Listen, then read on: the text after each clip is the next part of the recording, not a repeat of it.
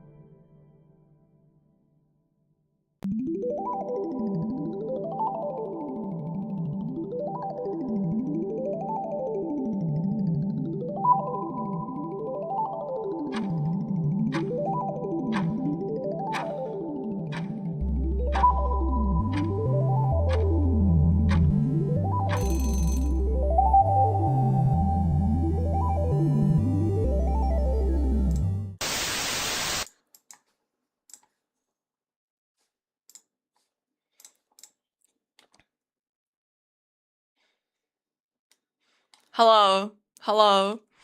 I'm not late. I'm not late today. Can you believe that? That's crazy, right? Hi, everyone. Hi. Hi, guys. I just took a nap. I took a fat nap before the stream. And then I prepped stuff with Min. Min is gonna come in a bit. Again, I just want to make sure I say hello to everyone. Damn! Thank you for the 45 streak, Jojo. Thank you. Thank you. Ah! Sorry. I forgot that I zoom in when I scroll out the chat. But hello. Welcome in, Marie. Oh my god, Min! I'm gonna say you. Hello. Hello, Min. Hi. And congrats on the first Mila, the silly cat. Wait, am I missing any messages? I actually didn't read them. But thank you so, thank you for the 20 streak too. That's so funny. But I appreciate it. Also, welcome in, Dixie. And hell yeah, we're continuing. Hell yeah. Listen, the game is really good. Okay. I'm looking forward to continuously playing it. Everyone's having a good Monday. Yes, sir. Also, welcome in, Jojo Kitori. Thank you again for the 45 streak. Thank you. Jesus Christ. But now replies you watched the stream yesterday.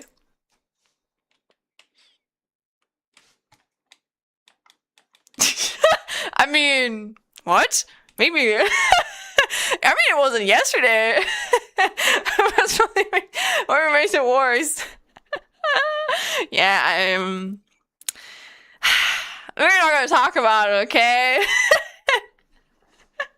I even forgot about it. Hey, it was good though. I was happy. It was nice.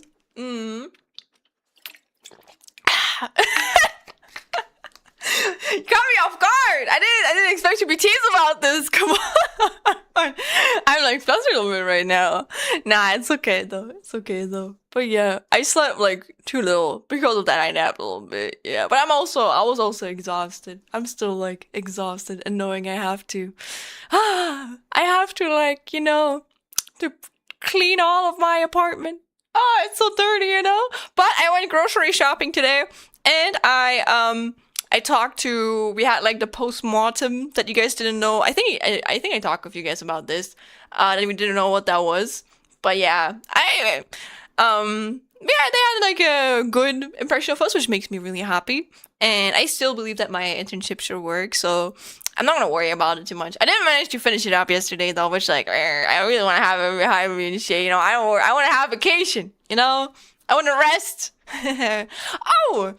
Maybe before Min comes in, I can like talk about the schedule though. Look, guys, we have the schedule in here, and as you can see, today me and Min are gonna continue the Yuri visual novel, which is I'm gonna rust my hands and shit. That's some good stuff. I'm looking forward to like playing it with Min, and also Min, your voice acting is so good.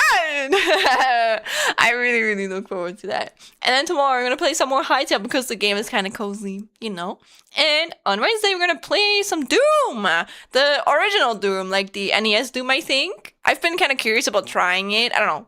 I think the more recent Doom games are also cool, but I don't know, they don't grab me as much. I don't know how to explain it. I just like the retro graphics and the retro style of that game, so I want to try it out. And yeah, and the art, some aerosol, that was really pretty. I really like it. So Doom, hell yeah! Also welcome in Echo. Hello. So yeah, I posted this on the socials as well as on the Discord. So if you wanna like see what time it is, it's all like the same time though. Then you can like, I don't know, check it out. And also information, I am going to be traveling back to my family and friends in my hometown on Friday. So next week's streams are, honestly, I don't even think you guys are noticing the difference. Let's be real. I don't think you guys are even hearing the difference. Like I'm keeping all of the setup I have right here. The only thing that's changing is my chair, and you don't even notice that. Like, I think that's just like a Schlen, economical, or is it economical? I don't know, but like no ergonomical difference for me. But I'm taking my entire setup besides my chair with me. And then I'm streaming from home while I visit my hometown and stuff. So yeah, but I look forward to seeing my cat and my friends and my family. And I'm not streaming on the weekends because on Saturday I am going to eat dinner with my mom, and on Sunday I'm going to celebrate like some birthdays with my hometown friends, and I look forward to that. So yeah, that's why we're gonna have some early streams this week. But yeah, I hope you guys look forward to that. Doom 1993, yes. So Schlenius and Rares and Minchki cuz soon. Crows have the amazing ability of recognizing faces and also a short mind. This means they can befriend you, but it also means if you fuck with one, they won't let us out. Actually, I think I've seen that before. Like, crows can actually be really, if you like help them, they're always going to remember and be grateful to you, which is like really sweet. Crows will teach their peers to fear and even attack you if you've done something bad to one in the past. Not only can you be jumped by a crow's homies, but the beef might go on as they will train their babies to chop you too, because for these guys, it is that doom. You know what? That's fair. That's fair. Like, if I see anyone being jumped by a crow, like, that's just like a sign for me that that's not a good person, you know? That's like an asshole. I don't think you should trust those people. If animals behave, or like if they're predators, if they're not predators and they like don't like you, I am judging you. I am. What did you do? What do you do? Animals are most of the honest like creatures out there. So if the animal doesn't like you, then I'm not gonna like dislike you, but I'm gonna be a little bit sus. Okay, like grr, like grr. What did you got? What did you do? What did you do? What did you do to those creatures? Also hello there. Are you still gonna catch up with the rest of the game? No worries, listen. All you gotta know is about vampires. Hot gay vampires. And women. Yes, that's it.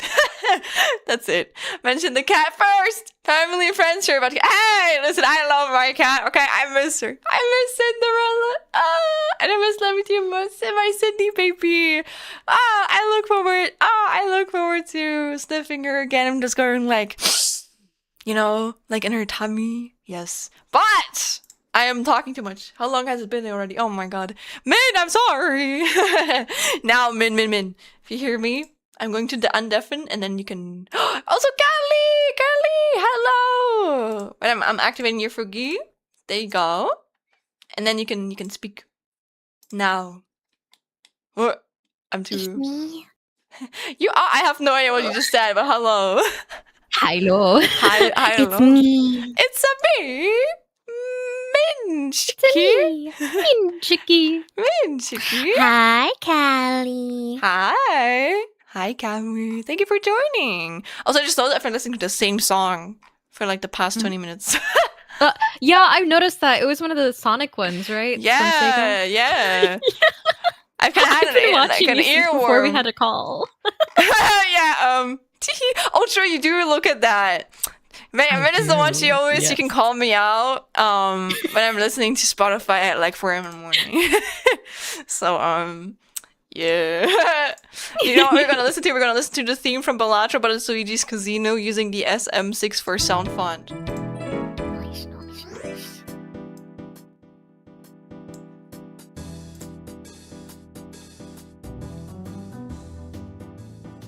Oh, it actually fucks. Wait. Let me turn it on. I can send it to you. Don't worry, man. Don't worry. Okay, because yeah, I have the actual stream turned down low now. 1 second. No. It's actually really sweet that you're even like keeping it on. Like, is it not distracting you? No. It's kind of like.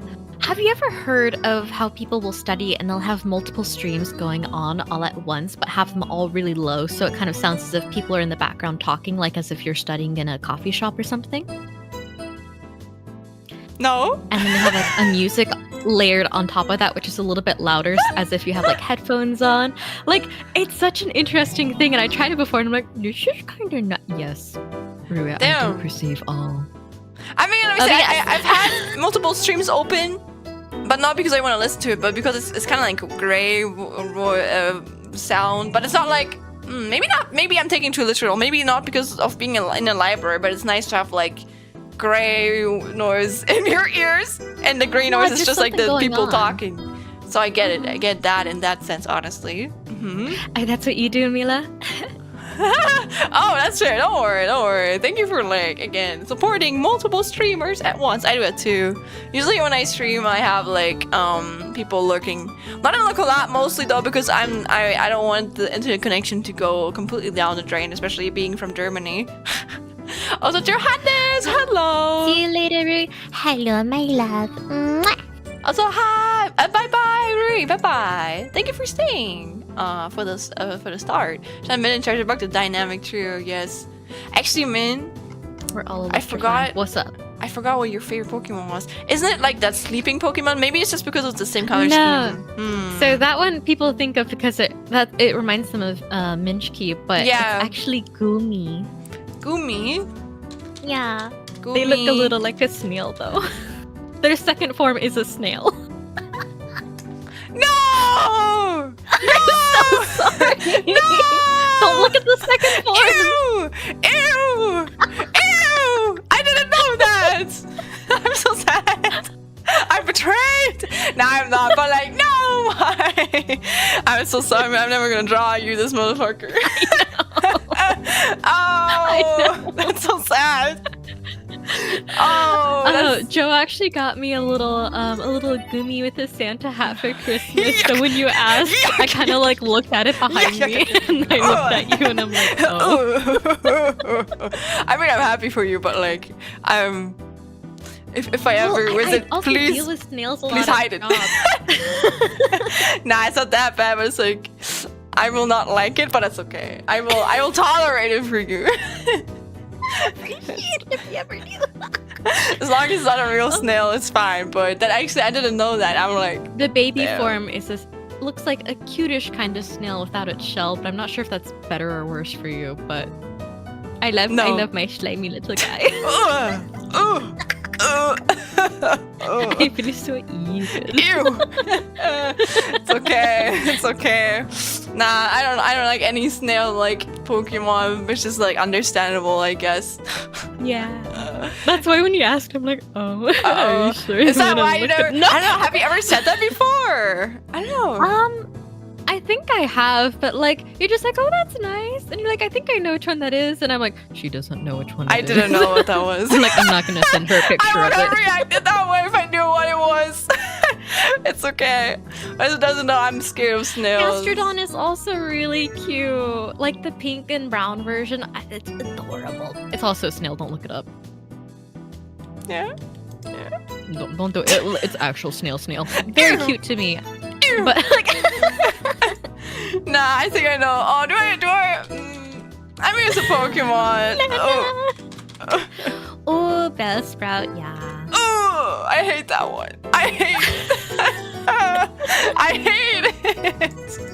And it's so sad because whenever I'm doodling on my paper, snails are one of the first things I make, and I make snails out of like my little, out of like paper from the straws. I'll roll it up and then make like a little snail out of it. So that's why I'm like, Yuck. I mean, as long as you don't show me lovingly, don't. I don't want to see it. But I appreciate your creative soul. Yeah. I mean, it's okay. Wait, didn't you say you were scared of cockroaches? Yes, I hate them. Yeah. But I'm also friend with a person named Roach, Oh, who brings around a roach stuffed animal with them when they go to conventions and draws roaches in their drawing sometimes. And I'm just like, damn. I love My it, but condolences. no. That's how I feel. That's how I feel. When I think of your Yeah, that's why I favorite. try not to bring it up. But That's since actually you brought very it up, sweet of I'm you, just you like, know? okay. Damn, I can't believe I didn't know for like like how we've known each other for like 4 years now or something, or like Yeah, about 4 5. years. Damn. I haven't known that since then. That's kind of crazy. You like you managed to like keep it low profile as long as I didn't ask. Well, I think the first couple times you asked, I hadn't really thought about it too hard. And then whenever I actually had, I'm like, oh, it has to be my bestie Gumi. Like, he got me through like some of the hard parts of it in X whenever I play Pokemon X. Yuck. And I'm like, oh, my baby, level 99, I loved him. Yeah. It's okay. I'm happy. It makes you happy. I mean, just a little guy. yeah. It's okay. I won't do to you upon what I did to my best friend who had a fear of frogs. So I would send her frog memes every day. And she actually kind of eventually got so used to them. And she's like, okay, now I tolerate them, and I just don't want to touch them. I can look at them, and it doesn't hurt my feelings, but I don't want to touch them. And I'm like, you know, the sliminess, I get it. Please don't do that to me. No. I know for sure that wouldn't be okay with you. Yeah, don't worry. Your tolerance for it is a lot less. Nah, yeah, exactly. I don't want to be healed. That's the thing. I actually had a classmate who, like, actually he's a still in my class. I'm not gonna say his name, obviously, but I brought it up once because we were talking about hiking. Like, German people love their fucking hikings, man. And then I said I would go hiking too, but the thing with me is, well, if you want to go hiking, you gotta like walk through like dirt paths and shit. And if you walk through dirt paths, there's usually snails there. Like, no matter what day, time, what weather you go out, there's always gonna be a snail somewhere or a slug. And because of that, I'm scared of going hiking. Because what if I talk? What if I talk with a snail? No. What if I walk into one? Like, if I go on walks, my like look is on the bottom. Like, I always look down. And I look if there's any. That's the only thing I'm worried about, actually. And if there is, then I'm gonna freeze up and I'm gonna find a way around it. And if there's too many, I turn around and I go back. It's like a nightmare simulator for me. There is another Pokemon which I'm really fond of as well. It's Floette, the flower fairy. No, but you don't have to change your favorite just because I'm scared of snails. No. It's just another one of my favorites. Oh, wait, I'm looking at. Oh, yeah, that's also very Minchki. I will draw that one. Yes. But like, again, don't worry. I respect you for your sins. My sins. For your sins. My snail sins. Your snail sins. Yeah. No, but like that classmate that I have at the moment, like we were talking about hiking. I told him about my fear, and he took it so seriously. He was like, "There's therapy for that," and I was like, yeah. And he's like, yeah, you should go through therapy. You should go to exposure therapy. And I was like, no, I don't want to. I can just, I can live very well by just like not going hiking on like dirt paths and going outside where there's snails. Like I can live without like going into them. Yeah, I can live with my fear and just like not going around them, so, and now he took it really seriously. Like, I think one of my friends actually had to help me, and then we just left because he was just like so sure he could heal me with that. Like, he was like, I can fix her. I was like, brother. Oh, God. I do like him though. He is sweet, and I think maybe he reacted that way because I don't know. It sounded like he knew a friend who had like a similar issue, not with snails, but with another fear. So, and it helped them. But like, I think that the issue is maybe, they wanted to get help and I don't want to. I don't care. Like, I'm okay with being scared of snails. Just like, don't get them close to me, okay? Like, just keep them far away from me. And if they're outside, then I'm just gonna I'm gonna have to be a big mama that moment, and I have to like push through. But like, I've been able to push through so far. Yeah. As shitty. Piplup. Yeah, Piplup is. Oh, I like Piplup too. I like penguins. I like penguins as well. I like that penguins can be gay, and that they can pick up like. They can? Yeah, like when like a penguin family or like dies or like abandons their eggs or their loved ones, sometimes there can be two same-sex penguins picking up like that abandoned baby and then raise it for them. Oh, that's very sweet. So I like that in nature. Cute. Yeah. Show that to people who say gay rights or like gay people aren't natural. Like, take that. But I like Piplup. Piplup is from that's like from Diamond and Pearl, right? Like that was like my first Nintendo game. I'm gonna send you a picture of a penguin, Lena.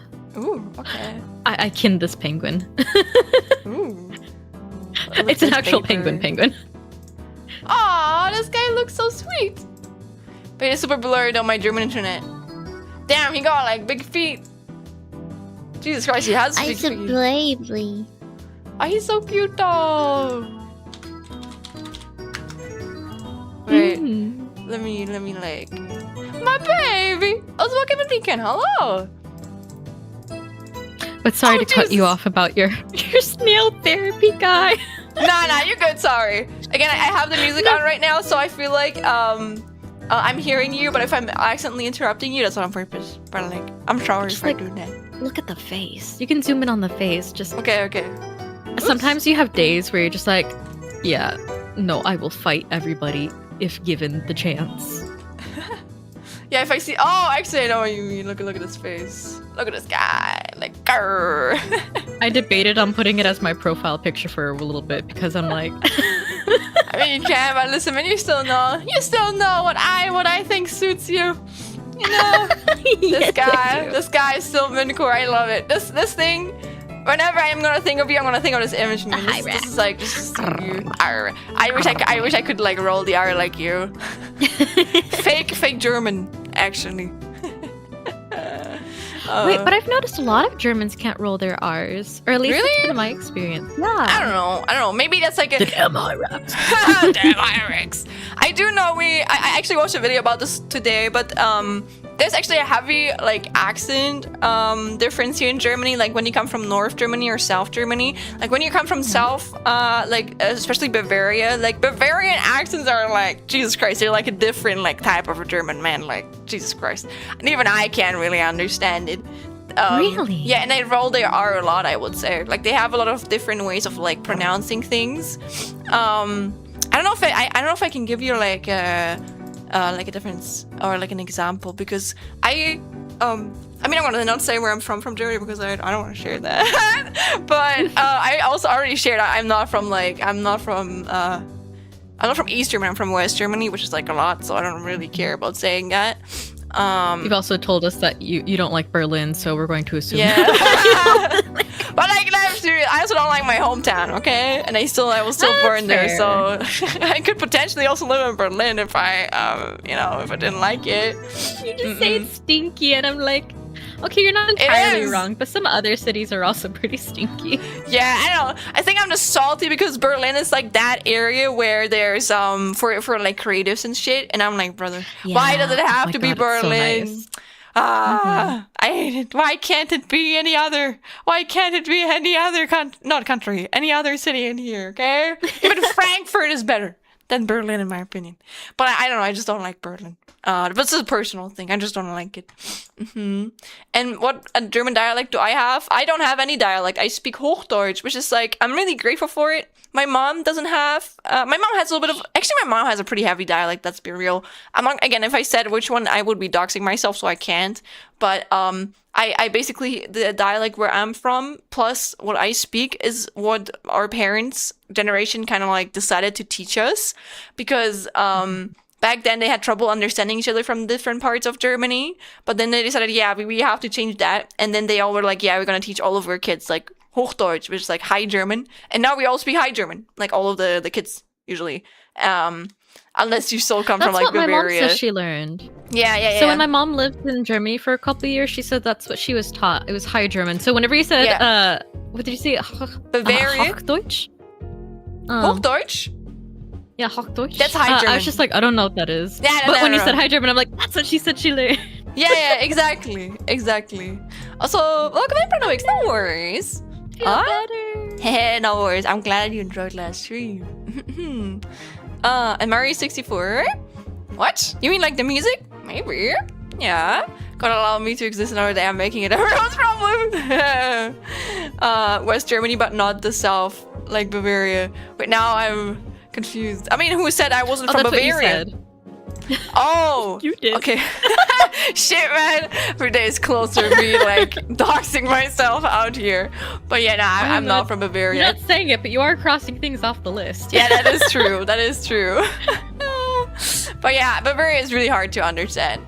But I mean, Bavarian itself, I feel like people always like when they talk about German stereotypes, they're like they believe everything that in Bavaria is just like for everything in Germany. I already talked about that last stream, when like literally, I think. But it's like I don't know, like not everyone celebrates Lederhosen. Oktoberfest the same or Lederhosen exactly. So that's all just like Bavarian stereotypes. But man, I want to show you a person who's speaking Bavarian because it's so different.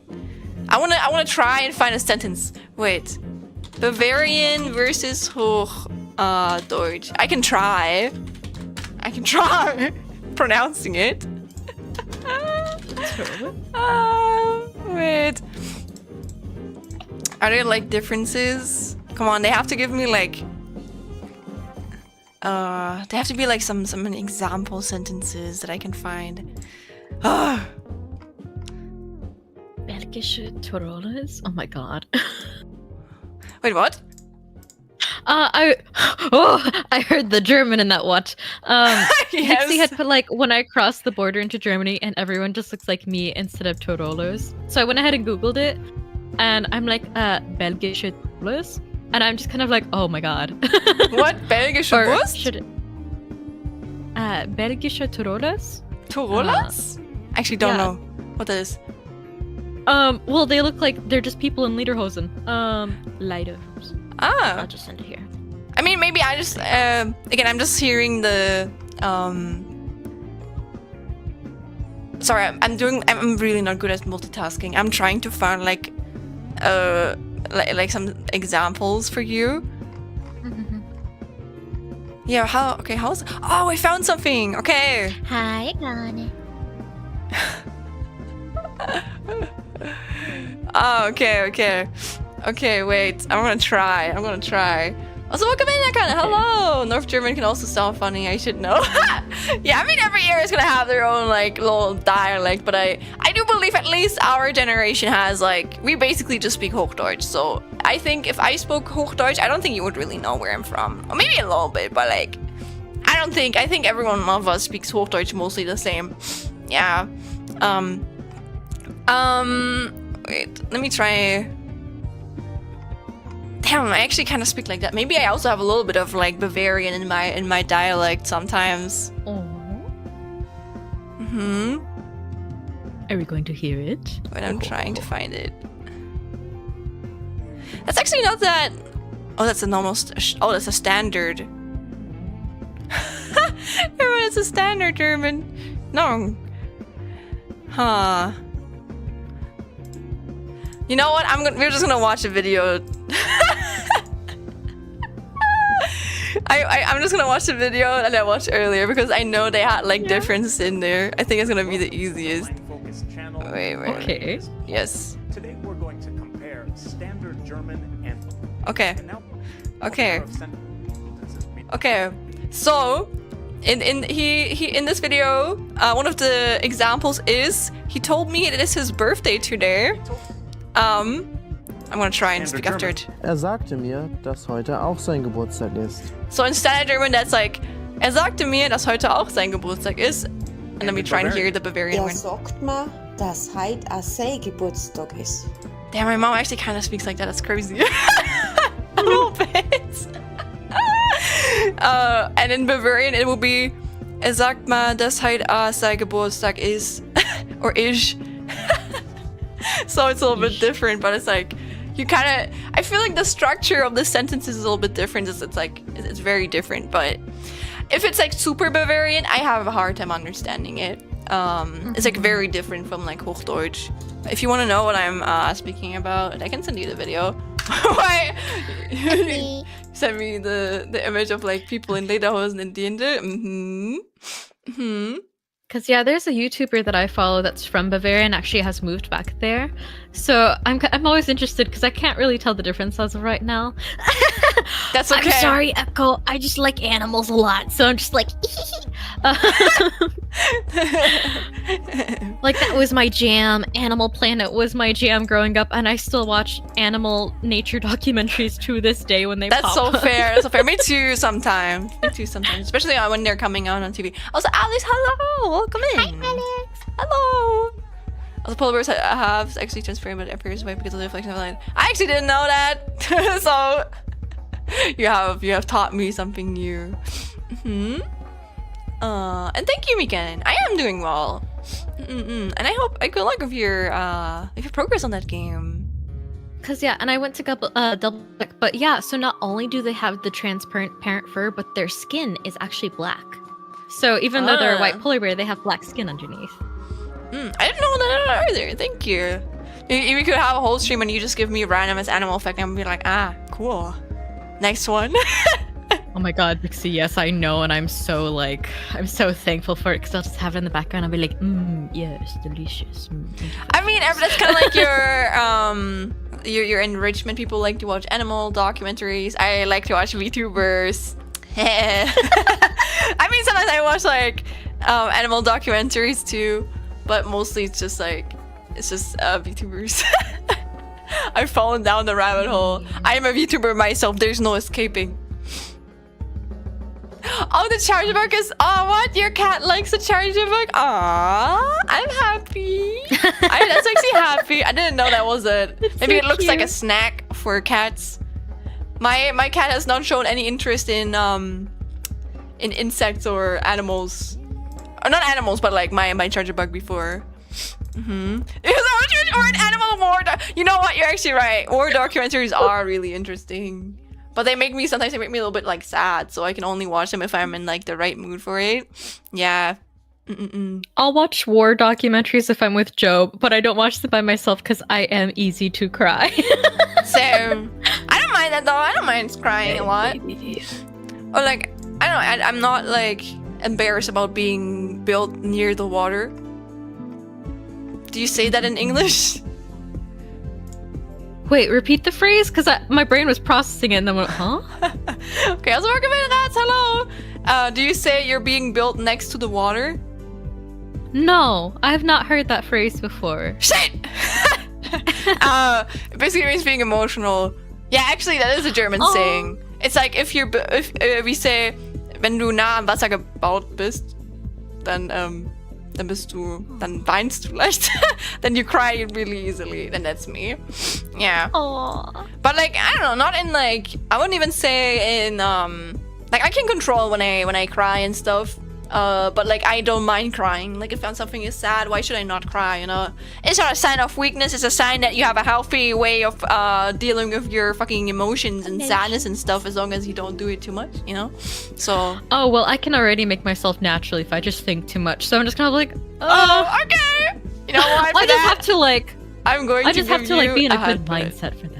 Aww, man. Oh, I'm giving you. I just stress myself out easily. It's okay. Oh no, I get that. Actually, I get that. Man, I'm still like such an anxious person, but like I've gotten a lot better over the years. I'm gonna be a head pet, so I don't know. I think I don't really struggle. I mean, I still struggle with it, but I don't struggle with it in the same way. So I maybe because of that, I don't. But I think even then, I think We've come a long way. yeah, that's true. I'm really proud of you too, Pat. No, Pat. for you.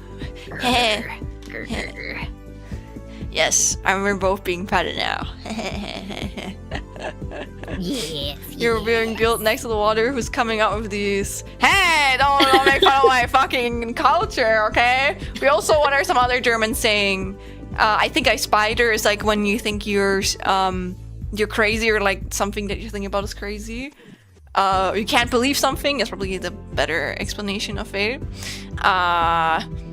If something falls into the water, then it's like raining, or it's like it got cancelled. You only understand train station means if you don't understand what someone's talking about. There's a southern saying that I think is really funny. It's, "Will butter my butt and call me a biscuit." That's so cute! The hell? I like that. I like that accent.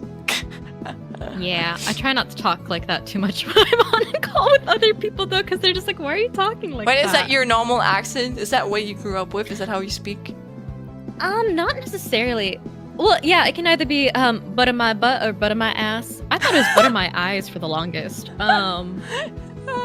But whenever I'm talking with people who have a really strong southern accent, I start also going into it. So whenever I do talk to people, it ends up sounding a little bit like this. There's just a tiny little bit of difference whenever it comes to how I talk to people, but it's not too bad. That's so cute, though. I like your accent like that. No, it's embarrassing. No, I did. I like so it. good. It has something. It has something. I wish I had like an accent. I don't. I can't talk like my mom. No matter how much I try, I can't talk like her because I was taught like Hochdeutsch, but I basically where I'm from, the accent there plus Hochdeutsch basically sounds the same to me. because my brain can't differentiate between it because it's like home for me, you know. Oh, I Yeah. shake your hand, Dixie. It comes out when I'm tired. But it's still cute. I like accents like that, so don't worry about it. Don't worry. Well, I got told to use that accent when I'd be answering phones when I would be a receptionist because they're like, you're gonna scare people off if you use like your calling voice. And I'm just kind of Really? like, yeah, because What? they go, hello, how can I help you? Oh, it's And because they'd it be sounds like, like you sound too too much like a perfect. robot. Hmm. Yeah. Yeah, And but I've had it is people good. mistake me for one too. Aww. They'd be like, I'd like to talk to an actual person, please, not a freaking robot. And I'm just kind of like, Hey! hi, no, I am a person. And then And I feel bad. I mean, just you be can take laughing in the background. You can take it as a compliment though. Your voice is that I pretty. do. Good. And it's really funny, but just it's happened multiple times. Oh my god, Tomboy Lover, 3, 2, 1. Shit! 3, 1, 3, 2. 1, 2. Wait. I can count. What? Yeah, I can count for sure. Only count to 4. I can only count to 4. I don't even know where is that from. I can only count to 4. Yeah. Where is that from? Is that like a song or? Yes, it is from a song. It's a cover of. Oh my god, what is a cover of? Customer service voice really is a tonal thing. Taking your eyes, Jaws. Yeah, Minna's out here taking your eyes, numbers. Jaws. Lamau. Yeah, that's how we do it. Because I know the songs from Psycho Stick. I can only count to 4. Called Numbers? No, The Bodies Hit the Floor. Let the bodies hit the floor. Ah, yeah, The it's bodies true. hit the floor. Let the bodies hit the floor. Yeah, that one.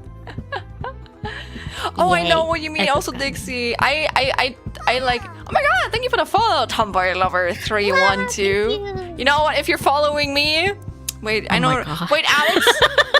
If you're following me, you should also follow Minchki. Can we get a shout out for Minchki, please? Because this is my channel, but you better be following Minchki too, okay? Like, Listen, I haven't streamed for like a I hot don't care. minute, but I am I maybe don't thinking care. about it later this year. nah, we're like, we can bring you. You can shout you out. Oh, really? Can you? Nah, it's okay. We have our mods do that, but thank you. Go follow me, okay? Thank you. Follow or else. Oh. I don't know. Yes, Lena's also pretty cool too because Yeah. she's the mama of my model that you see right here. Look how cute I am. She did it. She did that. Yeah, I'm pretty cool. We're both pretty cool, I would say. Your hyper chameleons encourage you. Yeah, exactly. Yeah. Bet your ass, Min. If you stream after me, which I don't know, but whenever you start streaming, if you want, again, no pressure, don't worry. But if you do want to, and I see you online, and we're always gonna raid into you, okay? I know, like you actively you tried to be the first person to ever raid me, but you were Nah, don't worry. I'm missed not out. gonna force myself onto that. Like, don't worry. Oh no, you tried that once, cause you tried streaming and then you went to go raid me and you're like, haha, I am your first raider, and I'm like, actually you aren't. And you're like, Nah, what? that's okay. Don't worry about it.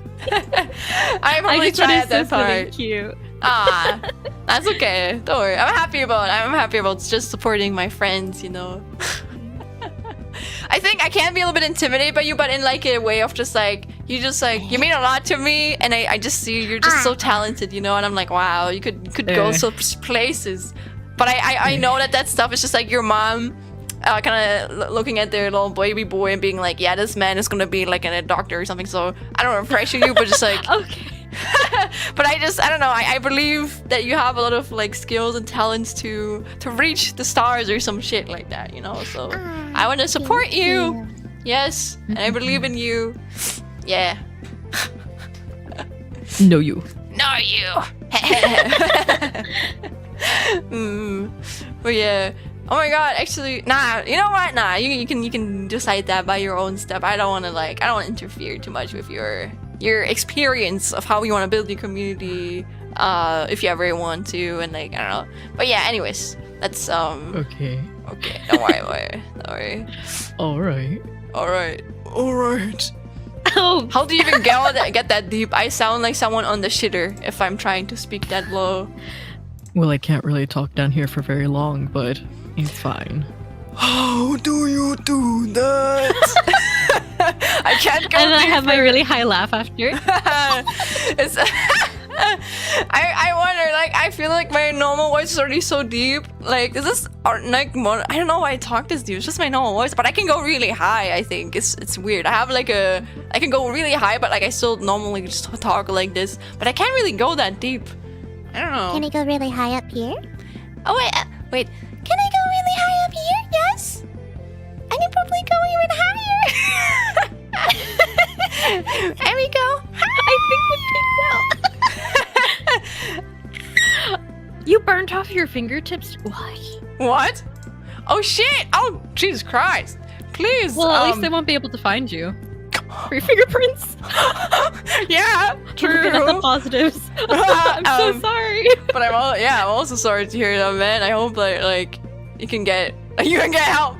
No, I hope you can you can get it treated, or you have like really high. medicine. And then go really low all of a sudden. It's not too hard. If you go ahead and do something like that. But I used to be in singing up. So going from high to low was like a little bit normal. Nah, We're I just can't changing do different that. octaves. I don't. But yeah. I think Usually breathing in resets it. I think with me, it's just that I don't do it on purpose. It's just like I think I'm a very emotive speaker, but I don't know. I just do it. But I don't know. I like that though. I like that about myself. But I don't really have control over it, you know. So I can't really voice act that crazily. But I think I still have a decent voice control.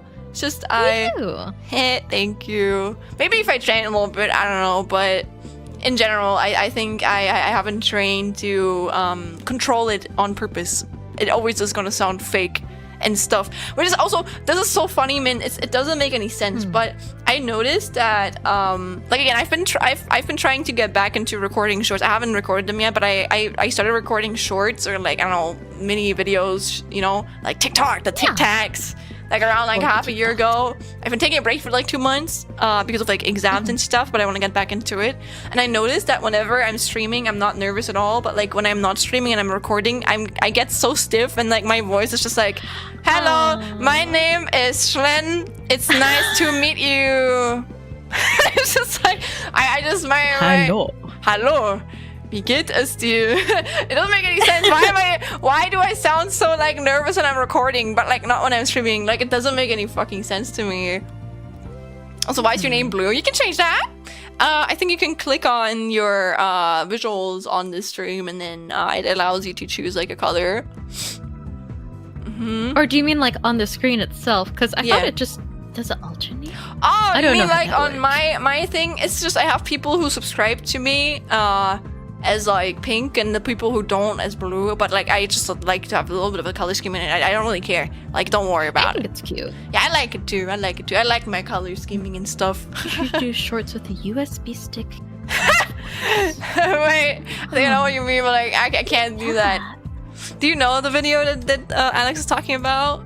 I don't think I do. I've been trying to be less terminally online for the last couple months. Nah, this is an older meme, but I know what you mean. I'm also not that chronically online, I think. At least with like shorts and stuff. I am chronically online. Yeah, someone asked me like, haven't you seen the thing where the babies are like saying the colors that they are? And I'm like, the what? No, I have no idea what this is either. But it's mostly like a German meme. Miau. Ich bin eine Katze und ich bin habe eine ein Verlangen Katze nach und ich habe ein Verlangen nach USB Mikro Typ B Gerät. USB. Personenkraftwagen werden auf das Laufwerk C heruntergeladen. PKWs? Doesn't make any fucking sense. I just haven't seen it. Was ein schlimmer Stau. It doesn't make any sense. It's like a re-upload too. This isn't even the original. Oh. As in like the person who uploaded it, it's just like someone probably stealing it, but like it's kind of funny. I do like it though. Dominican Republic logo? Okay. Also, yeah, I think he chose it. I think they changed their name to Red. Let's go. Talk to each other is more freestyle suppose, but if you're in the booth of a mission, it's different. True. So like what I've been trying to do is I've been trying to get into the mood. And I usually do it after the stream. So I sometimes I feel like maybe I just do it after stream while I'm like still in the vibe, because my ass it doesn't make any sense, because I'm also scared. What if my like landlords can hear me? Like I don't care if my landlords can hear me while I'm like streaming itself. I'm probably louder that way too, but like when I'm recording it itself, God, it's so embarrassing. Oh my god, man, you should hear my recordings for like that Naruto fan that I just have to add the fucking music, man. It's just like I've been You actually did procrastinating. it? Yes, I did it like 2 months Oh ago. my god. I just like I couldn't finish it anymore because of like the I have it. You know what? I'm gonna like export it this week because it's Oh my it's God, I think okay. I kind of cook with it, but it's kind of funny. Yo, yeah, where's Naruto fan? Yeah, don't worry, I'm gonna upload it. Still. It's just again, I was just too busy and stuff, and I was too burned out. I had to focus on other stuff, and also Adobe. I can't lie, it's just it fucks me up a little bit because again, I don't really have Adobe lists anymore, so I have to start like a trial to be able to export it, and then I have to cancel trial again. Yeah, we also welcome to Tri-State. Also, you got back from dinner. What did you eat? But yeah, I think it was kind of funny. And I tried to give them all like their own like characteristics. I gave like Sakura like a woo voice a little bit. Yeah. Wait, I can't do it here. You can't do it here? Nah, I don't know. I have to get in character, you know. I have to try it. Watch for the first time the entirety of Darren Another 1 and 2. That shit long. Wait, Darren Another? Damn. I actually haven't finished that game yet. But I like fan games, obviously. I think I started it once. It's just too long for me. But I like it. Just something just snapped instead of me. What? What? Why? Wait. Could do the other one. Jesus Christ, I that can't one do too. that. I can't. I am not even. Wait, I'm gonna attempt it, but it's not gonna sound good. I wanna hear. There we go. Old man core. Old man. Alright, buckle. That's it. Old man on No, a I toilet just being remember licked. being asked to do that one time when I was streaming, and I'm like, okay. Thank you, Grandma. Hey, hey. The blink. The frog blink. It's okay. You know what? I can't do cute voices, but at least I can fight with my throat. So, hey, what do you go with that? Young whippersnappers. Oh, whippersnappers. Yeah. Well, Yes. you put me in a higgledy piggledy. God, it's kind of cute. I like that Yes. accent. I like that. My Southern Belle accent whenever I talk like this. Yes. Well, you know why? I think it reminds me of my Fairy Casey character. I think Toya has Which like one? that accent. What's it called? The southern accent? Southern accent. Yeah, yes. exactly. She has exactly that. Yeah, she actually talks exactly like that. So I love To Toya. be fair, okay. like, I don't mind stating like what state I'm from. I'm from Texas, so Okay. like we hear all of the Southern accents. Well, I'm from So I'm just Germany. I'm from Niemals ohne Seifenbad. I'm from West Germany. Also, welcome in, Nico Art. Hello. Excuse me. You can. Yeah, I can fire with my throat. You want to hear it again? What? Oh, the thing you sent me the short of, or Blue got it for me. I forgot who sent it actually. Or if it was Alex. No, did you hear it? I just did it. Iris. Not here. You're from Europe. Wow. Crazy. Whoa. Oh, we watched like the. I can fart with my throat. I can make a fart sound. That's my talent. I can't snap my fingers. I can't like what do you call it when you do like the thing of your lips and you go like, ooh, you know? No, like oh man, what the fuck is pfeifen? What is pfeifen in English? Pfeifen English. I can barely snap. I can't do it.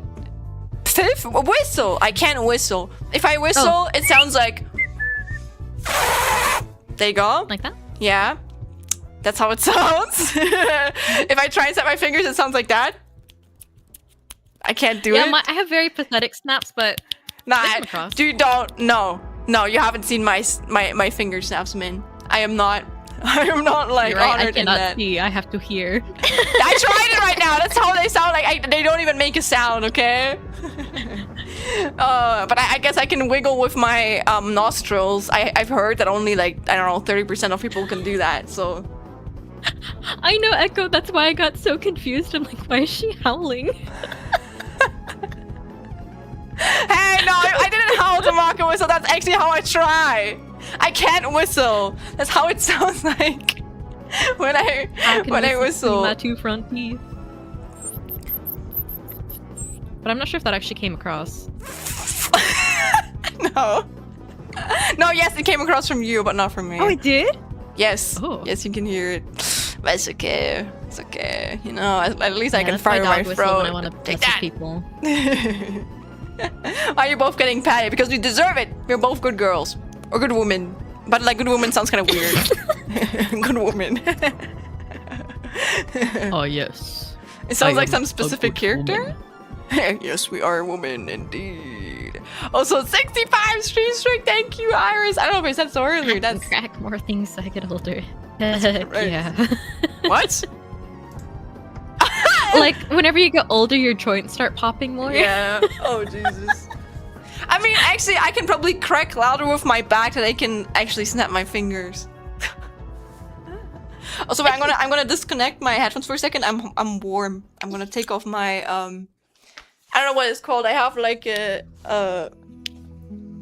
blanket pullover. I think they have a name. I can't Oh, name your it, sorry. Snuggie. I You've think I shown have me a it name, but before. my mom got it for me, and it's like too hot right now. I'm sweating. Yeah, your Snuggie. streamer is sweaty right now. Yucky yuck. But I will no longer be. Now, I am no longer as Yucky good woman. good woman. Oh, yes. Bad woman. The foil to soul bad guy. Like the sun. Actually, I don't get that, but that's okay. I guess that's okay. Soul like one, but also soul like sun. The soul bad guy. And then you have the moon good woman to counteract that. But what does soul mean?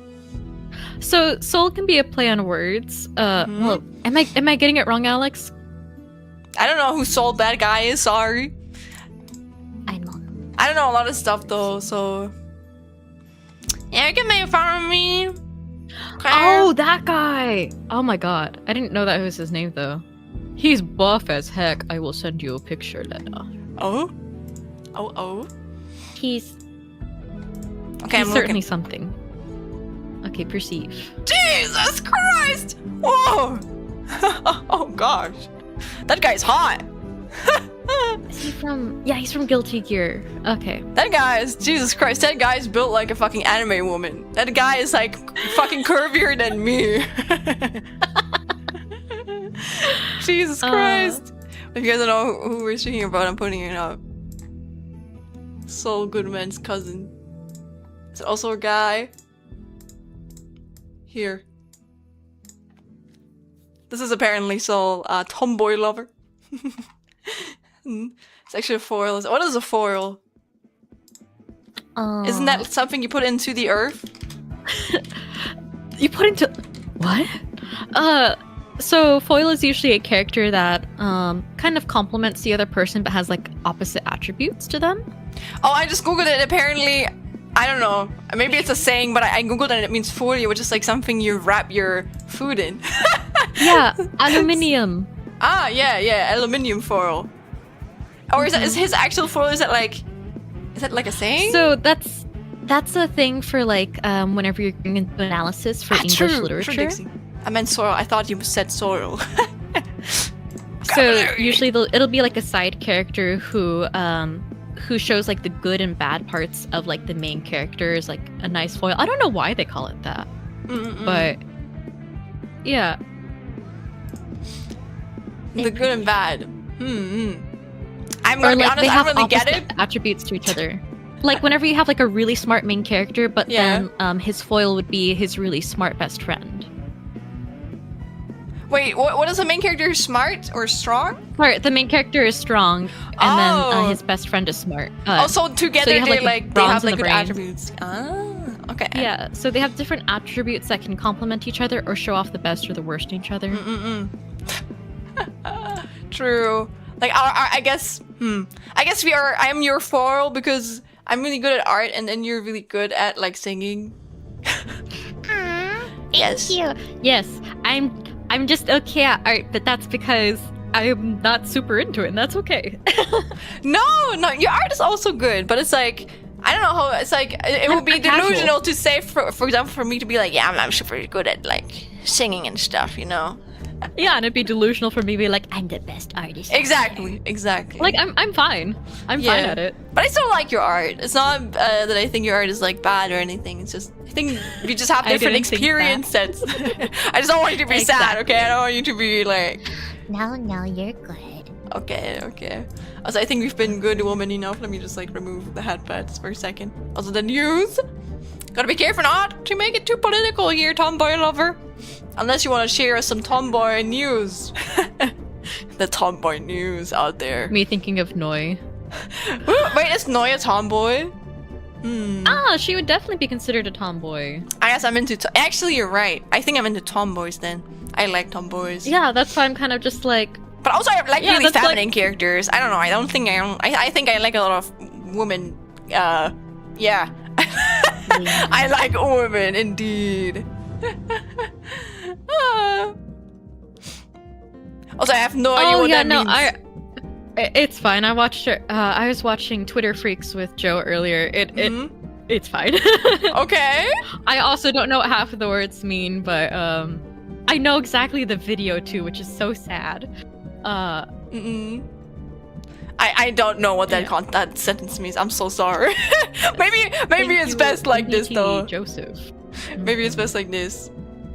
Yeah, it's best if you don't. Like it's nothing bad, but it's just kind of like, so online. I feel too old to be understanding at least part of that. I think our generation is doomed because I feel like millennials too a little bit. Like we're all like chronically online. We will always be stuck on the internet. You also don't know what you just said. You're good. That's also like a trend that's coming out this year where they're just like, it's like trying to go more analog, where people are like, I want to disconnect from the internet. I want to go like more DVDs, learning more, learning how to like sew, learning how to do just stuff away from things. Turn 30, 26, we'll turn True, actually, true. What if they're gonna find out about like Doujinji and then they're like, I don't know, gonna try and like decipher what it means? Yeah, 90 pilled offline maxing. That's the thing this year, is that people are trying to do that. And I'm like, 90 you know what? pilled I love offline that for maxing. people. What a term, man. I'm not gonna clear online enough for this. Oh man. Nah, But it is just like the final form of touching grass. Yeah. I wouldn't say I'm really touching grass. I think I get overstimulated easily. And I don't know, I think especially recently when I'm a little bit more exhausted, I sometimes lose myself in the algorithm, but I actively have like a disgust towards, so whenever I am on the shorts or TikTok tab, I usually just close it out of spite. Like when I become aware, then I'm like, you know, I go like, wait, oh, wrong button. That makes sense. I got like, how dare, and then yeah. I go back, I close it, and then I continue chilling, doing something else, trying to not overstimulate my brain too much, which it already is, you know, so yeah.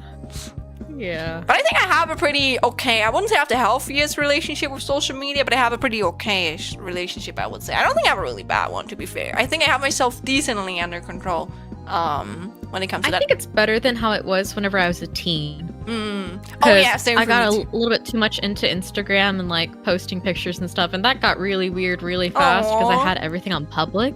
Oh, so I hate that. That gives me the biggest sliding into my anxiety. DMs. Yeah, no, it was weird.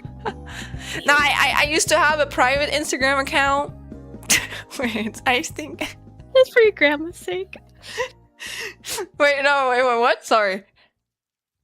I'm just reading what Dixie wrote, and I'm just like, that's actually so sweet. That is really sweet. But I had like an Instagram account, and I haven't really used it. I posted like a few pictures, like literally like 5 years ago, and then I don't know, it just made me uncomfortable, and then I just deleted them. And I also was embarrassed. I don't know if I told you about that. Maybe you remember. I do remember that because I followed you on there. Don't call me out. I still feel embarrassed by it. Oh, Be man. perceived. No. Jesus No. Christ. I don't know what you're. Welcome back, Rui. Welcome back. I didn't even know. I didn't understand what you said. I just said no. Oh man. Oh, I just said be perceived. No. No, No, yeah. So your no made sense, and I'm like, oh, okay. Yeah. Nah, man. Perspective. I deleted everything. It's gone. I mean, let me say, it's not gone, but it's a gray. It's a gray. Nothing there. Nothing left to to recognize me. Oh man. The thing about shorts is that I hate those that are like stolen content from someone else or clicked from a TV show with some type of gameplay or something like that on the side. But what I hate more is how I still watch them every time they show up. Aww. I've been doing that with Bridgerton and Grey's Anatomy, and it gets me every single time. It depends. It's like, if it's like a show from like a multi-billionaire company, I don't like it. But if it's like from some small artist, I don't know. I usually like, I don't want to support that, so then I click away if I notice it. 0 posts, 0 follows. No, I think I probably still people that follow me before still follow me on there. I just don't post. But also again, like I said, if I'm not part of a community, it's hard for me to post. And with like Instagram, it's just like, it feels so like, I don't know how to say it. Like, I'm the type of person, I don't mind taking pictures. I actually like taking pictures when I'm hanging out with my friends, but I'm not taking them to like post them on like Instagram. You know, I'm taking them so I can look back and I can giggle to myself being like, hey, that was a stupid picture, or like, hey, that was funny or cute, you know? So, but I think that's a healthy way actually. But like knowing I would have to post some stuff on there, that would make me like really anxious. So I guess I'm a very private person when it comes to that stuff. I like to keep that to myself and my friends only, you know? I don't like, I don't know, sharing that over the internet. That's my, you know, that's my experiences. I don't want that to have every Bernie see that, you know? Like, hell no. Yeah. Yeah, trying to farm The last views. picture I post. No, I did post one recently because I've been having more people follow me from my uni, and I'm just kind of like, okay, I guess I'll have one updated picture, and that was of me cosplaying in a maid outfit. So I'm just like, first impression. That's so cute. That's so cute. You know what I'm a little bit embarrassed about?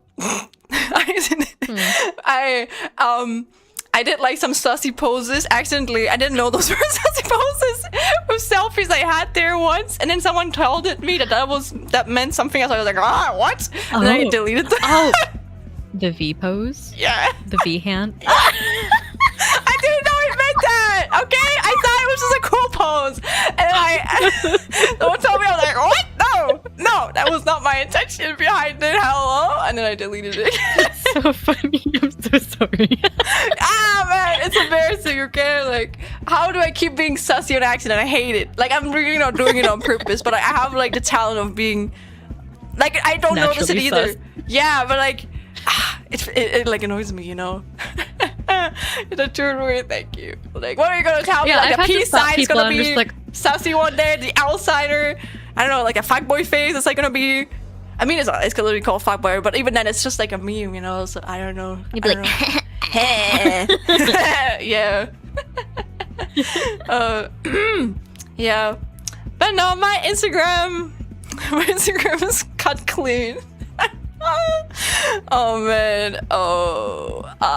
It's okay. It's okay. Oh, I'm not allowed to think about it. I'm getting embarrassed again. I'm getting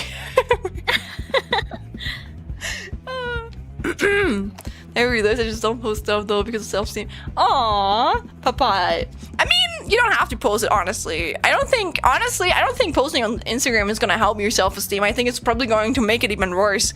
But I think it can help you maybe posting it to your friends. For me. Just send it to your friends. You don't need to post it on an Instagram account, whether that's private or like online, you know.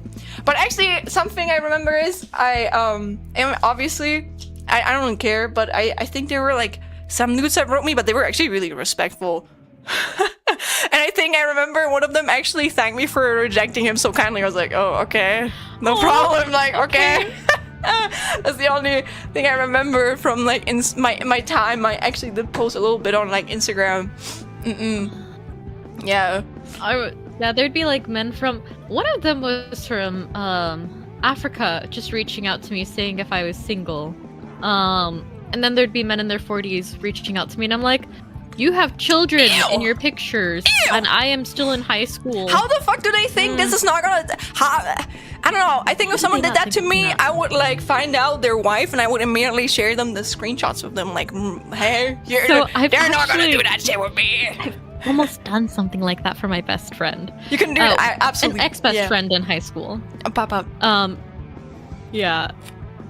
An older guy was trying to get with her, and I looked him up based off of his username, and he had it as his YouTube account too, which had videos of him and his children. Ew. And his wife, and I'm like, ew. How do people think? Oh my god. Some people are like, I don't know. Like, how do they think no one's gonna fucking notice? I think there was this one politician who used to think that your comments were like secret or like private, and then I think he would keep on commenting on like OnlyFans girls, like on Twitter, and then know that people could see him. I think it was a German politician actually too. I remember I was like, I think I remember seeing that in the news like I think like a half a year ago, and I thought it was kind of funny. But it kind of reminds me of that. Yeah. There's also an epidemic of boomers using their real legal name and face their horny posts on social media. Yeah, but also I think the internet, there's more like changes recently. I think you're more pressured to actually put your real name out there. That's something that really frustrates me still. It's just I wish I wouldn't need to connect my real name to Schlen, but I have to because German laws, you know. So I'm just accepting it now, but it sucks because you can't just like keep it like separate too much, you know. Like I think you're kind of forced to be able to identify yourself here. The anonymity is gone. Exactly. It's getting deleted. It isn't even Roblox. I think in Roblox, didn't they announce that you didn't they actively like tell children to actually put their real name in there? And I'm like, what? they're like telling the children to do what? But yeah, that's what they're doing, and it's like, okay. Don't want. Nah, I don't want, really. Yeah, it's definitely gonna help the children, for no one to like go after them, you know? Oh man. I'm here being cautious of how I act online. That's good. I mean, I still try to, but it's like, in the end, I don't know, I don't really care. I want to have a little bit of freedom too.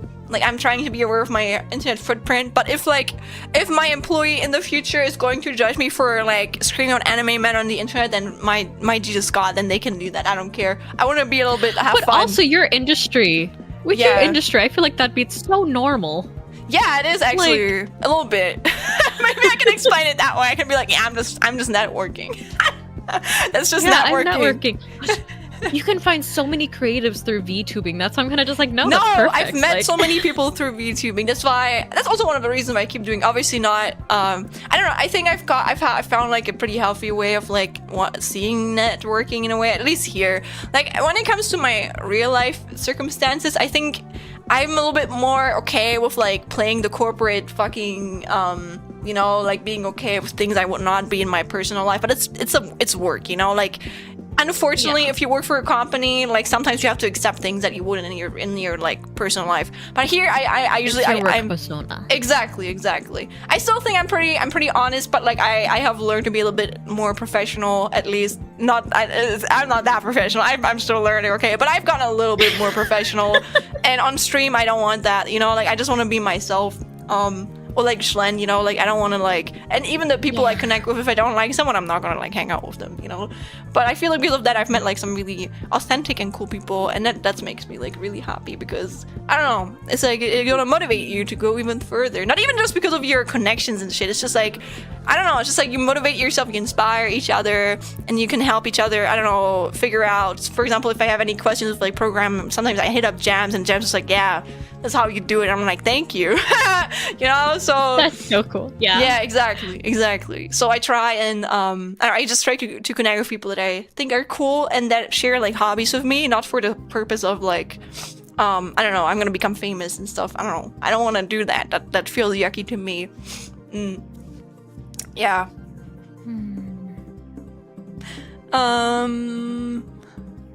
Now, back in my days, Cartoon Network taught us to make fake names and information. Yeah, I wish it was still like that. I still believe it's safer, but I do believe the internet is not really that safe, at least at the moment.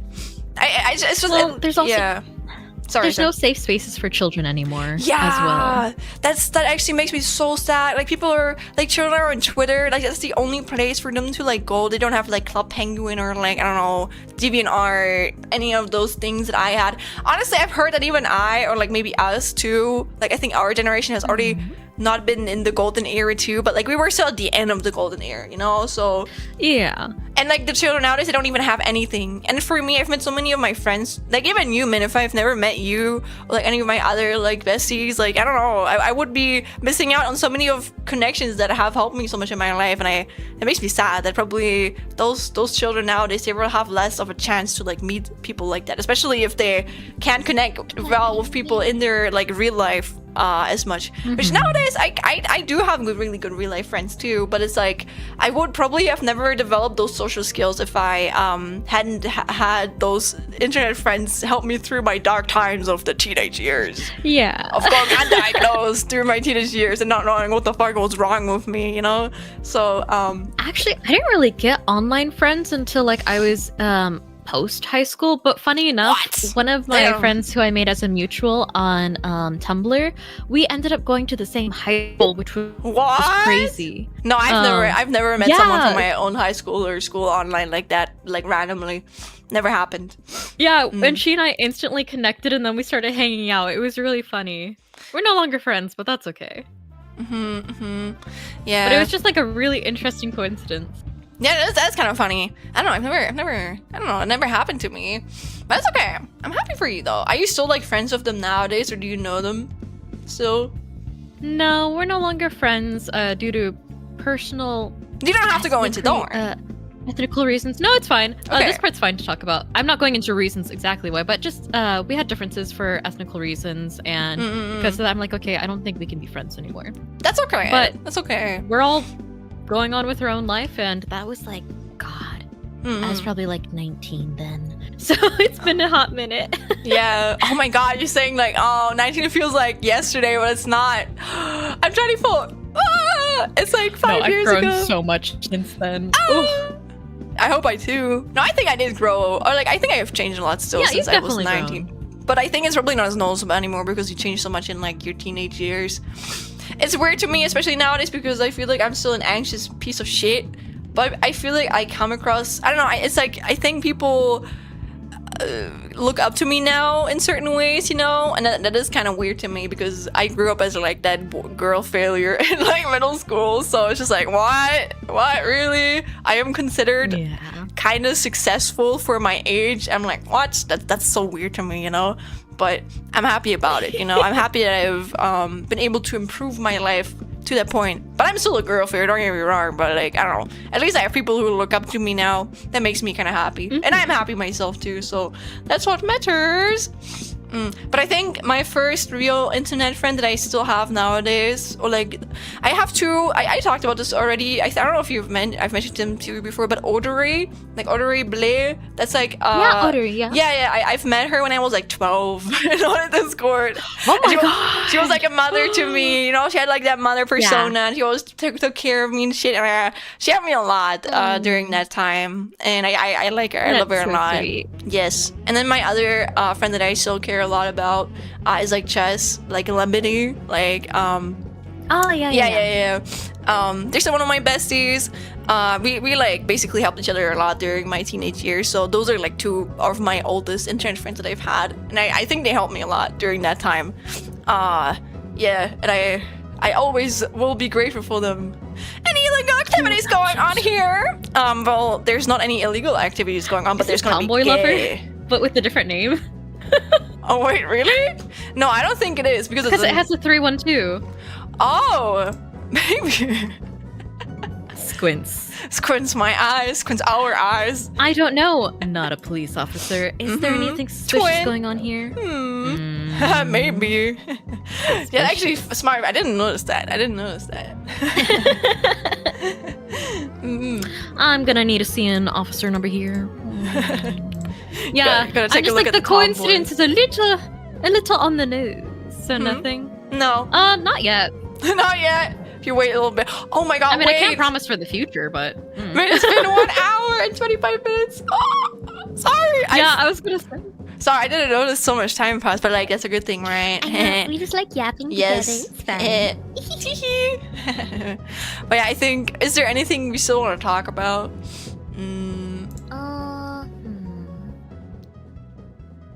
I have nothing in mind. We've just been yapping with whatever things pop up randomly, so I'm good. Yeah.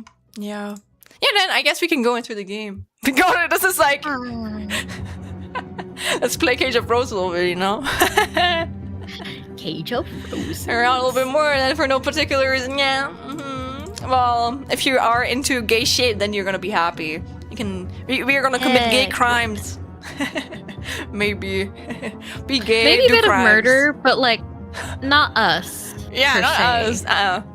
I mean, maybe a little bit human, but like, your voice. Yeah. That sounds so weird out of context, but like, it's gonna make sense.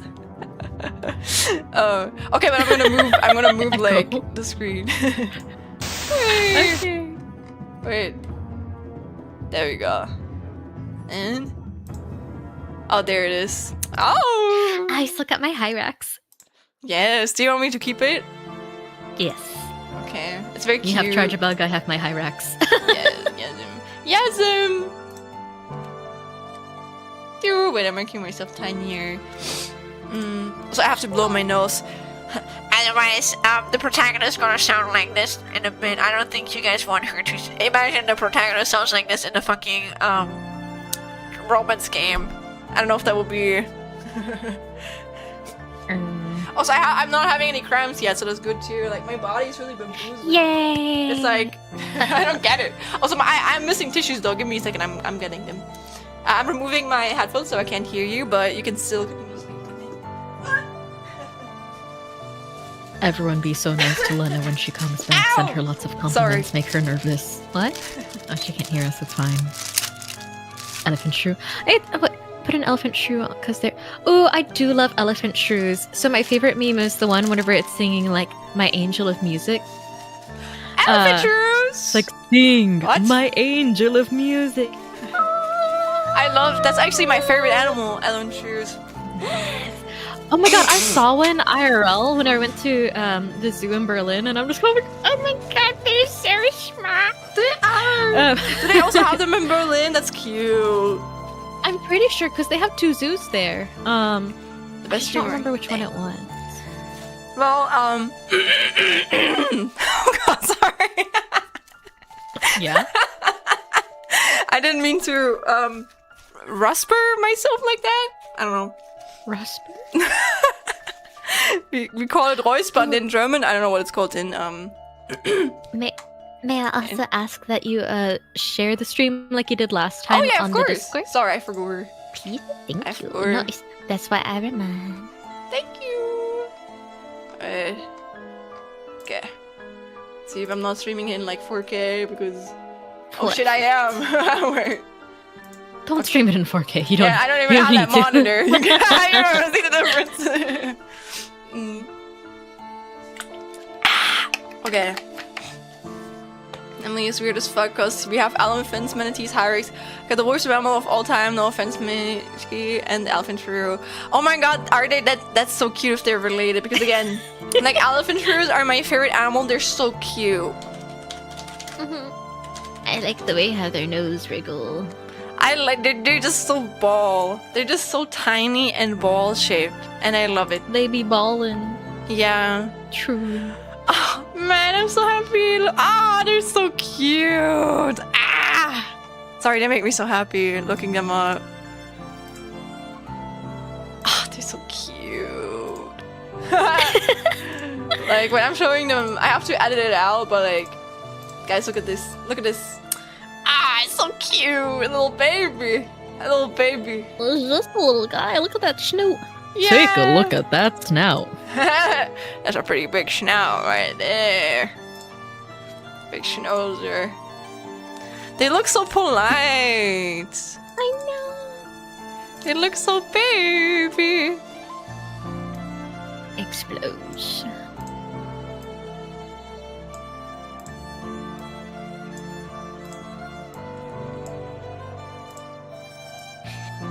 I like how as we're doing this, I'm like, oh, my stuff has been getting graded while I've been talking. Oh, nice. I had a theater history class start, so I'm just kind of like, oh, this is... it's fine. I really don't want to take my art credit class because they only have like art history and theater history and digital art, but I'm not confident enough to actually do that, so I'm just like, ugh. Are you was have seen Michael? Oh. Sorry, I don't know what that means. I also do not, but I said it. Also, good luck with your class, I think? Yeah, it's a class, but I'm just like, I don't know. Because they had theater appreciation and theater history, and I didn't know what the difference was between the two. Theater appreciation. Just Because they have art appreciation and art history. Can I you make the appreciate vampire that. kiss the mouth? Wait, if I'm stunned with the sticker, yes. Also, I did not take art history. My little brother has. And he was like, why not take it? It's pretty fun. And I'm just like, listen. For the art museum that we have near me, it's all Christian and Catholic paintings that we all went through and analyzed for an ex of mine. And I was just like, eh. Nah, I get that. I was more interested in... They had an exhibit with like Venezuelan artists that's like a temporary one, and that one was so much more interesting. Nah, that's okay. Don't worry. You don't have to. I think it depends on the teachers too. Like, you can have like really good teachers. Venezuela mentioned. Oh, Jade! Hello! Welcome in! Hello, Jade! Art history, symbols, music history, and you're all in alpha, right? God, I remember in middle school, my people! We had to learn about like some German poets, like we had to learn about Goethe, and till this day, I'm never gonna shut up about how much this motherfucker annoys me. You hate him? Yeah. I hate Goethe so much, like he fucking... I'm so confused by that. Why do you hate Goethe? Because he's an asshole! I just know that he's like...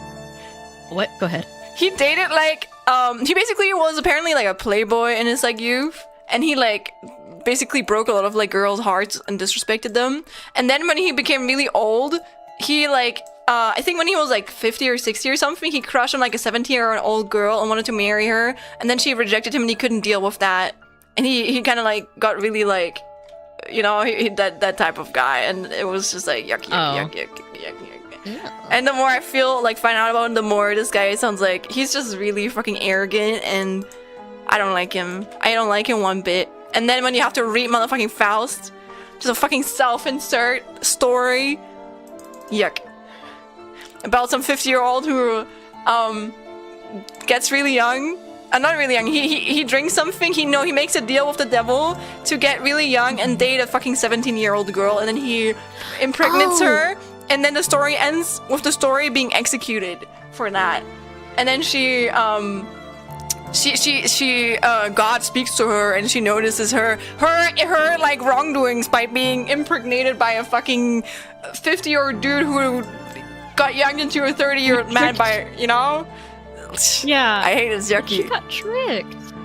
She did, and it's played as her like own fault in a way, and it's just, I mean, it's like an old story, but like it just pisses me off a little bit, you know? And it just, you can see it was a self-insert. It was very obviously a self-insert, in my opinion. And yeah. Also, I edited the elephant shrew.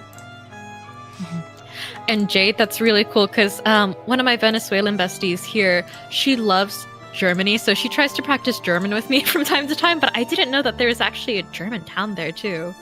So I was just kind of like, oh, okay, maybe that's where she kind of... interesting. Okay, rather than a self-interest, sounds like am I the asshole thread? They're kissing! They're kissing! I mean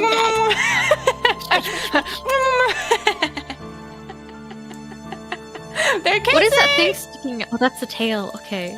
Oh, yeah, that's a tail, sorry. Oh, like, it just looks like a stick. Like, whenever you have those little sticks that you hold up to your face like a map. No, it's a tail. It's a tail. Adolf Sax made the saxophone, but bro, so fucking annoying. Whole ass government across Europe told the composer not to use the instrument. This does not really contribute to German artists being assholes. I just want to put that out there. Yeah, actually, a lot of like really talented people can be big assholes. So, yeah. Also, Venezuela has a whole town I found once. It's basically German. It was built by German settlers. Ah, interesting. Interesting.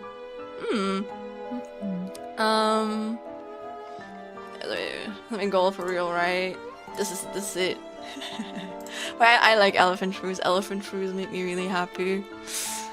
Man, they're just cute. What Lord of the Ring movie is this mountain shrew kissing a vampire accurate for? This is my self-insert.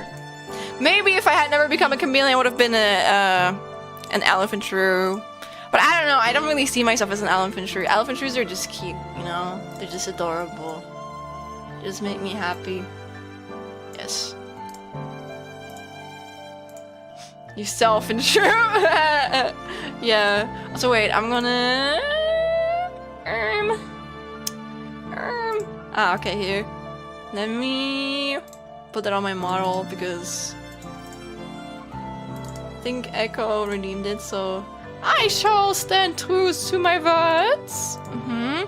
Anyone seen a platypus around here? Oh my god, Dr. Heinz Dovenschmerz 413.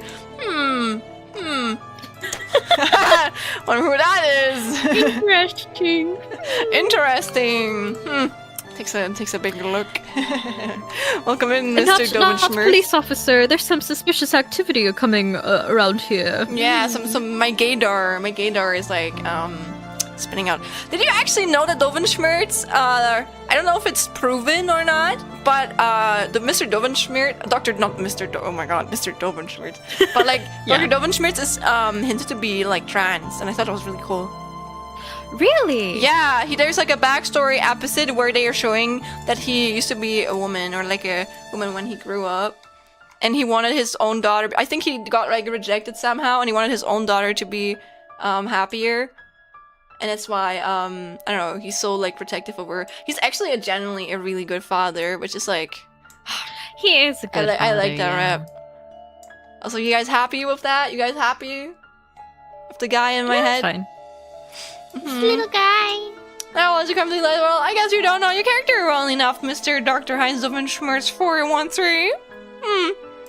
It's because he's the 413rd. Yeah, that one isn't trans, no. Doofenshmirtz. But you can actually look It's it just up. in that I'm not universe. lying. I'm not lying. It's actually a thing. Oh, yeah, I think what Echo's saying. He had to wear girls' clothes because they wanted one to dress. Oh, okay, never mind then. They wanted a girl so badly. That is very sad. But sad, man. I wish they had like given us trans rep, but that's still cool, I guess. I love Phineas and Ferb. Yeah, because I'm like, I vaguely remember this. I'm like, I don't think that's completely right, but I don't know enough to actually say that's wrong, but yeah. Yeah. No, but I wasn't sure if it was true, but I have heard about it. Shouldn't it be 413? Oh, you mean like the German way to say it? Yes. You said it correctly. 413. Dr. Heinz Dovenschmerz 413. That's how you pronounce it. Oh yeah, I German remember way. that, Dixie. Oh, that's so sad. Aww. Belong to the best friend? Yeah. He has some really Aw. weird, like, expositions, yeah. Dude, I feel so bad for him. Like, he said, Papa Will, and you don't even. He's such a good dad, you know? I care for him a lot. But in itself, I didn't even like Phineas and Ferb that much because I don't like series where they sing a lot. I'm sorry. It kind of pisses me off. It's also a reason why I don't like Disney that much, but I will say, like, I like the humor, but I don't know, I just don't like the singing in those shows. They annoy me a little bit. But I still like Phineas and Ferb. I liked it. No, that's so fair. Singing No. was funny. That is so fair. It's just, again, that's a personal thing, you know? You saw a platypus. Alright, I want to make the noise. Man. I can't do it. Exactly. You are the platypus human. He's fun at the hospital. Was always so funny to me. Oh, that's a platypus noise? That's more like...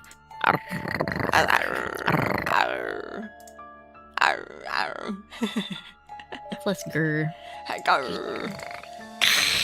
Wait. I don't know.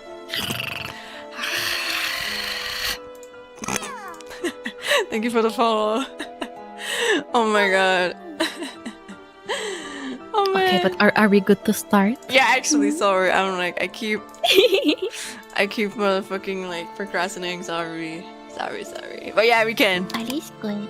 Alles gut. Jawohl. The Dr. Heinz Schlen 413 has followed you. Thank you very much. But Mr. Dr. Heinz Schlen, we are now here for the real shit. Okay, we're here to do some gay crimes. So hold your horses. Oh, and I gotta switch the category, and I gotta turn on the age restriction. I'm very sorry, guys, but if you're under the age of 18, this is not for you. Okay, and so there you go. You don't have to be gay. We are queer though, so we are playing this. Category. Wait, cage of. Hold your platypuses. Yeah. We're going to start gaming. Or should you say platypussies? Sorry. And with that, we are in the right category, gamers. The platypussies, guys. You were so real, Dixie. Hell yeah, Dixie, you get it. You get it. This is also kind of random. But I recently saw that like trans people and bisexual people actually they have like, you know how like certain people have like a, I don't know, like a connection. I think trans and like bisexual people have a connection because they're going through kind of like similar things with their identity, and I thought it was kind of interesting and really cool. I watched a video on that. And it's kind of real. It's kind of true actually. Yeah.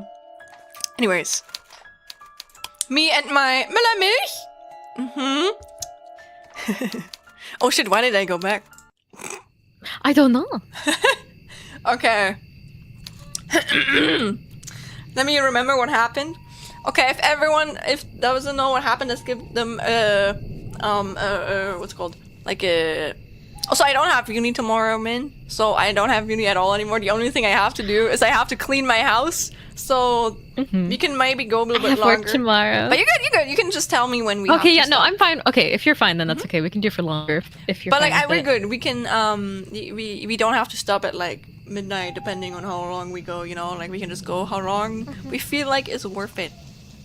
And it makes sense, Tomboy Lover. I mean, I think if you are really creative or into this type of thing, you have to go through a thing of questioning, because if you are a VTuber or I don't know, like a furry, etc. I'm not saying that both are the same, but I feel like you have to not care what certain people think about you. All night long, Yuri. Yeah. Sorry. No, you're good. You're good. Sorry.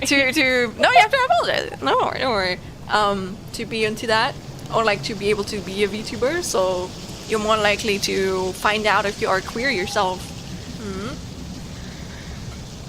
It's like how I think it's funny when there's really right extremists like VTubers. I'm like, brother, how are you a VTuber and you're, you know, you have in those space? Yeah, like how? Yeah, no one says that you're a queer tomboy lover. You don't have to be. Don't worry. No. And I love that for you. I love it, like both men and women. Same. So, to each their own. Exactly. Me too. Like the less you want, the more for me. Or at least that's what they say, but I already have a person. Don't worry, you can always appreciate from looks. Yes, that's what we do. We appreciate with the Yes. aesthetics of their looks. Yeah. Okay. Okay. Let me summarize. Basically, we are Maike, the protagonist. I gave her a German accent to give, you know, I still hope it's okay if I talk like this. I hope it gives her character. Yeah. Okay. Because for me, it sounds a little bit cringe, but I hope it gives her more character than when I pronounce it normally. Okay, that makes me happy. But we basically, we had a husband, soon to be, no, a fiancé, and we were on our way there, and then we got ambushed. With our parents? Yes, with our parents and a maid, and then we got ambushed by bandits. But the bandits were killed by a vampire lady, and then we were taken to the piss cell. The piss cell from the vampire lady, who told us the maid told us that we were trapped there with, that our parents died unfortunately, but the vampire lady, I know I'm not saying it right now. I can know I'm talking already, but like Italian accent. wait, does it have an Italian accent? That does not sound Italian. That's why I'm just like, what? I don't think I can even do an Italian accent. Isn't that kind of like how Mario sounds like, Mamma mia? I don't know. I can only do that when I have like sentences there. But basically, we were taken by the vampire lady, and she told us that she basically killed someone that she had there in the cell, I guess, maybe another bandit. And then she told us she will kill us too, but like because we were noble we were well bred. God, that phrase. She would let us free, and then we basically we kind of like bamboozled her into thinking that, or like in quotation mark thinking, quote unquote, that our maid was actually the lady and we were the maid, and then she let the maid free, and we're now trapped with her because she wants to keep her her meal warm. Companionship. Yes. Before she devours us, so we got put into a shitty ass, stinky ass bedroom. And yeah, musty as hell. Yeah, and now we're here, and they had a little bit of a sussy talk where sussy moment. Yeah, the vampire was kind of flirting with her, or like with us. And she's like, "Don't worry, I don't plan on doing anything suspicious to you, as a man might in this kind of situation." Mm-hmm. And then Michael was like, "Oh, bring a baby from the stork." She's so innocent, but it's cute. That's not one. And then of she's them. like, "What do you mean? Women can't do that with each other." Yeah. Oh honey. Oh honey. Do you think Pistol 101 pops up kind of like the green Zulhon at the beginning of something? Oh, that would be funny. Henny was left behind. Yes, I hope she lives. I want her to live. Yeah. Okay, but I'm gonna shut up. We're gonna wait. Women can love women. What? What woman? What? Damn. Women indeed. Okay, but I'm going to try an Italian accent for the funnies, but I don't think it's gonna sound good. While Micah began to drift off into an uneasy slumber, Henny was busy cutting her own way through the dense of sprawling forest. Is that okay? Not that was bad, right? You still sound very German. Shit! Okay. I hear you trying, but it's not coming out. Yeah, I have to listen more. I try to make it, I try to become Mario, you know? Okay, I'm going for, no, I mean this is normal English, but once it's Mike, I'm giving my full German thing again. From Tyrol. Hey! Tyrol. I don't even know where that's from, sorry. But yeah. Bavaria. The Tyrol people? I don't know what Tyrol is, sorry. What is that? Wait. I'm Googling it. I probably should know. Austria. Oh! What? Or that's Tyrol, sorry. Oh, it's like an area. Okay. It's Tirol, yeah. Okay. So it's like in Austria, in Austria. Mm-hmm. Austria. With the Lederhosen. Oh, that is the Lederhosen, yeah. Okay. Anyways, we have to get into the mood. Okay. I'm going to try and be a little bit more serious because, yeah. But we can still goof around, don't worry. While Micah began to drift off into an uneasy slumber, and he was busy cutting her own way. Oh, wait! Through the dense sprawling forest. Oh my god, we're here! Oh, Henny! Magdalena had been... That's a vampire. Magdalena had been as good as her word, and she had indeed set Henny free. A concession that Henny hadn't expected from her. Monsters were known for their... Oh god. Amenability, nor for their sincerity. What is amenability? Amenability? What is that? Amenability. Oh, amen. Like from, like you're strong, like, men. Jesus Christ. Amenomanimalocurus? The fuck? What the frick? Wow, you actually got that in one go. Echt? Oh, so my German! Yeah. Got a German reaction out of there. For being good host. Okay. Thank you, Dixie. Thank you. The N in Schlen is for nonchalant. I don't even know what nonchalant means. Sorry. Does that mean that you don't care? Or something? No, just very like, okay, like, it's fine. But I don't know how to describe nonchalant. in a romantic way, like you want to rizz someone up and you're like, I don't care. Okay. Well, it's okay. I might look it up. Sad Valentine's. But I think Yeah, your you're love pretty is still chill. alive. Like relaxed. Okay. Okay. Thank you. Like you're not too stressed or worried about anything. Just very like, Mhm. oh yeah, just hanging out, kind of chilling. So like, kind of like moist critical. You burp on stream, very casual.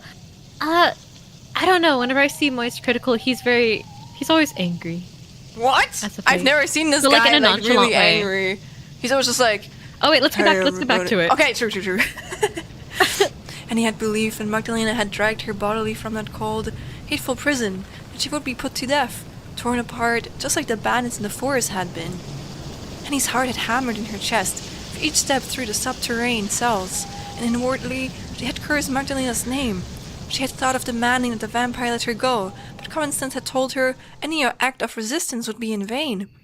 Magdalena would not listen to her. Why would she, when Henny was but a human woman, and a short, dowdy one, of unprepossessing features besides? Henny had been prepared to die for Micah's sake, but she hadn't wanted to die needlessly, while Micah suffered still. Fear had dogged her, soon beneath her skin, like 1,000 needles. But in the end, Magdalena had surprised Henny. She had, after all, led Henny through her large, dust-covered entrance hall and out to the front door. Ooh. Oh god, I have to talk to myself. Well? Oh. Magdalena had addressed Henny thus, one eyebrow raised as she pushed the door ajar. Are you going to leave like your silly sentimental mistress wanted you to? Or would you prefer to stand there looking stupid? What? You knew that Micah is... Oh, sorry. You knew that Micah is my mistress all this time? Of course I did. Do you take me for a fool? I wasn't born yesterday. God, man, your voice acting is so good. Okay. Deception isn't very hard to sniff out once one has been alive for as long as I, and your mistress's attempts at subterfuge were laughably poor. Oh, I thought the same myself. Micah always loses when we play cards. She's awful at them, really, but... Goodness! If you already knew that Micah is my mistress and I am the maid, why are you letting me go and not her? Well, why not? I can do as I please. This is my home. She And I'm free to cares. decide who I allow to stay here. She cares. She cares. She's a little tsundere. She's interested. Yeah. Twisted. My home, my rule. It is, yes, but... Enough. It is not your place to question my decisions, human. You must remember to respect your elders and your betters. Damn, she's bringing out the inner grind. She's just like, hey, listen up, I'm 300 fucking 775 years old. And Henny's like, she looks 18. Oh my god, you're right. She's like a baby. Oh my god. she got a baby. She's doing the finger. I don't know if you know the German thing where you kind of wiggle the finger in front of your face. She's like, I have decided to let you go out of the goodness of my heart. I released you from your cell, and now I have even brought you to my front door, but still you will not go. Do you like it here so very much? And I believe, I hope that we can like take her back in, Alice. I hope she doesn't die. Yes. Please, don't tell me that you have a death wish. That would undermine all your poor mistress's ploys. If you truly loved her, you would not let her noble sacrifices go to waste now, would you? You... She's like, grrr. And he had grit her teeth together. Yeah. as she regarded Magdalena, stung by her words. Magdalena was not so very tall, nor so very imposing, but her supreme self-confidence was unsettling, as was the latent malice which lurked beneath her pristine smile. Had Henny not seen what Magdalena was capable of in the woods, she would not have known to fear her. And he had seen what Magdalena could do, however, and it unsettled her. The banded screams and their severed limbs would not leave her, daubed against her eyelids just as their blood had been splashed, red and streaky, across the forest floor.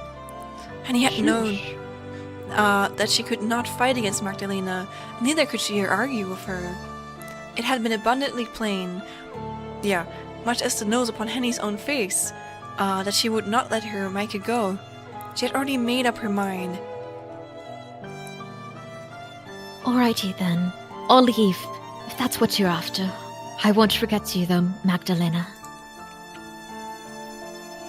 I won't forget what you've done to me, or to Micah, and I won't forget you're still holding her captive. I'll come back. I swear it's on Mamaw's life, and I won't leave without Micah. Really now, that is quite the declaration.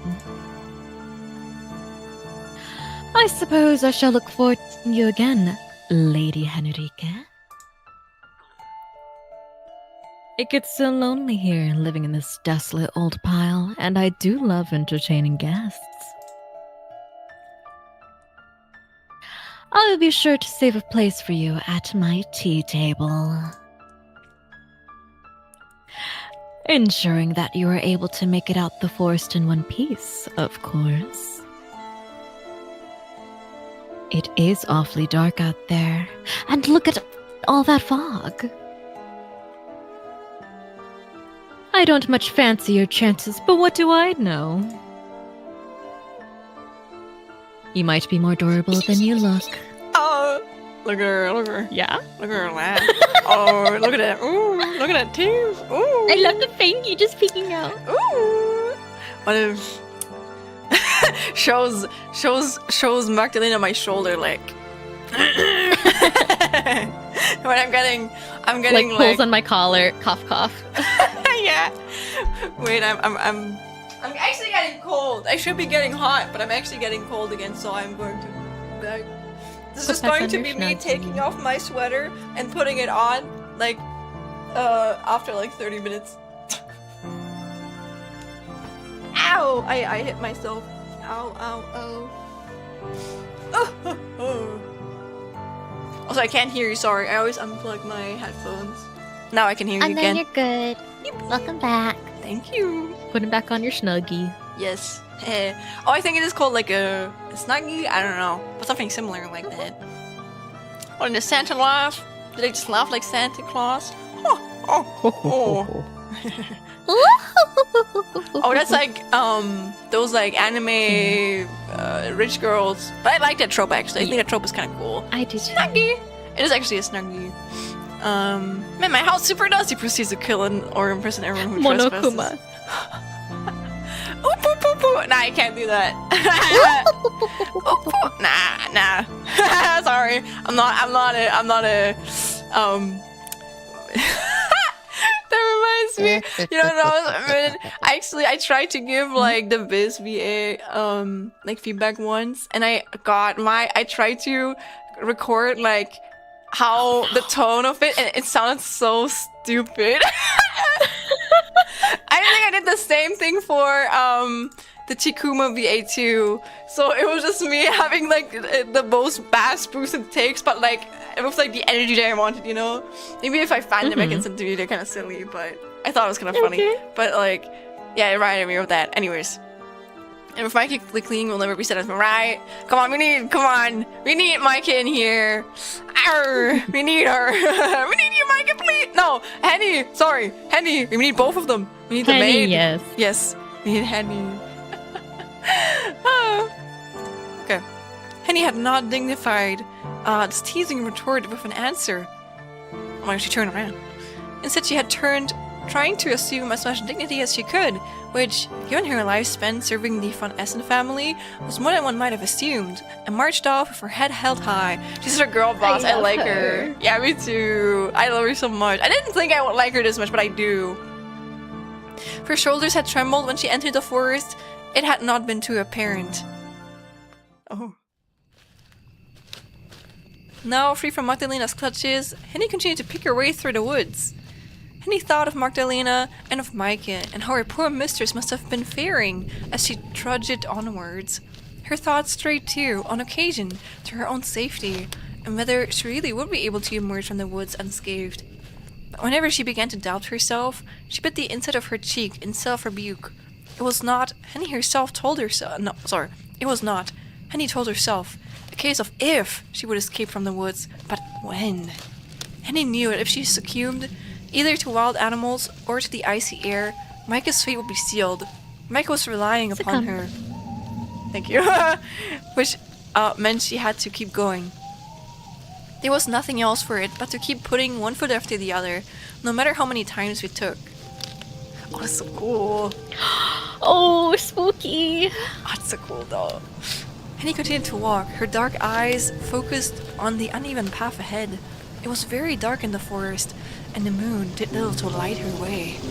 The trees were dense, their foliage vast, and only a few silvers of milky light. Slivers. Shit, thank you. Silvers of milky light could penetrate their bower. The wind blew cold and sharp, further teasing Henny's dark hair into disarray. Her dress, which was stained and dirty from the night's exertions, fluttered about her legs. Back then, Henny had thought of only escaping from the bandits. Escaping from the bandits. She had squeezed Maaike's hand tightly in her own and had pulled her along as a child might a beloved toy, careless of which direction they had been fleeing. I'm doing my best, okay? Sorry if I'm like... You're doing fine. Yeah, sorry. I'm hard. Henny hadn't known... You're doing good. Thank you. Henny hadn't known where they were going. She hadn't much cared either. She had only wanted to save herself, and her mistress too. Thank you, you guys are so sweet. Now, Henny walked at a more regular pace. Her limbs were too weary to run. By God, her legs felt like lead. And she... or lead? Is it lead or lead? Lead, you're right. Okay. And she felt the need to persevere her strength. The hours passed by in a blur, unbeknownst to Henny, who had no timepiece as she walked. She did not know where Augsburg was, or if she was even moving in the right direction. She could have been doubling back upon herself for all she knew. It did not seem to matter very much. Henny was no stranger to physical labor, but she had been walking for such a long time, her soles were beginning to blister. Each step induced new, exquisite agonies within her, which made her gasp. Her bones seemed to scrape together, and a canker on her ankle burst, filling her shoe with pus. No! All the while, the cool wind tugged at her hair, nipped at her cheeks, whipped her skirts about her thighs. Henny heard, or thought she could hear, a faint howling in the distance. Oh my gosh. Like that of sticking. No! Agitation seized her, an agitation so great she could not quell it even by biting the inside of her cheek. Her mouth filled with blood, her tongue tingling with its cobbery tang as she hurried on. She moved between the trees, but fully aware of the howling, which no longer sounded as distant as it once had. She gonna become a werewolf? I know, I'm like, I don't think so, but yeah. It's a fun theory. It was growing louder and louder, rattling about inside her skull like a stone, until... Oh! Henny exclaimed surprised as she burst through a copse of thickly packed trees and out onto a mud. I don't know what that word is. I don't know. I've never heard of that too. It makes me happy that you also haven't heard of some words here. She had emerged at long last onto a road, one of many which twined through the tall trees of the forest. There, not so far away, she could see the source of the noise which she had heard. It wasn't a pack of hungry wolves after all, but a carriage drawn by two thin, hungry-looking horses. Hardly able to believe her luck, Henny dashed the carriage, then cried out breathlessly to the coachman seated upon it. We're so back to sort of... Wait! Oh, please wait! Will you not stop for me? I'm in dire need of help.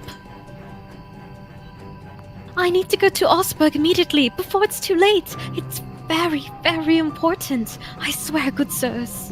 I agree, Dixie. My poor mistress's life is in danger, and I am the only one who can save her.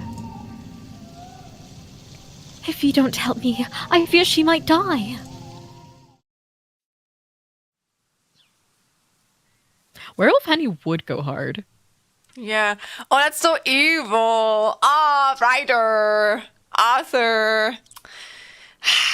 Welcome back from the ad break, everyone. Micah felt disoriented when she awoke the following day in an unfamiliar bed, which smelled of something spoiled. It took Micah a few moments to become fully cognizant of her surroundings. She had slept little the night prior, and her head ached, her eyes pulsing in their sockets like molten steel. Oh, Micah! Oh my god, the fit. Woo, Micah! Whoa! Oh, Wow. Listen, I have a crush both on Micah, Magdalena, and Henny. I'm just saying it. God, the hair is just so... Gosh, she's so pretty. They're all so sweet. Ah! I know. I mean, I have sexual things marked, so sexual themes And are to marked. be fair, this is the most covered. I've seen VTubers less covered than this, so Yeah. like, let's be honest. We should be fine, but still, like, Yes. I mean, she's still very covered. I think she's wearing a nightgown, and it's like all covered here, so I don't think this is Yeah. against anything. It's just like the way it's drawn very touching the body. wow. Like, wow, yeah. Yeah. Don't watch YouTube. Yeah, Alex. For sure. So you're modding for one. Groggily, Micah pressed the heel of her palm to her eyes and rubbed them. Then she looked around in the earnest, but soon found herself confused. Oh, in earnest. Unless you don't know, I don't worry, I get you. I'm honored that you're watching me then. The bedroom Micah found herself in was so unlike anything she had seen before that she initially wondered whether she was still dreaming. She pinched the inside of her arm in the hopes that the room would shift like water, but it remained immutable. She must have been awake then. The pain made this irrefutable, even if the chill which assailed her did not. Mike had faint recollections of running through the forest last night. Her parents had both been stabbed in their carriage, or so Henny had told her, but these memories remained a blur. Mike could not recall the parents' final moments, but she could remember awakening in the dungeons of an unfamiliar abode, governed by an unfamiliar woman. This woman, who had introduced herself as Magdalena, had claimed to be a vampire, and now Micah was her prisoner. Gosh, she's so pretty. So Beauty and the Beast coded, I swear. It is Beauty and the Beast, but gay. Gay. The bedroom Micah found herself in seemed even more miserable in the daylight than it had last night, obscured by a veil of darkness. It was more dilapidated than the servants' quarters at Micah's home, and had most assuredly seen less use. The furniture, though luxurious, was scuffed, the carpet threadbare, the basin upon the bedside table covered in hairline. Ew, cracks. Dust covered every conceivable surface, and spiders had made their homes in the corners of the room. Their gossamer webs outstretched like grasping fingers. I actually kind of like spiders, but not if it's like in a dirty room. The air was so stagnant, Mike felt compelled to open one of the windows, but her attempts were in vain. Yeah, wow. The windows were locked, and she could find no key to aid her. I wonder if I wonder. Well, I wonder too. But she's wearing a cross, so she is like not following the rules of vampires already. I wonder, is she like, I don't know, do vampires, is it like a real thing that they can't be shown in like sunlight because then they like turn to ashes or something, right? That's the usual vampires, yes. Some of them just sparkle if you're into Twilight. Oh, okay. Nah, I actually don't like Twilight, but I might watch it for the memes one day. But like it's like the 50 Shades of Grey, but like for teenage I still women. haven't watched that. Yeah. You don't have to. I fell asleep watching 50 Shades of Grey. It was so boring for me. Vampires, will you? I don't know, Alex, are they? Maybe I am a vampire. Yum, yum, yum, yum. Yum yum yum. The windows were locked, but she could not find no key to aid her. Perturbed, Micah slumped down at the desk by the window, then stared through the stained, smeary glass. I know one. Oh, which one? Magdalena's garden sprawled out before her in a dense, twisted tangle. Perhaps there had been flower beds in this garden once, neatly planted, and an apple orchard, and any number of other arboreal delights, but age had spoiled it all. Micah was no gardener, but she could deduce at a glance that Magdalena's garden had been unloved for years. Beyond the walls of Magdalena's garden was a forest. Much like her own garden. Sorry. I know what you mean. I mean, you're not wrong, probably. But that's not gonna stay like that. I mean, what?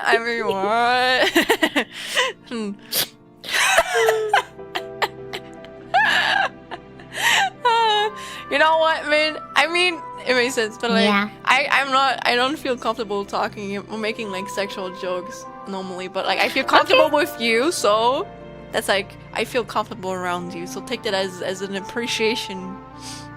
Yes. But that was meant as a compliment. Sorry.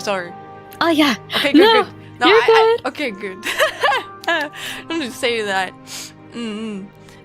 Beyond the walls of Magdalena's garden was a forest. All tall, imposing trees, not so dissimilar from the proud oak which guarded the Von Essen family mausoleum. Not like that, Joe. I wanna like. Hi, my love. Hi. Smells. The trees emerged from the fog. Their bows raised towards the sky.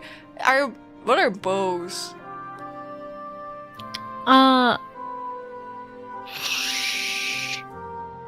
I forgot. You forgot.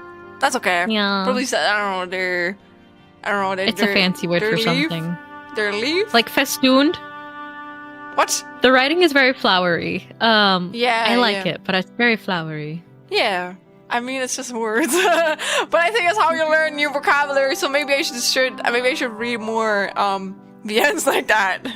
Damn, I gotta get through Mineko, and then after that I will speak like a well-read person.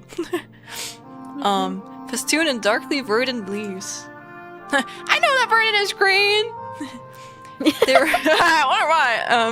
were so many. Wow. There were so many trees that Micah couldn't see very far beyond them. Perhaps there wasn't much to see at all out here, other than nature. The rest of the world seemed very distant indeed. Micah herself might have been a figure from a fairy tale, a languishing maiden trapped inside a tower by a wicked witch, unable to escape. You mean like Sleeping Beauty. Yeah. I mean, maybe the author was inspired by that too. You can judge me. I actually never watched that movie, but I kind of know what it's about. And I know that the main character was I always think it's funny that people joke about it, but people always say that she looked sad when the monster turned back into a human. Oh, so no. There's Sleeping Beauty, and then there's Beauty and the Beast. Those are two different movies. Oh wait, you were speaking Or two about different Sleeping things. Beauty. Oops, sorry. So Sleeping Beauty has a witch and a tower. Oh, it's Dornröschen. I think we called it Dornröschen here. Also blue! Oots. Welcome in! Yes, more sexy vampires. I was Sleeping Beauty. I always thought you were talking about Beauty and the Beast. I don't know why. But yeah, yes. Beauty and the Beast I've been talking about, but with that description they said, with the witch instead of a beast. Yeah. The witch refers to Sleeping Beauty and a tower. But you seeing her Tower can giant. also be Rapunzel, to be honest. Yeah, maybe a little bit of everything. The author was just like, yeah, let's glimpse a little bit of everything in there. But you seeing her giant beast turning into a normal front sky. Yeah. To make people fan of the beast being a more rugged man. Yeah. Yeah, maybe that's, I think, I don't know, that's what I don't like about Disney either. I feel like Disney is just like, they always portray like evil people with like, in quotation mark, non-conforming, societal conforming like beauty standards, and that annoys me. Like, why do the evil people always, why do the good people always look so perfect, I wish they were more like original. Yeah. But for example, I don't know, like a lot of the villains, they also look beautiful in its own kind. It's just like they're evil. I just wish that there was more variety in between both of them. And that's what I kind of like about Ghibli movies, for example. I feel like Ghibli has like a better thing of this, just because a character has is looking unconventional doesn't mean that they're gonna be evil, you know? And I liked it about it because it feels more realistic to me. Just because someone's pretty doesn't mean that they're a good person. And that's what I don't like about Disney. It feels kind of shallow to me.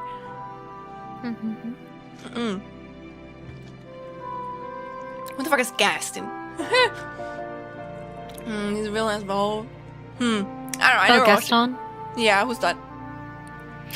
Gaston was the male who wanted to marry Belle, but Belle rejected him whenever he tried proposing, but he still was trying to force himself onto her. He's like a big himbo, but like in the worst way possible. Ew. And he eventually tries to kill the beast towards the end as well. He's like, how dare he try to take my Belle from me? Wow. Wow. Yeah. But I hope he probably didn't die because of the Disney movie, but I hope he Oh, got no, he karma. died. Yes! Actually, just He fell off a cliff. I hope he actually died. It's just not like, I don't know, he fell into the water and then like the wave saved him or some bullshit like that. Kind of like, what are you gonna say? What? Okay. I don't know. His sidekick was theorized as gay and in love with Gaston. Okay. Interesting. Okay. Well, again, I haven't watched the movie. Let's not get too distracted. The sun hung above the treetops, suspended half hidden by clouds. Its rays for a week and did little to dispel the cold which pervaded inside Micah's bedroom. Looking out the window made Micah feel more trapped than lying in her bed had. At least in her bed, she could imagine that somebody might come and rescue her.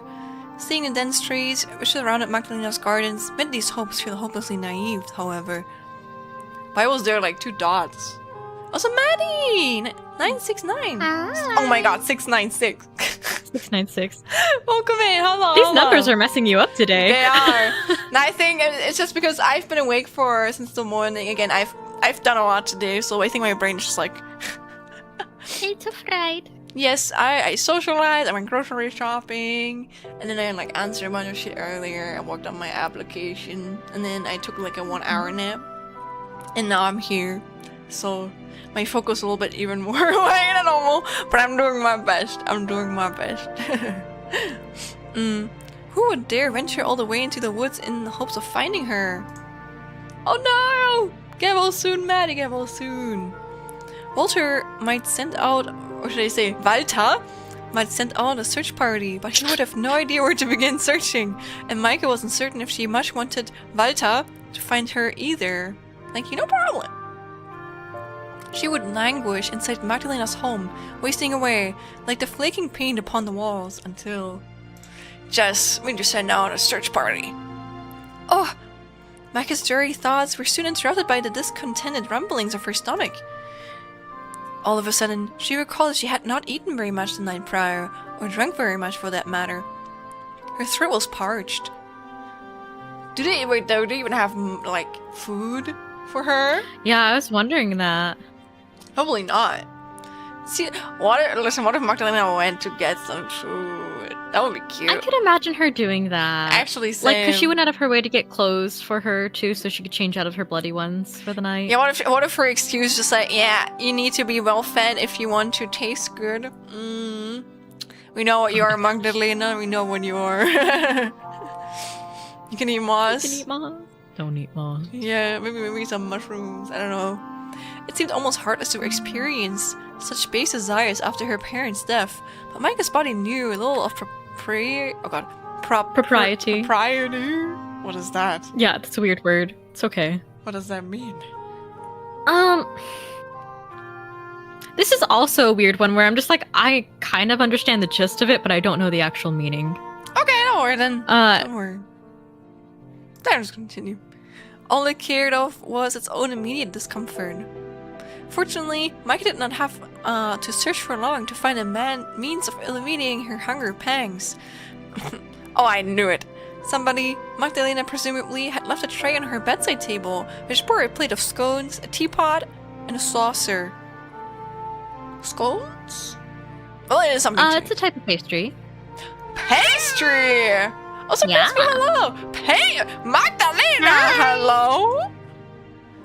Micah soon discovered that the teapot was still warm, a few indistinct ribbons of steam and spooling still from its mouth. Well, if I ever got kidnapped by a hot vampire and the vampire treated me like this, I would be head over heels for her. I'm sorry. Like making me tea and bringing me pastry. Right? Yeah, Like, they're hello? like a biscuit. I would. Usually I a would. sweet one. I would be gone. Magdalena Like the must cream have. cheese scones are pretty good. Sorry. Oh. No, don't worry. Magdalena must have entered her bedroom less than half an hour prior, while Micah had been asleep, to set her breakfast down. Being kidnapped by a vampire sounds like yakuza. Yeah. The scones, meanwhile, seemed plain, but they would be nutritious enough.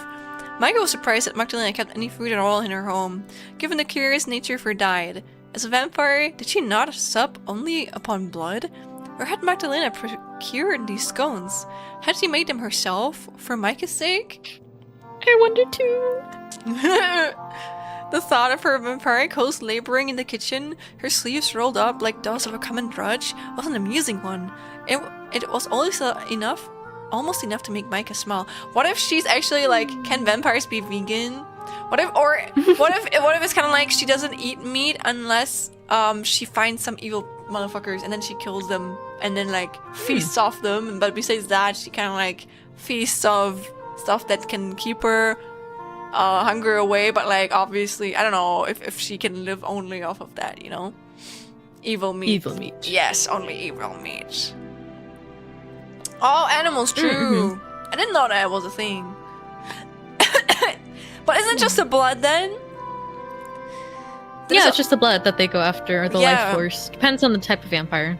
Then that's not even that bad, I think. Like, I mean, again, humans also eat like animals, so you just like don't consume the meat itself. You just like drink the blood or something.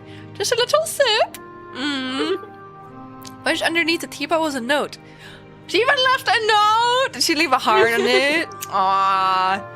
The teapot was a note, which Micah extricated. She smoothed out the note, then examined it. The note was a perfunctory one, written in an elegant, swooping curse. Okay, Micah, you don't have to flex like that. It said quite simply, "Eat up." Oh wait, do you want to read it? Maybe in her voice. Eat up and get your strength back. You'll need it. Oh. Nobody had signed the note, but Micah was sure it was from her mysterious hostess. Do you think really all members to use a straw? Or a threat. I mean, maybe. That would be funny to think about. Micah wondered whether the note had been intended as a friendly gesture or a threat. Perhaps it was a mixture of both. Micah was unsure how to feel about it, but she supposed it was nice that Magdalena had gone to the effort to care for her. Tea and scones were better than bread and water. Magdalena might not be so bad after all. For a bloodthirsty vampire that was, who meant one day to murder her. Micah brought the rim of her teacup to her lips and sipped at the amber liquid within. She had half expected it to taste astringent, of sharp, tangy iron, and of blood, but she soon found it was quite inoffensive. Maybe it's a Sam? Micah took another sip of the tea, and then another. Though she had meant to be cautious, what if the tea was laced of something? Her thirst soon got the better of her, and she drank the whole cup in half a minute. Then the cup back down in the saucer, Mike then turned her attention upon the scones. She ate delicately, taking care not to drop any crumbs upon her lap, or the floor, though what did it matter really, when the carpet beneath her was so worn? A few crumbs would hardly spoil this bedroom more than time already had, but listen, those crumbs are gonna make her, you know, those are like 2 milligrams of food nutrition she would lose. Also, you know what, nutrition higher goes for both of us, Min. I forgot to get more water, but I have protein milk. I mean, if you want, you can. I think I'm in like an area where Magdalena isn't here. If you want, I can continue while you get your waters. Okay, I'm gonna pee real quick. Let me know if anything else happens. I need water and to pee. Okay, is it okay if I continue? Yes, go ahead. Okay. Have a nice piss, gamer. A few crumbs would hardly spoil this bedroom more than time already had. In fact, they might serve to make the room more homey.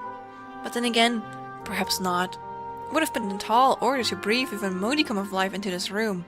Micah doubted even Dr. Frankenstein himself could have managed such a feat, despite the cadavers he had stitched together and raised from the dead.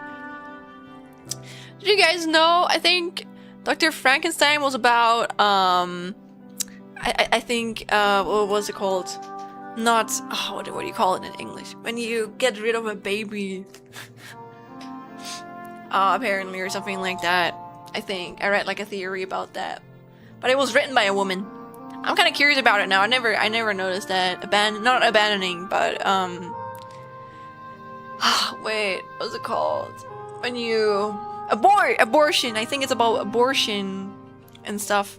Yeah, I've read a theory about that once, but I haven't watched the news. I heard that the most recent Frankenstein movie is really good. And I watched a theory that made a lot of sense, but again, I don't really know that much about the source material, but it made me more interested in it. Same as I didn't really care about Bloodborne that much before I noticed I had a lot of like female themes in it, and I was like, oh, that's actually really cool. So that made me really interested in like Bloodborne as well. Micah was so cold. Even with the tea on her tongue, she was starting to feel distinctively cadaverous herself. She finished her breakfast and looked about her room once more, unsettled. Surely she could not stay there motionless, waiting for Magdalena to stop by and slaughter her.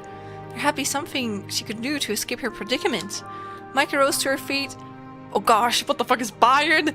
Bayard by sudden nervous energy and padded barefoot over the door. She grasped the door handle and tried to turn it, but in vain. The door was locked, and it suddenly refused to shift.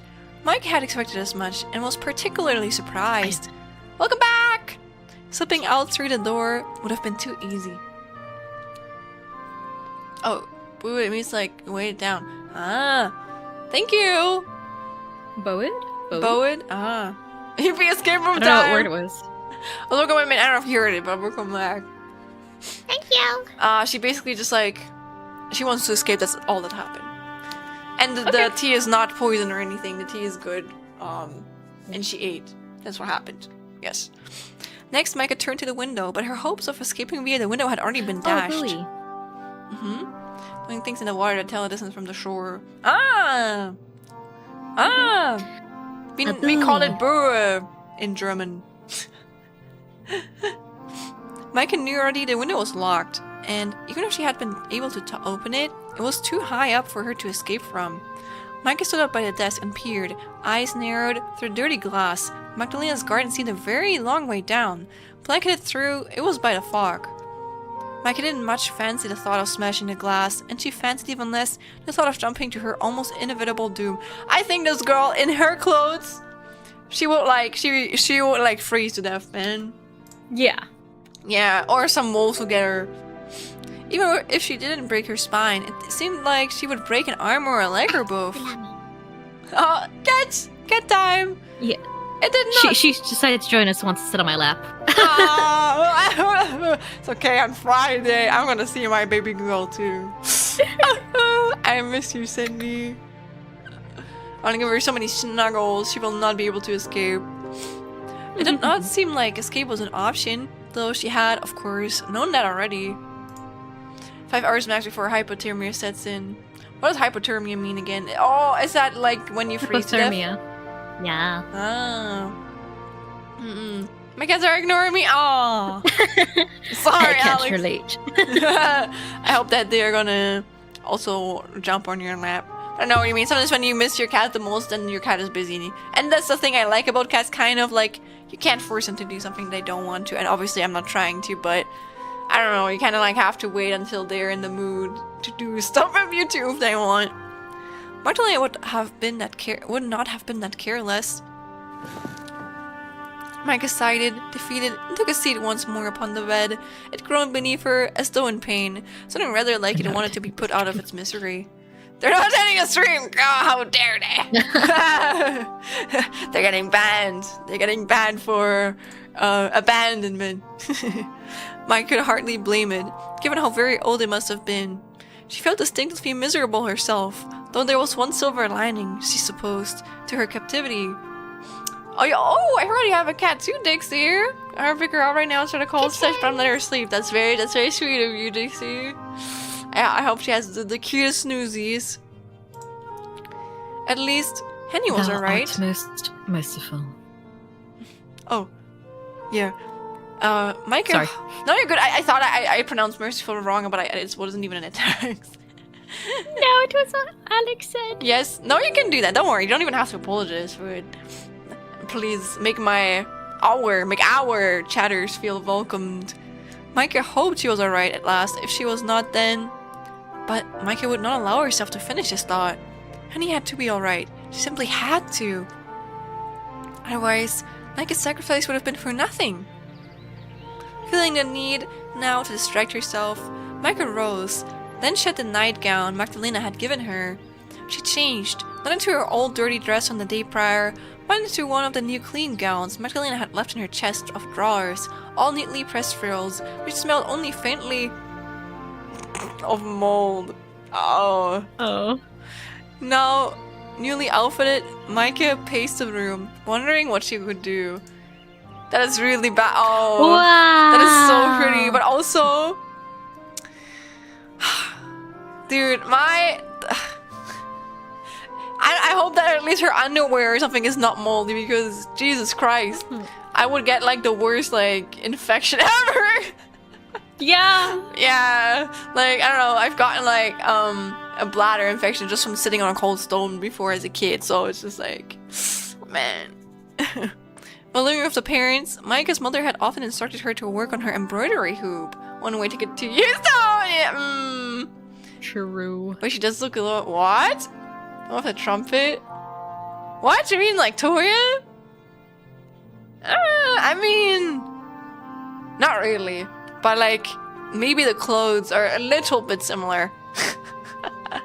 I know who you mean. You mean Toya. I love Toya. But like, I don't think so. I still appreciate the comparison. Yeah. I mean, she's still wearing the underwear from yesterday. I mean, still better than the moldy one. Lady von Essen had thought sewing a suitable pastime for a young woman, that or playing the piano. Micah's mother had always thought music too passionate to be appropriate, however, and in any case, Micah had never been very good at the piano. She had never been very good at embroidery either. Micah had sewn cornflowers and magpies until her fingers had threatened to fall off, until she had become so thoroughly sick of these twee, repetitive patterns she had felt like hurling her hateful embroidery hoop clean through the window. Damn, she's not. She doesn't like it. That's very valid though. Micah considered herself fortunate indeed. Magdalena hadn't left an embroidery hoop upon her breakfast tray for her. Magdalena might have been a vampire, but at least she wasn't that cruel. Micah had stitched enough hateful curlicues to last a lifetime. Though there was no hoop, and thank goodness for that, there were books. The shelves in Micah's new bedroom were full of them, old and dusty, with worn spines and crinkled pages, but quite readable. Micah pursued their spines with the wide, curious eye of a child. Perused, okay. Oh, perused. Curious eyes of a child, her unfamiliar gown brushing against the unfamiliar floor. Magdalena had told her last night that she might help herself to any of the books upon her shelves, but there were so many of them, it was hard to know where to start. As there was nothing else for her to save, sit, and worry, Mike decided her time would be better occupied reading. She reached out for a promising book among Magdalena's collection, The Monk, by Lewis. She settled herself down upon her bed, among the thin covers, then opened the yellowing pages of the old tome. The pages from the leather-bound book cracked like autumn leaves. Micah had to handle it carefully, lest she tore them. All the wonderful words were still there, however, unblemished by the passing years. Micah shifted, attempting to get comfortable as she could in so unfamiliar an environment, then began to read. Micah spent the rest of the day abed, poring through the pages of Lewis, the Monk. It was a very cracking story, full of lust, murder, and intrigue, featuring a monk so debauched he took Micah's mind off her immediate concerns. Micah tore through the text, both delighted and disturbed by the twists and turns. Though the scenes near the end, which occurred in a dingy dungeon, reminded Micah a touch too much of her plight to be fully immersive.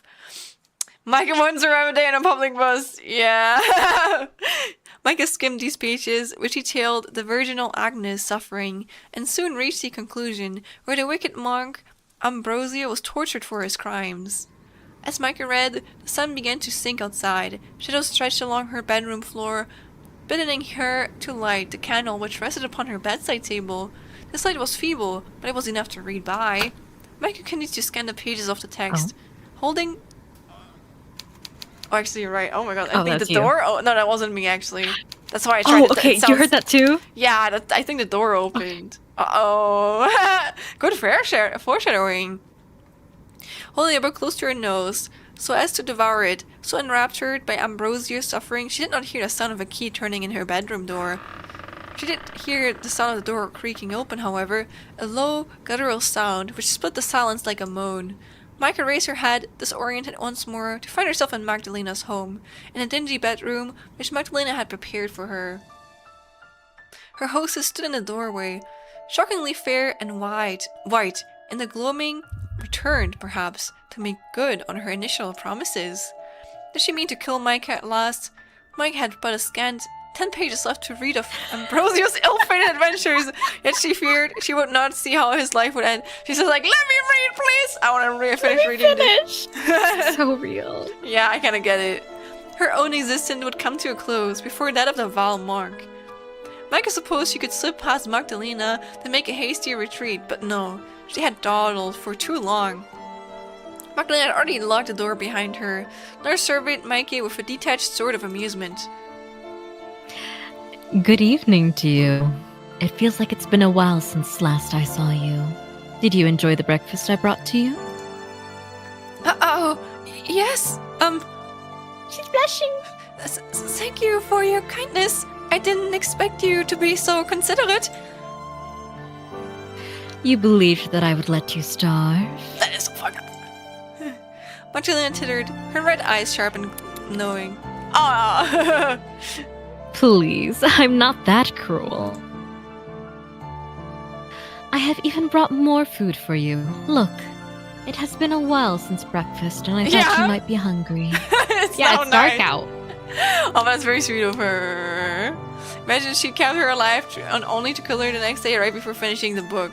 That would be fucked up. Yeah, Oh my god, they match! You're right! Oh, I didn't notice that yet. That's really cute. I hope that she actually at least washes her own clothes. Do vampires sweat? Probably not, right? Probably not, no. Do they even have to wash their clothes then? Outside the mold? Good question. I don't know, that's like, I've never thought about that. I wonder if she's stinky. Maybe a little bit. Maybe a little bit. Yeah, they probably still stink a little. Yeah. Blood does stink. Oh yeah, blood definitely. Ew, true. She did not Yeah, change this because, when you know, she... dead. An old library? So looking dirty from other way. Yeah, true. Now that Magdalena mentioned it, Micah could see in her hands she held another tray, much like the one she had brought earlier. This tray was laden with another teapot and a teacup, and a plate upon which sat a meat pie, still steaming, and some vegetables. Damn, where's she getting all of that? Yo! I know! Hello? But like, that's very sweet. The food smelled surprisingly delicious in the derelict air of Micah's bedroom, and Micah was almost embarrassed at how hungry she was. She's blushing again. Why, Yeah. she was almost salivating. Ooh, she's getting closer. Magdalena looked over to Micah, the tray in hand, then inclined her head to the bedside table. Would you mind moving that? I can't set the tray down otherwise. Oh, right, I'm sorry. Micah moved her breakfast tray onto her lap. Cute! To which Magdalena curtsied, playing once more at being a maid. Aww. Much obliged, young madam. I'll take that away soon, but first... Magdalena unburdened herself off the dinner tray and observed Micah, one hand resting upon her hip. Are you all right? That seems an odd sort of question, don't you think? Do you believe anybody would be alright were they in my shoes? I hope you aren't wearing any shoes, not in bed. They were filthy when you arrived here and quite caked in dirt. I didn't mean it literally. I know, I was just teasing. I wish you wouldn't. Why? Are you afraid you might grow to appreciate your little spats? Ah, I like when she smiles. I know. Ah, she's so pretty. They're both so pretty. Ah. Hardly.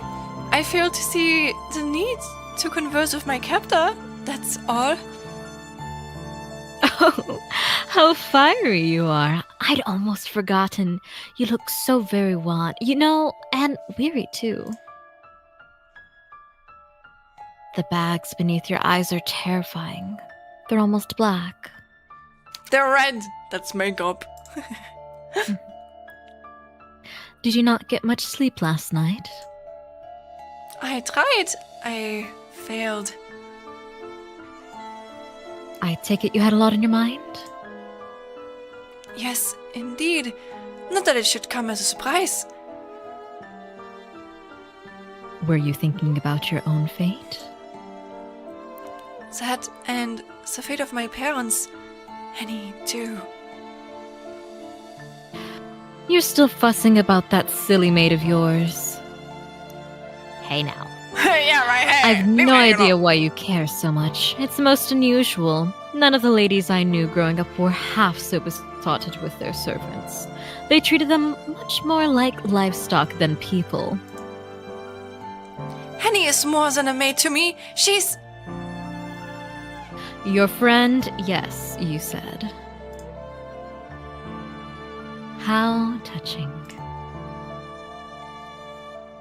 Now, why don't you eat something? You must be hungry. I am, yes. But where did this food come from? You would have no need of it, surely. Oh, I have my ways. What does that mean, Magdalena? What does that mean?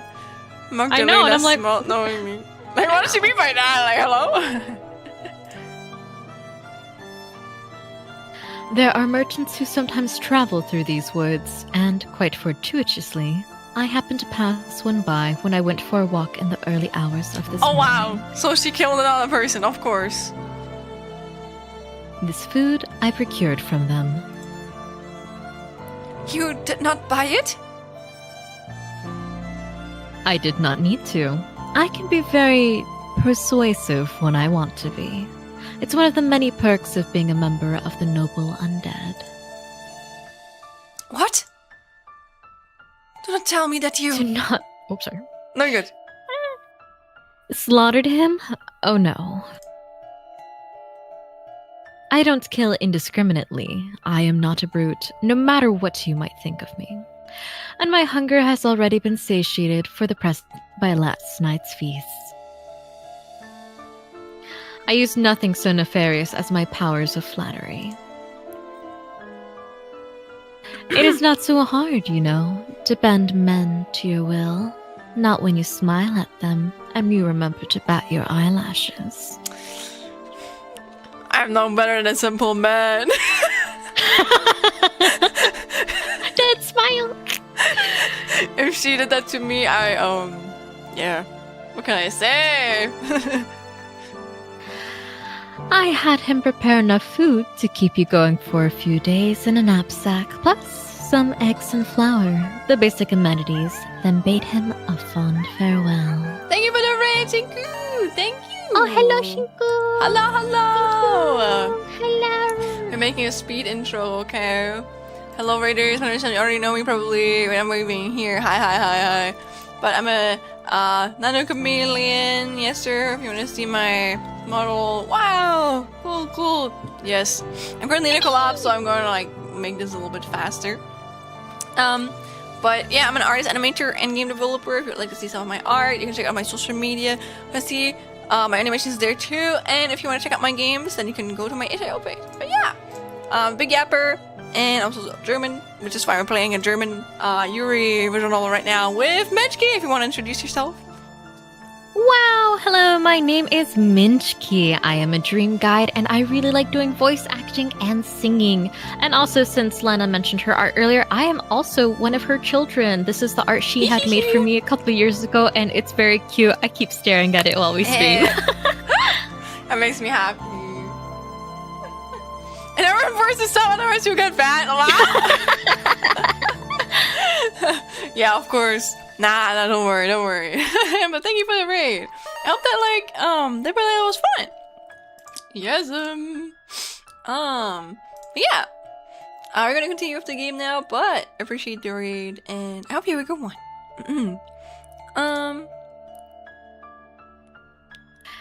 He shall recall our meeting as little more than a dream. Oh It was man. fun. Pretty good. Bye. Does that satiate your curiosity? For the moment, I suppose. Good. You have such a lot of questions, Micah. Not that I mind them. It's nice to meet a woman so inquisitive. Now, do eat up. I'm sure that your dear Henny would not want you starving yourself. Also, what do you notice, Blue? What did you notice? What do you do? Mike don't much like the thought of eating in front of Magdalena, but she supposes her captor had point. It's not a wombat. It's a Hyrax. Yeah, it's min coded. Wait, you can't tell me this is a min coded code. Look at this fucking guy. He's just like, he's just like, grrr, grrr, grrr. Yeah. And then you got the elephant shrew on Yes. Lena. Oh, Yeah. I love it. Also, Calvin, hello. Welcome in, Calvin. Hello. It was frühstück für sustenance. Yep. Okay. Especially when it smelled so tantalizing. Micah set her dinner tray upon her lap, then began to eat. God, the way she hold her hands, it's just like, so pretty. It looks a little, yeah, it's very pretty, but like that'd also be somewhat uncomfortable. Yeah, maybe. I don't know. Just Maybe, hold is it that like like that a for a while. is that like a noble way to hold your hand? I suppose so. I like the pose for it though. Yeah, like they're all slang. I wonder if the artist like took like inspiration from like existing like portraits from the era. I don't know what the art style is called again, like Victorian art style. I don't know, portrait art style. Yeah, What you I'd call say it? so. Mm. Also, what's Sounds uppers? How has Cage of Roses been? It's been fun. I like it. What's uppers? Yeah, what's up? It's been nice so far. I'm waiting for the spicier scenes and romance to happen, but we gotta let it build up. It's fine. Yeah, it's yeah. fine. You're like. How do you call it when you're like shaking your fingers for it? Wagging your finger. Yeah, exactly. Not me too though. But I'm enjoying it. I enjoy. I don't know. I think the start of the game was interesting, but it was like I'm happy that we're mostly talking between Mike and like Magdalena now. Mhm. Oh, there was a Twitter account I saw a while ago that posted a lot of dynamic hand poses. I need to find them again. Sure, free to like send them on the Discord. I mean, listen, I'm always looking for good like hand references. Mike set her dinner tray upon her lap, then began to eat. She dug into the meat pie with her knife and fork, which was darkly tarnished. Tarnished. Ew. The tarnished. Micah feared that the cutlery would somehow contaminate her food, but she was too hungry to fret overly long about this possibility. Oh, it's probably silver. If it's tarnished. When does that happen? So usually whenever silver doesn't get polished after a while, it starts oxidizing, I believe, which causes like this dark thing to Yeah. appear on it. But Oh, Calvin, thank you! Oh my god, thank you for the 6 months. Wait, 6 months in advance? Okay! Jesus Christ. wait, what? Oh, okay. Damn! I forgot you can even do that. Clap. There's no...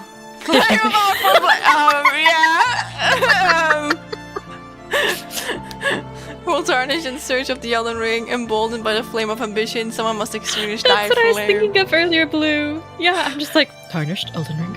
Oh, yeah. Now I don't know, I think about Elden Ring too much in general, so it's like certain words don't remind me, like everything kind of reminds me of Elden Ring. It's kind of funny. Everything reminds me of her. Yeah, that's gonna be Mikey later. That's gonna be Mikey later. Or Magdalena, who knows?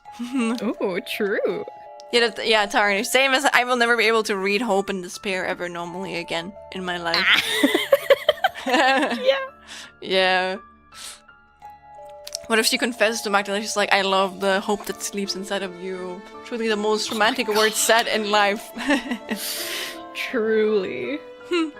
Lonely Tarnished.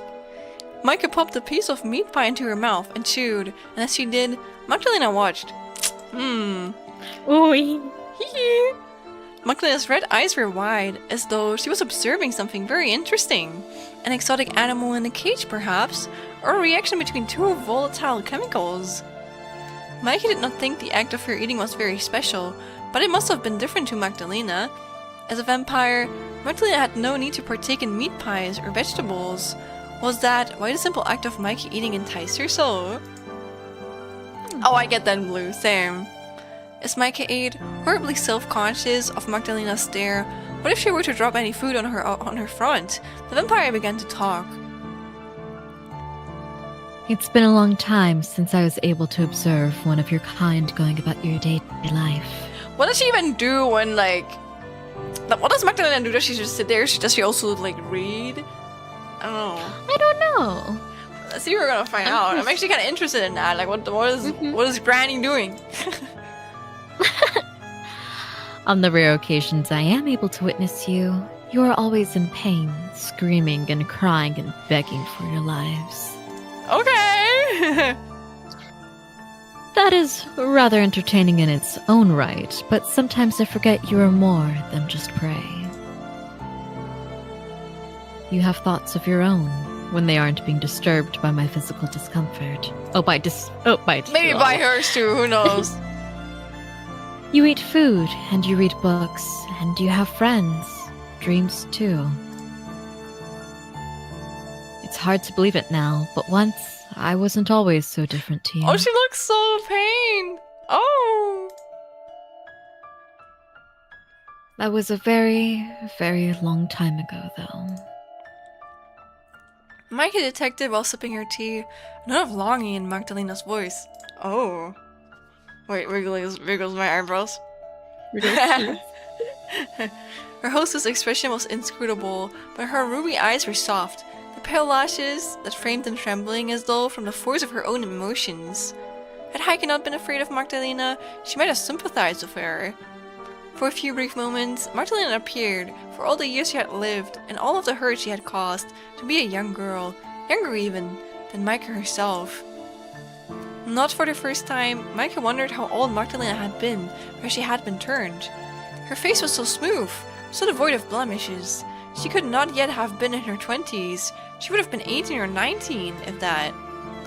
True, so she looks younger than her?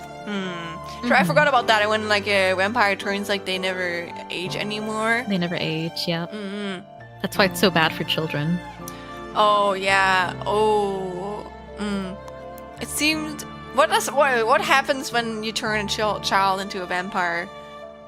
I remember watching Vampire with an interview, and usually they start becoming upset by their inability to find love because they're always stuck in the form of a child. Because no one wants to be with a child. Yeah. Unless they're a creep. Yeah! I don't know if anyone should be with a child. God, so we imagine you're like in the body of like a 3-year-old and you're like 900 years old or something. Ew, that poor person. Yeah. It seemed a woefully young age to be consigned to an undying, eternal life of blood-sucking, which reminded Micah... Hey, Micah! Why is she so desperate? Hey! She's like, just get over it. Just do it. Aren't you going to bite me yet? You said you would. Oh. Magdalena blinked, and when she did, the sentimentality which had once pooled in her irises dispersed. But she's kind of like 3,000 years old! Damn. Nearly amused, the young woman smiled and said, You said that yesterday, too, after I brought you to this chamber. Are you that desperate for me to drain your blood? No, I'm not. Of course I don't want you to drain my blood. I'd rather you didn't, but if you're to do it anyway, I fail to see why you should drag things out for so long, unless you want to make me squirm. Making you squirm does not sound like too awful a proposition, really. Magdalena, hey! You are quite charming when you are sitting, and even when you are eating. Okay. Few Whoa! women can pull that off, you know, but you manage it. You eat with such small, considerate bites, like a fairy. I'm gonna get crushed. Hey, we know what you are, Magdalena. We know what you are. I imagine you'd be lovelier still when squirming, particularly if your face is as red as it is now. Or now, even. Whoa! Oh, that's the. Oh god, that's the title. The title screen. Magdalena leaned in. Wait, I need to see the image. Wow. Wow. Wow. Wow. Oh, that's so pretty. Oh. Woo. Woo. I'm so normal. Same. I've seen this image before. But it's so pretty. Ah, they look so good. Good? They look so good, man. Good. Magdalena leant in, grinning wickedly, her sharp scissors on prominent display, and curled her fingers beneath Micah's chin. Their faces were now scant, centimeters apart, the noses almost brushing. Micah was suddenly abashed, aware of her breath, which must have smelled of meat and pastry.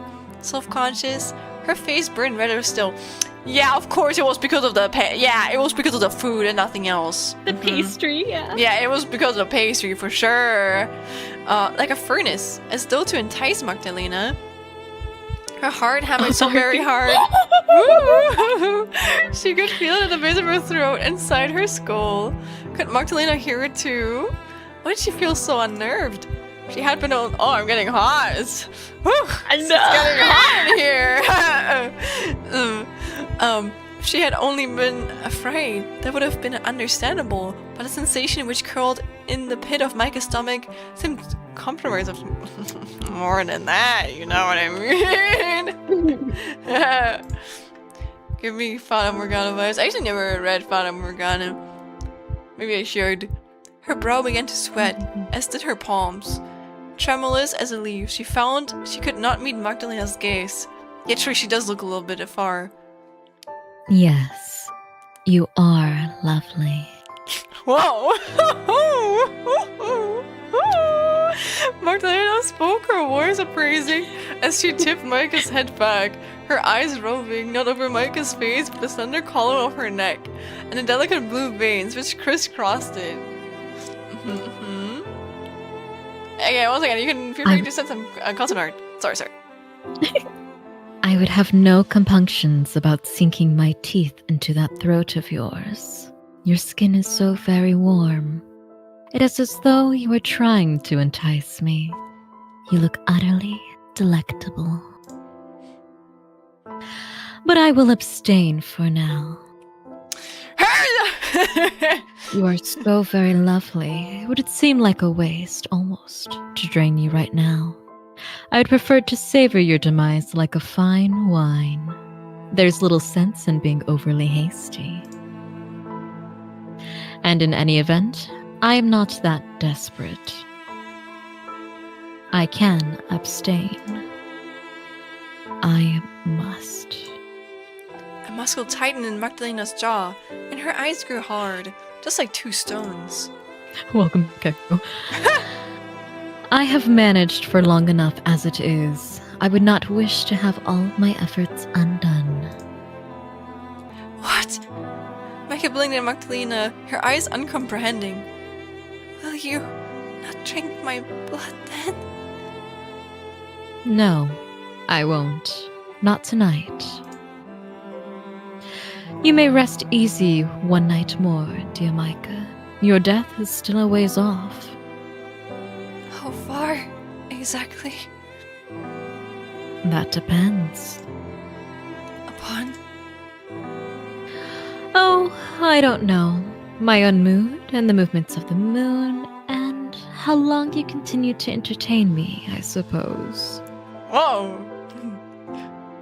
I quite like the idea, you see, of having another woman in this castle I can speak to. Perhaps you can tell me about the books you have been reading when we next meet. I would love to hear your opinions. Though, of course, there isn't a single book in this castle I've not read at least thrice over myself. There isn't much to do, really, when one has been dead for as long as I have. So saying, Magdalena retrieved a tray from the floor lad and Micah's breakfast things, and straightened. She cast one last, almost longing look.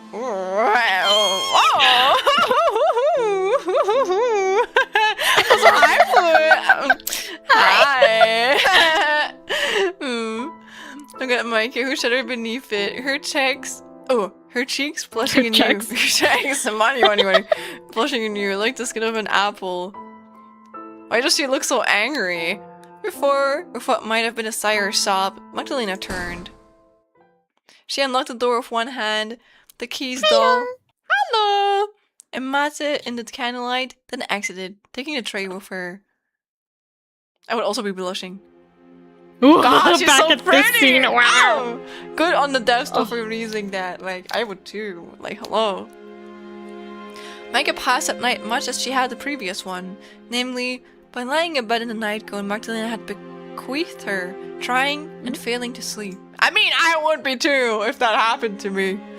Thoughts of her parents continued to play upon her. So I'm ahead out and stop simping. Hell no, we will never stop simping for vampires. Good night, my love. Good night, y'all. Bye bye. True. Wait, I'm just gonna start over. I think I stopped in the middle. Thoughts of her parents continued to play upon her mind, and of her own fate, and, more pressingly even than any of that, of Henny. Micah wanted to believe that Henny, at least, been able to escape. She wanted to believe Henny would continue to live. She would go far from Magdalena's stray home, from the woods, and one day she would meet a nice man, they would marry, and she would have children. Henny would be happy, whilst Micah would soon be reduced to a pallid, wizened corpse, drained of all its blood. But was such a fate so different from the one she would be afforded if she had a wed Valta? Micah might, in a perverse way, never have been better off as Magdalena's captive than she would Walter's bride. At least here, in Magdalena's home, she had a bed to herself. It was an aged bed, yes, which creaked beneath her weight, but it was hers. There was no danger of Valta, or anyone else for that matter, joining her. If Micah was to die in this bed, then so be it. She would welcome it. If Henny was alright, then she did not care what happened to herself. Oh, come on, Micah! Oh! Hi, Alex. We're getting like, whoa. Well, you missed it. You missed an even cooler scene from like, I don't know, 5 seconds before, Alex. Yeah, another Yeah. tantalizing scene. Yes. Her own life was, and always had been, unimportant. If Micah slept poorly that night, then she was not the only one. Henny? Oh my god, Henny! Unbeknownst to Micah, Henny was finding it similarly hard to escape into the warm embrace of sleep. Henny's day had been a busy one. She still was reeling from it all. Sitting upright in her own bed, Henny found herself turning the events of her own day over in her mind. Oh, did she? Oh! She managed! She made it! Yay! She's in Augsburg! Very German. Augsburg. Yes. I attended to the vicious beast called cats.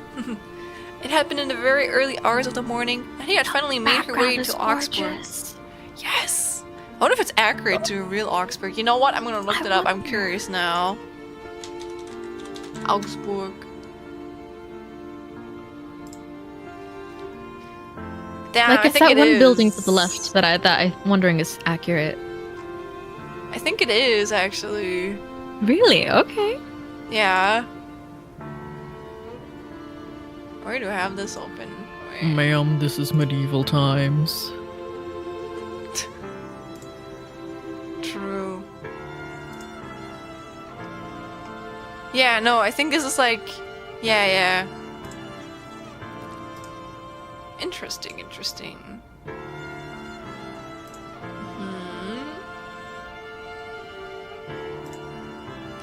It had been the very early hours of the morning that Henny had finally made her way to Augsburg, transported there by the kindly merchant she had met during her meanderings in the forest. That's so sweet. I will send European Newton to keep her on old Asbel. That's true.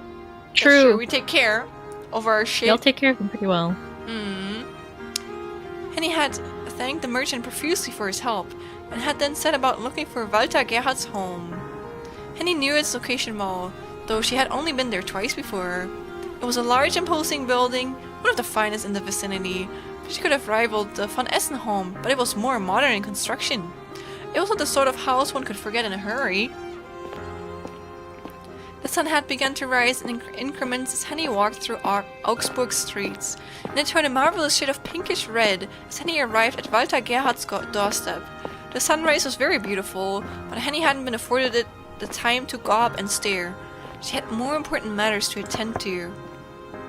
Walter's maids had been beginning to stir when Henny set her knuckles to the door and rapped, anxious, all the while, that she would be taken for a beggar, and turned away. Henny's clothes, once neatly pressed, had endured quite a battering during her wanderings in the wood. Her apron had been torn, flecked with dirt, and the soles of her shoes were encrusted with the stuff. Henny's cheeks and hands had been marred with cuts, and her fingernails had been rendered opaque with mud. She had looked so very grimy, she would not have been at all surprised if Walter's servants had called the bailiffs on her. Her appearance had... Oh, just like, oh no, not the police, not the popo. Yeah. Oh, that's what it meant. Her appearance had not bailiffs. been one which would inspire confidence. No invitations inside Walter's spacious drawing room. Henny had feared that Walter's housekeeper might send her away in disgrace. Despite her fears, however, Henny had refused to move. It had been too important that she speak to Walter, that she speak to somebody. She had known, as she stood there, that she needed somebody to listen to her. Henny had knocked and knocked, her knuckles sore against the wood, until she had finally heard the sound of oncoming footsteps. The door had opened, and before Henny stood Walter's housekeeper, a tall, austere woman called Gertrude Schreiber. Oh my god. I can pronounce that for you. Whom Henny had met twice before. No. I've met someone with the last name, so that's why I'm like, oh. Oh, interesting. Yeah, it is a very German name, or like last name. Henny had recognized Gertrude and her straight blonde hair for a housekeeper. She was unusually young, but it had taken Gertrude several moments longer to recognize Henny. Gertrude!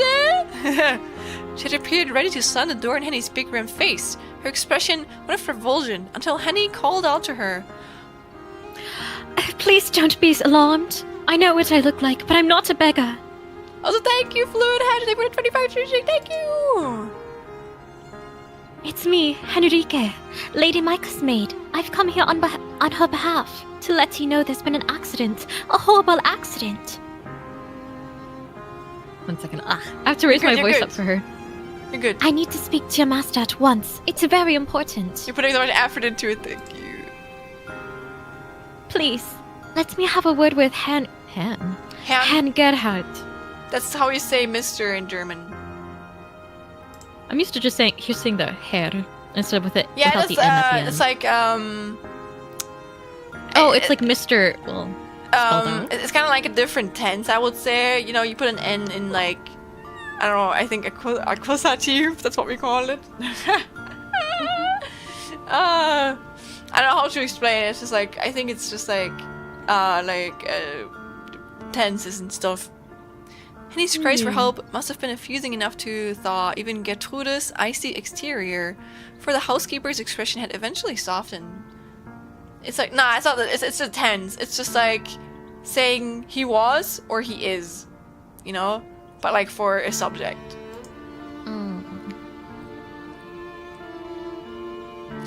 Or actually, no, I think, I don't know, it's just like, depending on where you put the word in your sentence, you have to put like an N there. Let me try and think of an example.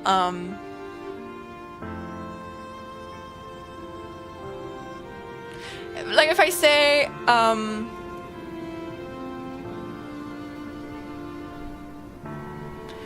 a man is walking in German, I would say, der Mann ist am Laufen. And when I say I'm going towards the man, I would say, ich gehe an den Mann heran. And it's like den, like that part, like depending if you put it in that area, like you have to put an N in that. I don't know. Oh, one of those. Okay. Yeah. And it's like, the man doesn't really change, but like Herr, like if I say I'm going towards the Mister, then I would say ich gehe zu dem Herren. And you can say Herren with an E at the end too, like Herren. But like Herren is like a more, I would say, polite way of spelling it. So, yeah. Gertrude promised in clipped tones that she would allow Henry... Oh god, Henry just spoke to her master. I don't know why I always say... I always want to call her Henry in my mind. Hey, I'm Henry. Hey, I'm Henry. Yeah. But not before she made herself presentable. Ooh. Oh. I didn't even see her.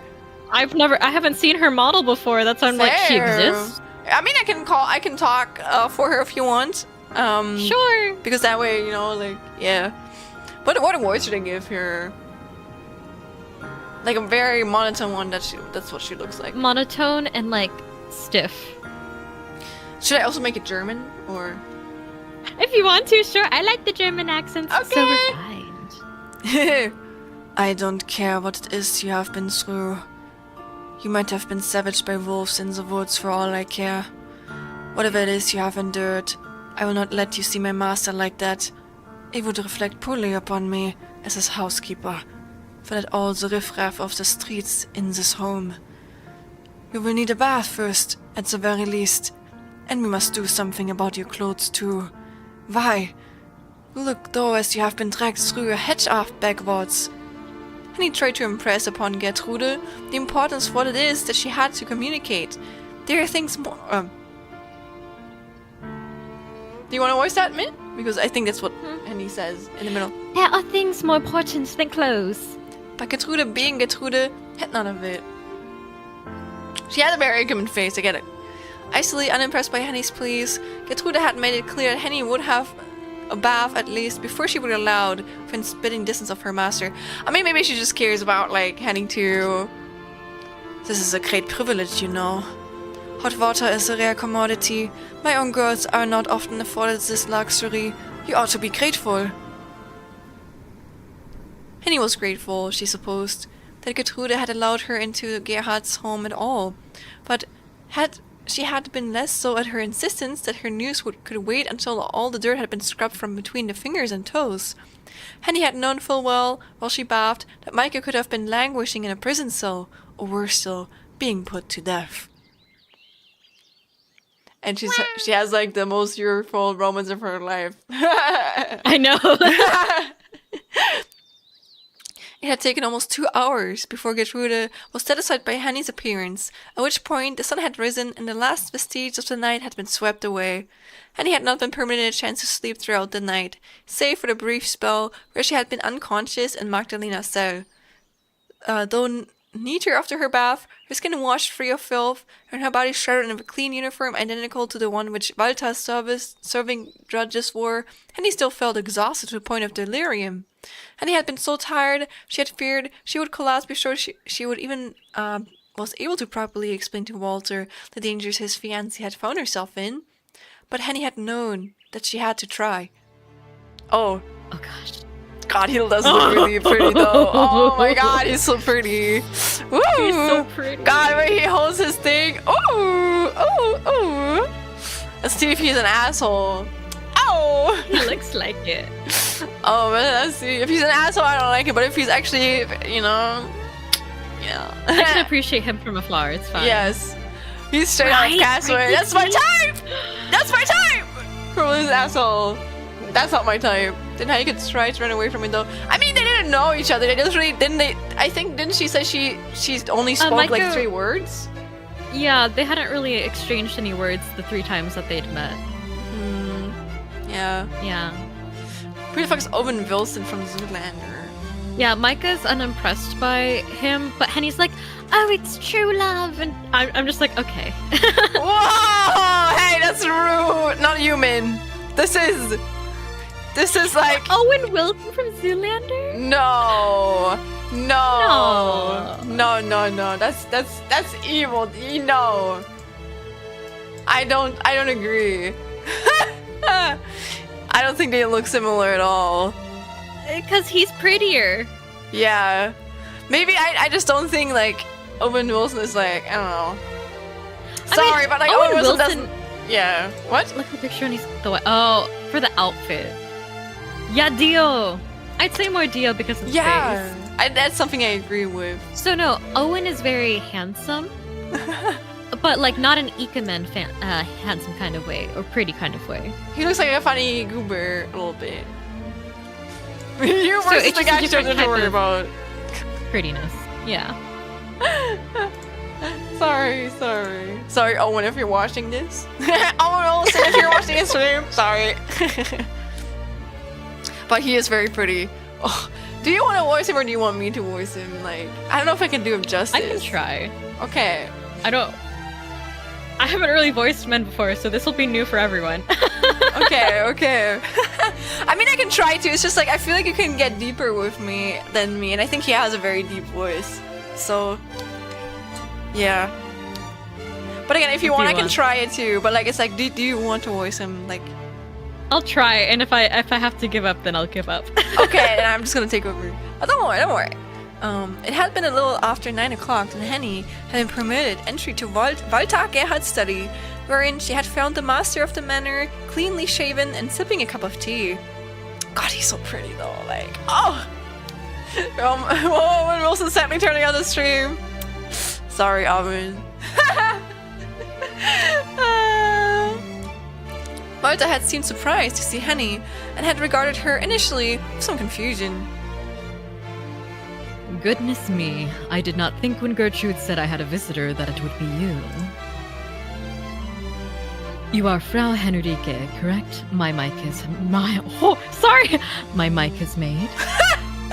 Whoa. Henny had not liked that way that Walter had said, my Maike. The wedding had yet to be held, and now perhaps it would never be, but she had swallowed her distaste regardless. Bro, isn't even here, he's still got his dreams. She'd always been trying to tell Micah, after all, that she should be happy at her future wedding to Walter. Walter was a good man, and he had told herself, a gentleman despite his lowly origins. Oh, lowly. He had been born from nothing, and with a series of shrewd investments, had built himself an empire. Oh, he's rich. He's new money. Okay, but like, do you think that was honest money, or does he have some shit going on? He cared for Micah. The possessive manner in which he spoke of her proved it, and he would surely rush to her side once he knew of her plight. Let's see why he cares for her, though. Yeah. That had been Henny's hope, at least, as she stood in Walter's study. Yes, that is right, Herr Gerhard. I am Henrike. I'm flattered that a great man such as you remembers a lonely maid like me. But of course I remember you. We've not been afforded the opportunity to speak, but you and my Micah are as thick as thieves. He isn't how I imagined him, to be honest. Yeah, same. I'm a bit surprised with how he's coming off. Yeah, so... One can scarcely be seen without the other. In that sense, you're very like a pair of conjoined twins. I'm gonna try to go more Gaston then. Yeah. Okay. Guys, like, he's kind of handsome. Woo. Yeah, he seems more flamboyant, not a cold asshole like I originally thought. Yeah, man. I kind of like that, though. I kind of like that the author's, like, playing with your expectations. George shows her in Rose Tuna, but let's see if he has, like, a heart. Not a heart. Let's see if he has a star in his, like, neck.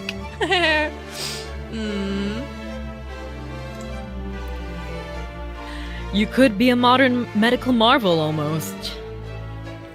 Walter had laughed at this. Oh, man. That's so good, though. That's so good. That's so good. A sound which had seemed rather inappropriate to Henny, after she had endured so many horrors the night prior. Walter had not yet known, of course, but the bandits and the bloody violence they had brought in Magdalena.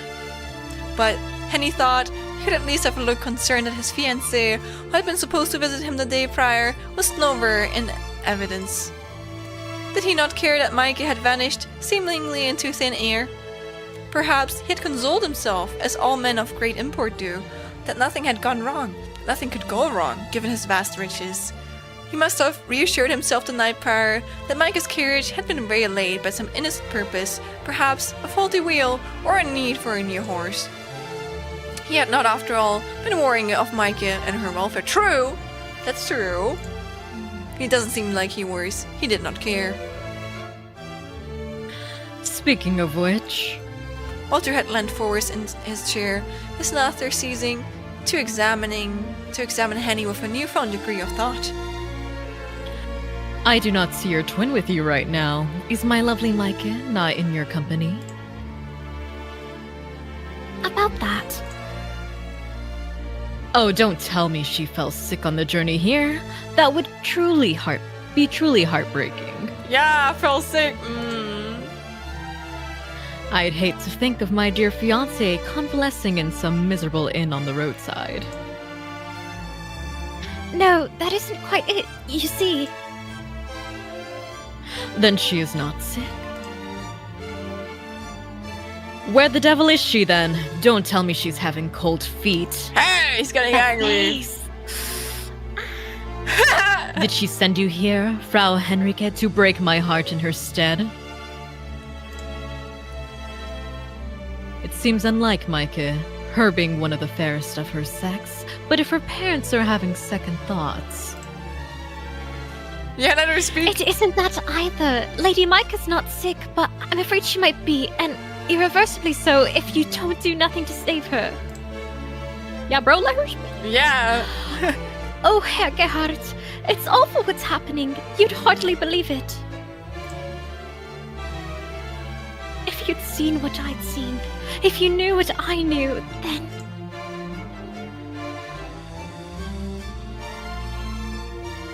Oh. Yeah, he seems like a normie, surprisingly. I know. Like a crypto bro. No! I He's didn't no make that money. connection. No! But I mean, you're kind of right. Oh. It was horrible, it was. Simply horrible, like something from a nightmare. He like invested in like NFTs, and unfortunately he won. We were traveling through the woods, Herr Gerhard, the Von Essens and me, and your Micah included, when we were set upon by bandits. His name is actually John Gerhard. They stormed the carriage and they demanded... I don't rightly remember, but they asked for all sorts. They asked for jewels, and when they weren't enough, they went after the gold. When that weren't enough, they took out the blades and... By Jove. Walter's face by this point had turned very pale. All traces of merriment summarily dispersed. They didn't harm my Micah, did they? They meant to, Herr Gerhard, but they couldn't finish the job. They made short work of Lord and Lady Von Essen, and their coachman too, the poor bastard. But they didn't get their grubby hands on Lady Micah. I saw to that. I took her hand during the hubbub and led her out into the woods. We ran, and we ran, and we ran, but the bandits were fast and they gained on us. I feared all was lost, but then... Thank you for the raid! Oh, thank hello, you! Welcome in! I hope you enjoyed Hades too. Ooh, Here Hades. Yeah. Oh, the second one. Hell yeah, women. Yeah, let's do like a really, really fast intro. Again, I'm having Collab with Min right now. We're reading a Yuri visual novel. So I don't want to take away from that too much. But yeah, it's all about vampires too. Yes. But I'm an artist, animator, and game developer. If you'd like to see my art or animations, you can go to my social media. And if you want to see games I've made or worked on, you can go to my itch.io page. And yeah, I'm a big yapper, same like Min. And also from Germany, which is also why we're playing this, because it is playing actually in Germany. If you want, do you want to introduce yourself, Min? I'll introduce myself real quick. Hello, my name is Minchki. I am a dream guide. I've not streamed in quite a bit, but I do like doing voice acting and singing. As for art she mentioned earlier, I am an art that she has made before, and I do not live in Germany, but I do plan on moving soon. Yes. Yes, and that is it for me. Du wirst ein wahrer Staatsbürger, man.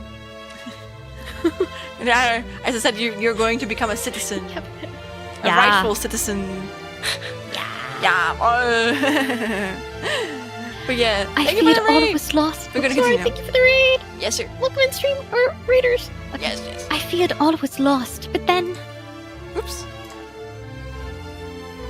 But then, Walter leaned closer still, almost driving his elbow into his drunk cup of Earl Grey as he did so. what happened, Frau Henrique? I'll miss. Oh, really? I mean, really. I mean, you can I still know like. the time zones will be rough. Oh, that's true. Yeah.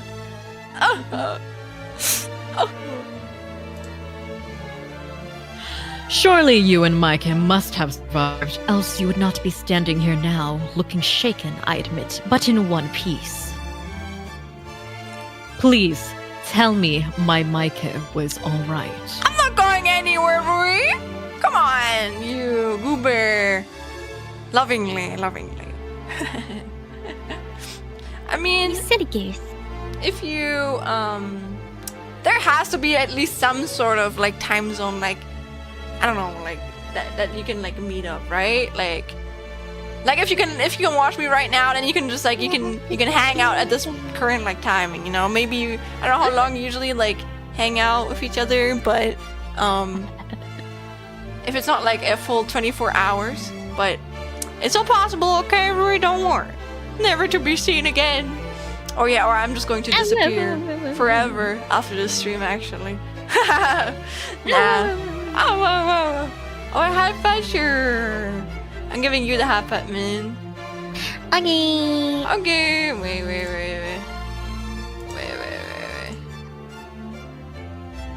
Also, Juno, Iku, hello. It is your first time here, hello. Welcome in. Welcome Happy in. to have you. Yes, sir. Thank you for stopping around. I'm trying to search for the high five, by the way. I found it. Oh my I God, hope I'm you going enjoyed to- the voice acting. Yes. God, And Miss the Voicing is story. so good. I'm half petting your Hyrax. I don't know how the guy voice is going, but like No, I'm it's just good, channeling it's my good. inner Gaston. No, it is really good. I like it. You're doing a good job. You're doing a good job, Mike. Like genuinely, it's really good.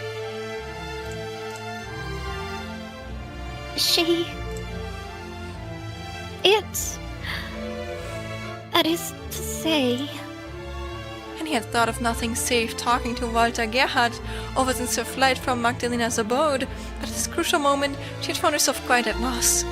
How could she tell Walter Gerhard of Magdalena? It's not ridiculous. The sort of tale which could only exist within the pages of Penny Dreadfuls. Dracula was a well-known figure, even among the literati who considered gothic horror beneath them, but he had no place in polite society. One did not simply discuss vampires out in the open. In oak-paneled studies, such as Walter's, not too well-dressed, wealthy men that made their fortunes in mundane affairs, like their railways.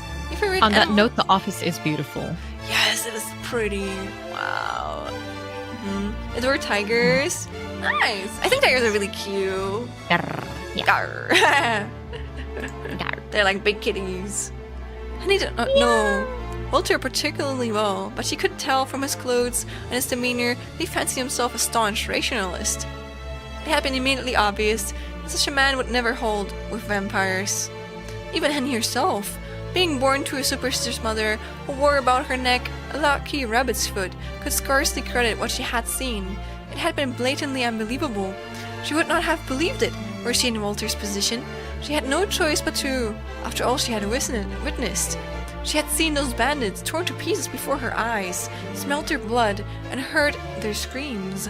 Their deaths had imprinted themselves upon her eyelids like tableau.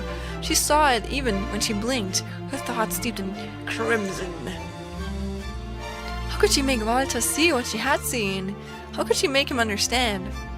Henny had feared it would be a tall order, particularly given her limited vocabulary. Meg had always been better at describing things than she. But she had known she had to try. As there was nothing else for it, Henny had forced herself to swallow down her anxiety. It had tasted, strangely enough, of cod liver oil, and began her missive. She told Walter of the mysterious woman who had come to their rescue, who had pulverized the skulls and the spines of the pursuing bandits as a child might crumple crepe paper. She told him of awakening in a dark cell, a pistol, only one window, yeah, meeting Magdalena, and of the ultimatum Mikey had struck of her. And he had relayed a good deal of information to Walter, and as she had seen him shifting. Walter had examined her, not with fear, as she had hoped, but as something far harder to ascertain. Was it perplexity, Ascertain. perhaps? Or ascertain. Thank you. It's a weird word. Yeah. Perhaps, or worse. Pretty. Also, is this some sort of visual novel? I've never seen it before. Yeah, we're playing like a Yuri, a Girls Off visual novel about a vampire in Germany. Also, oh my god, thank you for the tiger fact, Echo. Yeah, that's really awesome. Thank you for stopping by, Juno. Are you perhaps into visual novels, or are you into the gay shit? Because then you're real here. Yeah, pity is reasonable in this situation, right? And he had known even before Walter spoke that it was a lost cause. Convincing Walter of Micah's plight had been her only task, and she had failed. She had not been able to sway him. He had not believed her. That is quite the tall tale, Frau Henrike. No, it isn't a tale. It's true, I tell you. Every last word of it. Lady Micah has been imprisoned by a vampire and... If I don't act quickly, she will be drained of all blood and will die soon. Yes, I did hear. That would be awful indeed, were it true, but... It is true, Herr Gerhardt. I swear it's true on my own ma'am's life. I wouldn't tell such a great pack of fibs, not over something so important. I can't imagine that you would, no. I know little of you, but I am aware of your loyalty to my Micah. Nice, and you're gonna like it. You know, okay, my guess is she's going to go back to the castle alone, Henny, because no one's going to believe her. And then she's gonna, I don't know, somehow be taken in by the two girls. And then, like, Walter's gonna realize, oh my god, the German accent's coming out. Jesus Christ. Oh, yeah. Yeah. But I think Walter's gonna realize that she didn't lie, and then he's going to examine it, and then, I don't know, they're gonna have a confrontation at the end. And then, I don't know how it's gonna end. To be fair, this is similar to Beauty and the Beast when the father came in to be like, oh, Belle's been abducted by the blah blah blah. And then they hold him captive while he investigates, and then he eventually does go. After Belle comes back for a little bit, and then she runs off to the Beast. Since you haven't seen the movie. Oh, so they rescue, like, Micah, but Micah doesn't want to be here, basically. Yeah, she unwillingly goes because she found out that she really loves the Beast. And then she tries to escape back because then the Gaston guy tries to go and kill the Beast for even taking her. Oh, the longing! I So that's why I'm kind of just like, this is like matching up pretty well so far. That's why I'm like, ooh. I want to like dislike it, okay? And Right. Coded. Yeah. She trusts you with her life, or so I've gathered. More so than she trusts me. Oh, he seems like a little bit like I'm mad at that. She flinches away from all of my caresses, but she isn't half so cold towards your affections. Then surely you must be able to see that I'm being honest. This is a matter of life and death. My lady's very life is at stake. Yes, indeed. I understand. Will you send out a search party then? It isn't too late. Micah's life might still be spared if only you act. I suppose it would be in your best interest to believe that, yes, dum spiro spero, and all that. What does that mean? Is that French? I don't know. It's not German. It's Latin, I think. Okay. Well, doom is, I think, that's like maybe Dumb? the you version of you are something That spinning in a means, circle? it's a Latin phrase, means while I breathe, I hope. Oh, well, I breathe for hope. Okay, never mind. I was really far. Well, that explains my really bad grade in Latin. Oh. I beg your pardon? Oh, forgive my bad habit. It's Latin, Cicero. Oh. It means while I breathe, I hope. I didn't know he was gonna give us, like, an explanation. Let's welcome in Habuki. Hello. Sayonara Rose Garden. I don't know what that is, but it sounds cool. I'm curious. Maybe another original novel. Mansplaining, bro, real. As you survived your ordeal, Frau Henrike, it would behoove you to cling to the belief that the young lady von Essen might still live, but alas. It seems rather unlikely, don't you think, after all you have related? That's so rude. He doesn't want to even save her. No, Herr Gerhardt, what I said is nothing but the truth. You have to believe me. And like I said, I do believe you. About the bandits, at least. Are you saying that's a your manga? Well, don't mind me. I'm just copying that one out. Yeah. Write that down, send it to me. Yeah, of course. I'm writing it to you too, man. There you go. We can read it together. Hell yeah. Yippee!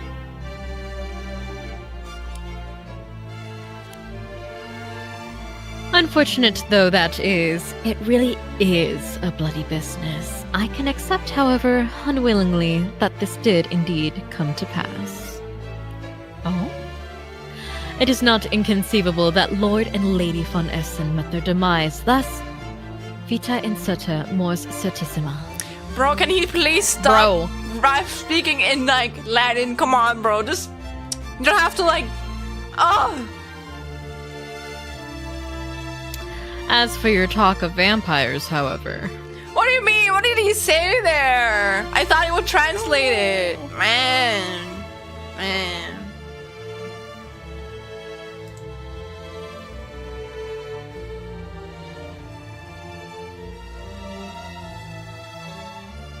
Sorry. You're good. This is something I cannot accept. No sensible man could. Yeah, I just got a message from Miranda, so I'm just like, hello? Hello? Oh, actually...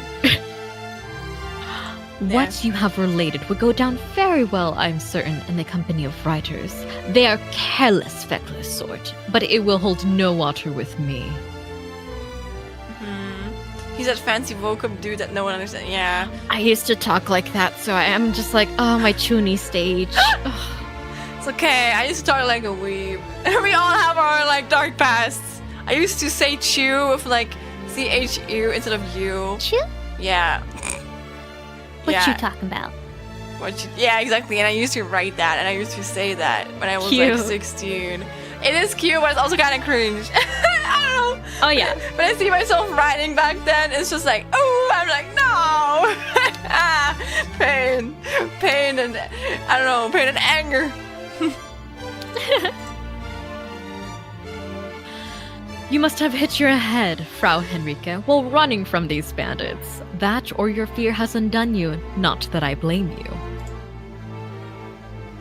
You must have endured a great deal for a member of the fairer sex. Why, even most men, I fear, would have gone to pieces, circumstances being what they were. Well, you're coming up with a lot of theories that say, I mean, who knows? I like Everything the possible. theories, though. Yeah, that's cool. Throw up all Your of your thoughts theories. have been addled. Your delusions. No matter how delusional you are, no matter how much Walter would make fun of you, who cares? Walter had stressed this word, his fingers stapled together upon his escritor. Yeah. About vampires are nothing more than a coping mechanism to soften the reality of the situation. Oh, water. Oh, thank you. What if he's trying to, like, be a therapist right now? Like, part of me is like, I genuinely think that he thinks he's, like, actually doing good by saying all of this. Yeah. And trying to rationalize, but I'm like, okay. Yeah. Come on, bro. Believe in the Believe in the power of honesty for once. Micah too must have perished. Typical male behavior.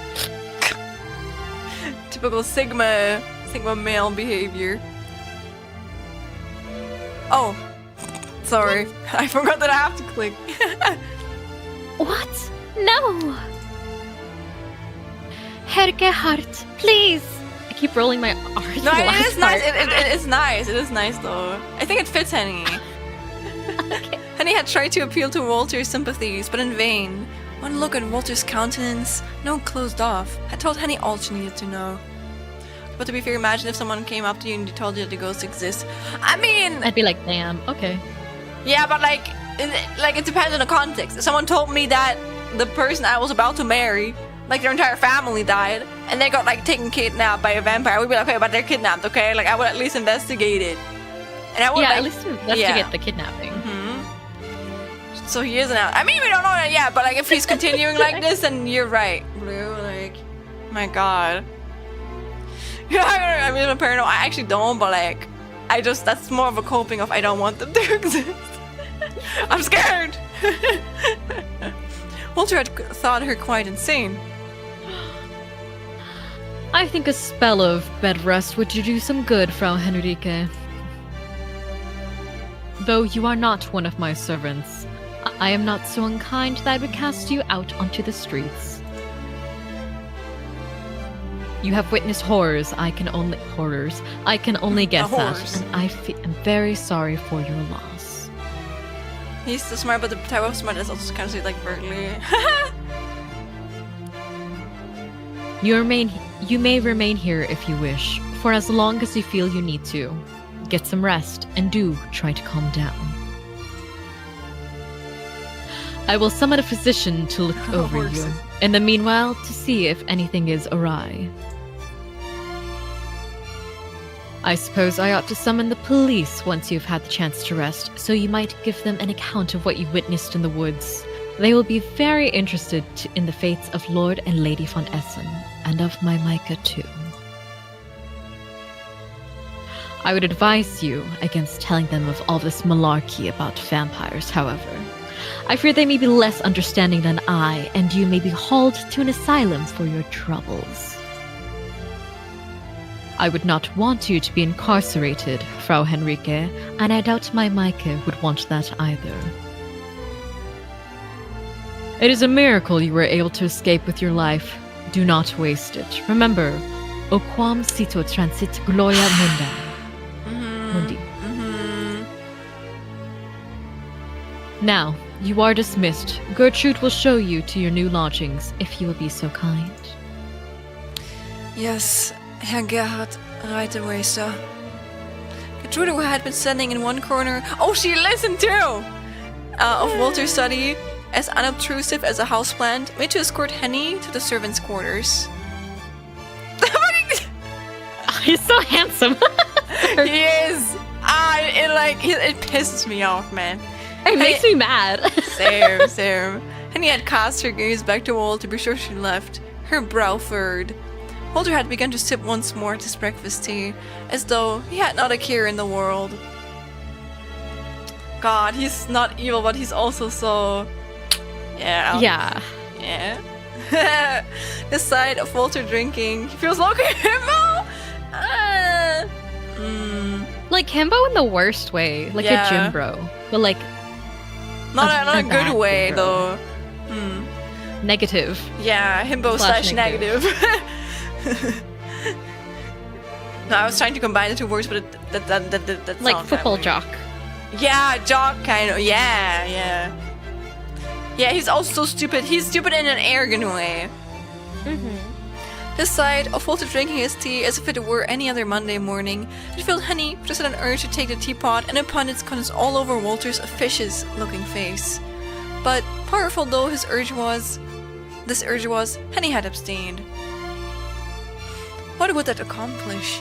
It would not help Micah. See himbo, Jimbro is like, he's just too stupid to realize him wrong, but I think this guy just doesn't care enough to put in the effort to look for Micah. Yeah, no, I get you. Or I think he cares more about being right than about other people That's what I feel like. Girl, but he's sure of himself that he will. Exactly. Like he's just believes in himself too much that anything else could impact him. Making an enemy of Malter Gerhard would only serve to render Henny homeless, cast out onto the streets with nowhere else to run. Begrudgingly, Henny followed Gertrude, the door of Walter's study closing behind her with a thud. Henny had then spent the rest of that day convalescing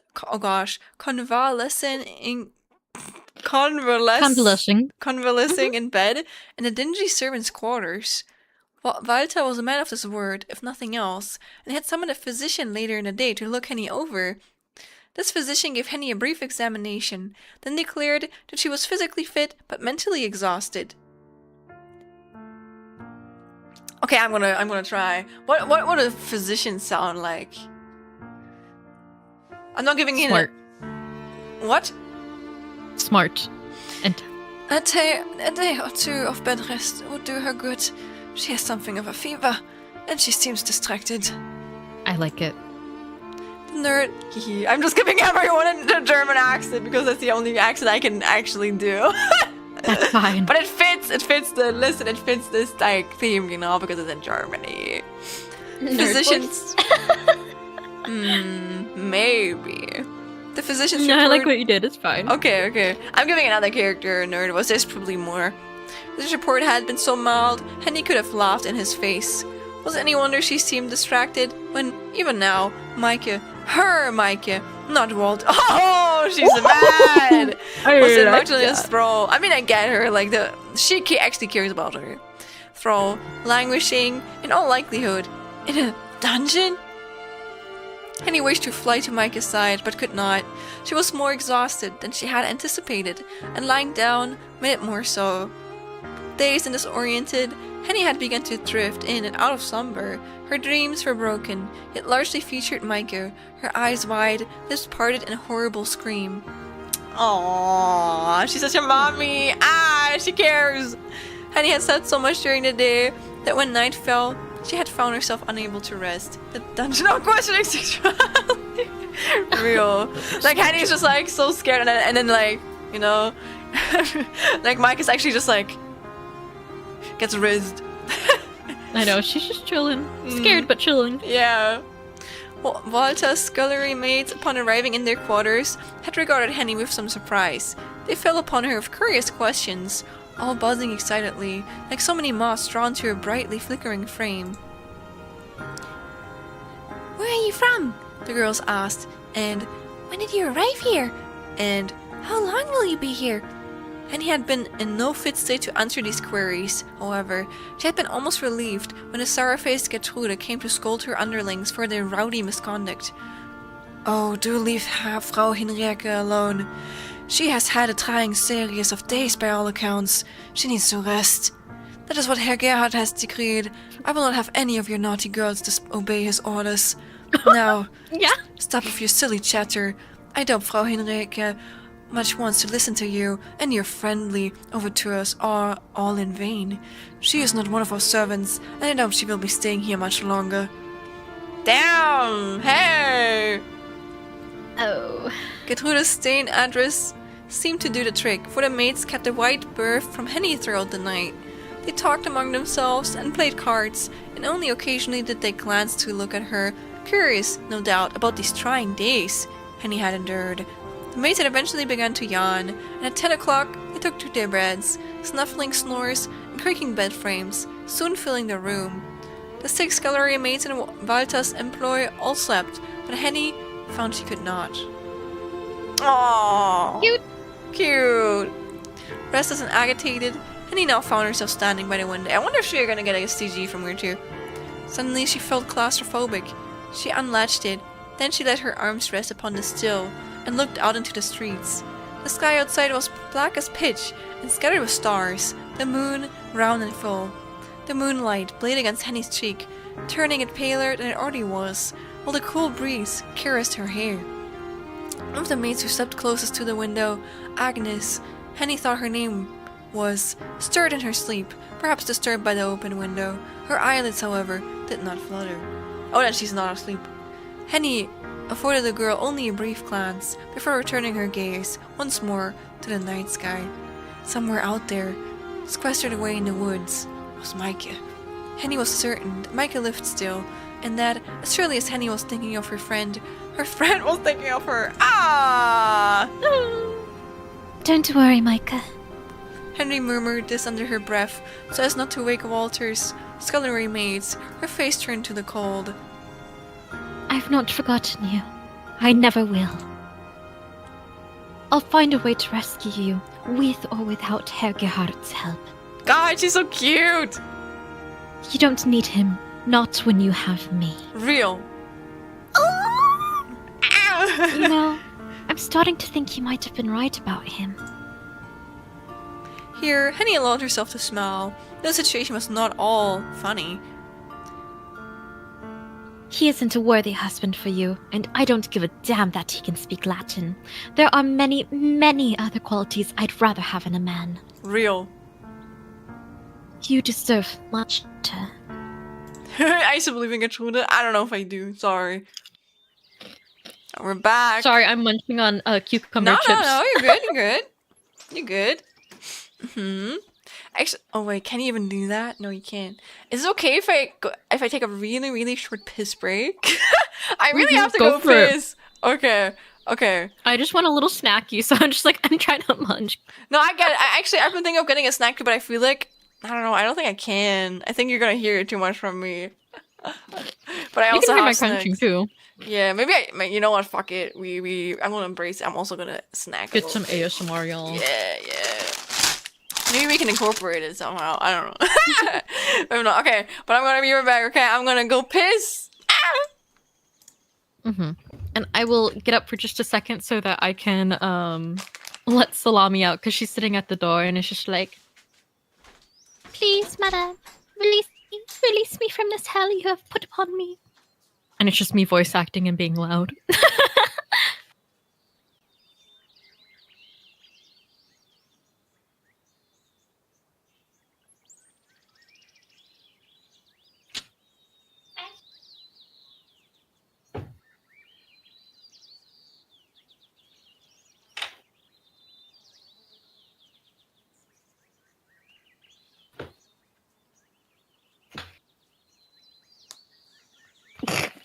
Echo, you were so dumb.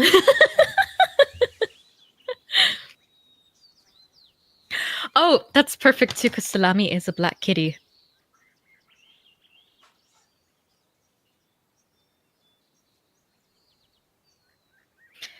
They sure are the best to ever do it.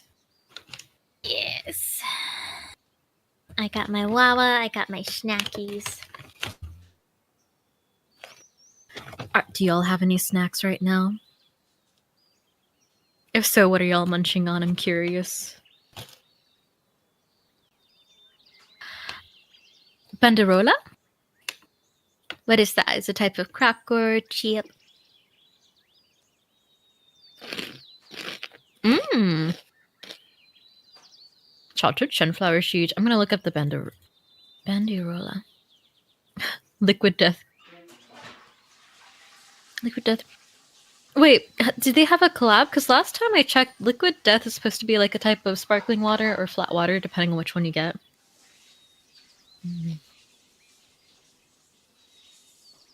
Banderola food? It's saying that those are flags. 1 second. La bandera? If it's la bandera, that looks good. Banderillas. Let's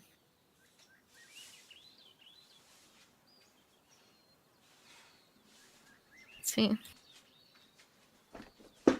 Oh, okay, that makes sense, Blue. For a pennant, I think. Also, okay. It's so crazy to me that they're getting water. Yeah. The first time I ever had liquid death, I was at a movie theater. That ones that serve food to you, like actual meals. And I'm just like, I just want a water, and they're like, yeah, it's $4 for water, and I'm like, what? Why? But to be fair, once I move to Europe, I am going to have to get used to paying for water, and I'm like, oh, okay. Look, I was a kid and I thought the word was funny. That is fair. No, and like whenever you go to events like the rodeo or other places, like amusement parks, they can get up to like $8. It's crazy. Welcome back, Lena. Can you hear it? Uh-huh. I can see the chewing on your model too. It's cute. Right? I love this model. This model is so adorable. Yeah, like it tastes fine. Hmm? But I'd rather pay like get the store brand for bubbling water and then mix it into something. Bubbling water? Mineralwasser. What are you talking about? There's a bottle. I say bottle. There's like a canned Mineralwasser in America that's like quite overpriced in my opinion. For like a smallish thing.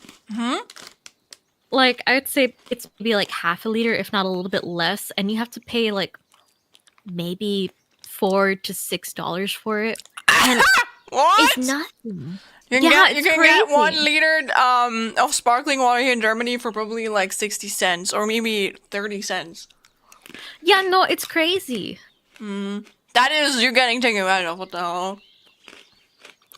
But Yeah, yeah, it makes I sense because it's not like not everyone drinks it over there, so it does make sense. But that's like, damn. I guess. But yeah, it's just, I will say their designs on Liquid Death are really cool looking, but yeah. Is that the brand? That crunch just now is commercial folio worthy. Oh. I love me some snacks. Snackies. Okay. 168 milliliter for about Okay, like so about half $3. a liter. That's still like, that's crazy. For like sparkling water, wow. Shaking my head, man. That's like a luxury, what the hell? Yeah, I guess they made it more expensive because it was like a movie theater, so. Oh, if you buy them from a movie theater. Oh, I thought you buy them at a grocery store. I mean, You can buy them at a grocery store, but they're probably closer towards the $3 that Blue mentioned. I mean, let's be real. I think you can get water at the theaters here too, and they're also really expensive. So I think it's probably around the same for us. Like it's also like around $3 to like €3 for like half a liter of water, sparkling water at the theater. So it's actually not abnormal. I think that's also around the same price you get here.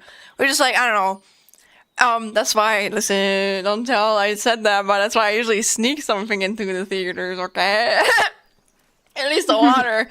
If I'm drinking water, hell no, I'm not paying $3 to get like the same thing I could get for free. So, yeah. The movie theater I go to, you get to fill your own drink machines, and me and my friends always try to min-max the drinks. Nice. Oh, true. Sparkling water fountains? No. What? No, we don't have sparkling water fountains. No, because, like even in Germany, they'd have like the Soda Stream stuff where you can make your own, but. Yeah. I recently found out from Calvin that those are Israeli owned, which kind of sucks, but I think they're so deep in like German culture. Sorry, but I think it's impossible to like get rid of them.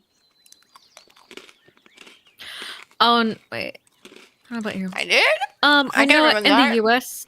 the US, you'll get in trouble. Well, quote unquote, you'll get in trouble if you like show that you're bringing outside food in. They'll tell you can't bring it in. But if you hide it, the staff don't care as long as you take the trash with you. Because if managers see that you've brought outside food in and throw it away in their trash, then the staff get in trouble.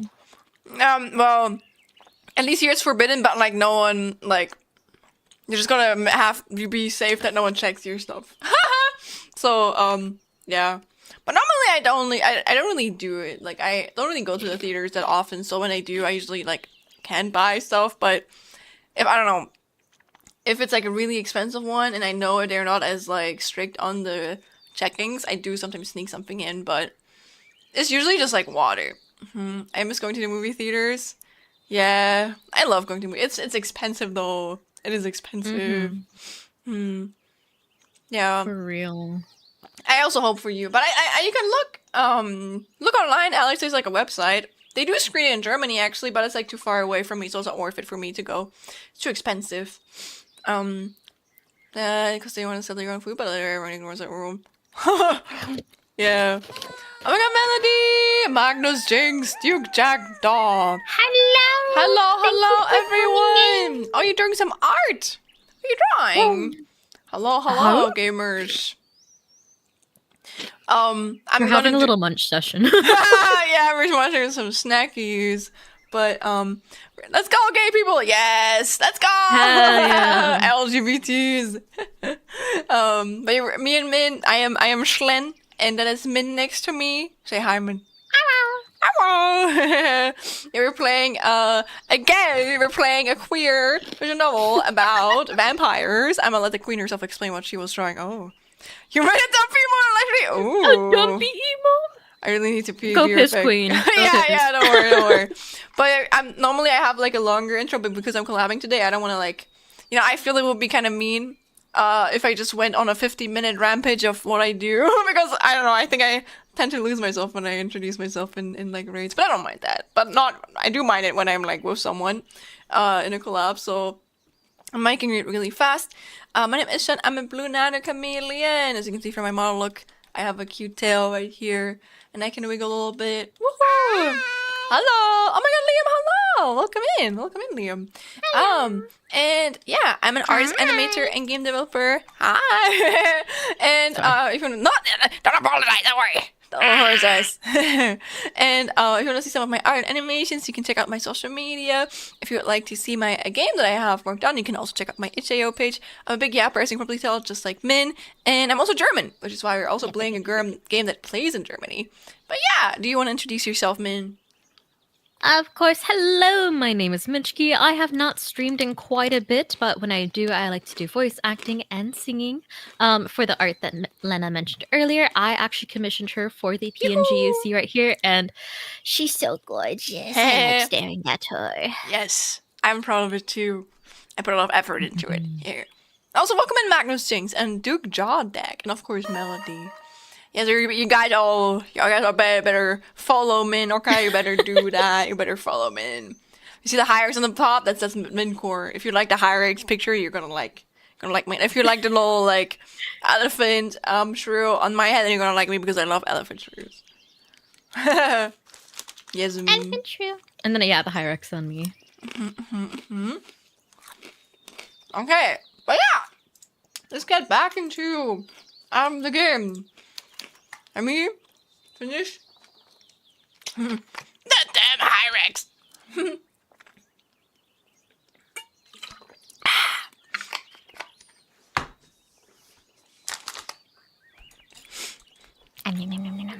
damn Hyrax. Grr. Welcome back. Welcome back. I don't know. I read it in your voice melody, and then I wanted to say welcome back afterwards. I don't know why I combined that. But welcome back, Melody. Welcome back. Okay. The next few days were such an intolerable slowness that Micah felt as though she had been imprisoned in Magdalena's abode for a small eternity. It was hard for Micah to know the precise length of her incarceration, for she had no calendar to consult. She did not even know what precise hour it was. The carriage clock in her dusty morgue of a bedroom being frozen for all perpetuity at 10 minutes past midday. Ew! Or midnight. During these dreary days, Micah fell into something of a routine. She awoke with the chirping of the birds, when shafts of sunlight were beginning to sneak through gaps in her curtains, cutting golden grooves against the aged carpet. Upon awaking, Micah would discover a tray left on her bedside, laden with tea and pastries. Her breakfast always came with a brief, imperative note, written in Magdalena's now familiar hand. Eat. Wow, she has such a way with words.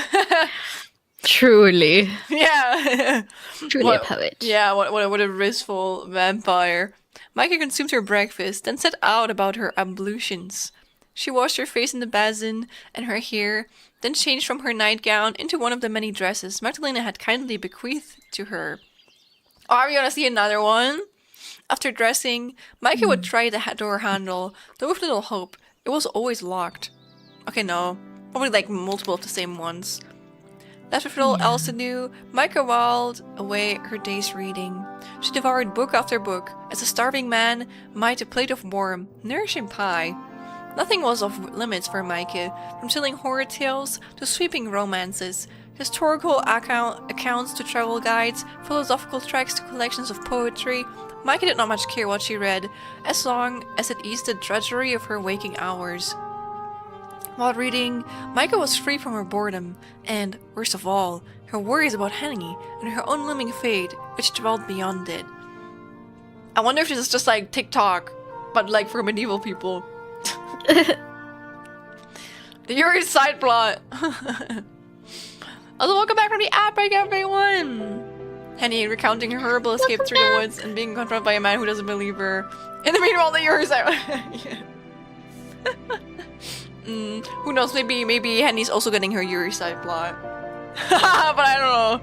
Let's see. That would actually, I would give that to her. During the day, Micah's hostess was conspicuously absent, doubtless sleeping in her own chamber, protected from the sunlight. The Henny intruder. Hey, I mean, listen. Who knows? It wasn't until the night fell that Magdalena put in an appearance in Micah's chamber, her hands laden with Micah's dinner. Magdalena sat upon Micah's bed to observe her while she ate. From time to time, she would talk, her voice light and lilting and almost sweet. Oh, she's falling for her. Hee. I do wonder. I do wonder if they're gonna get into like an argument at some point. I don't know.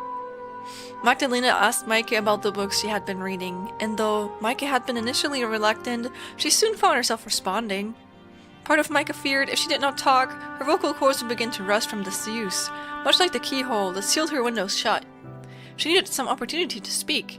Also, Kai, thank you for the lurk! Hi! To assure herself that she was still alive despite all the odds.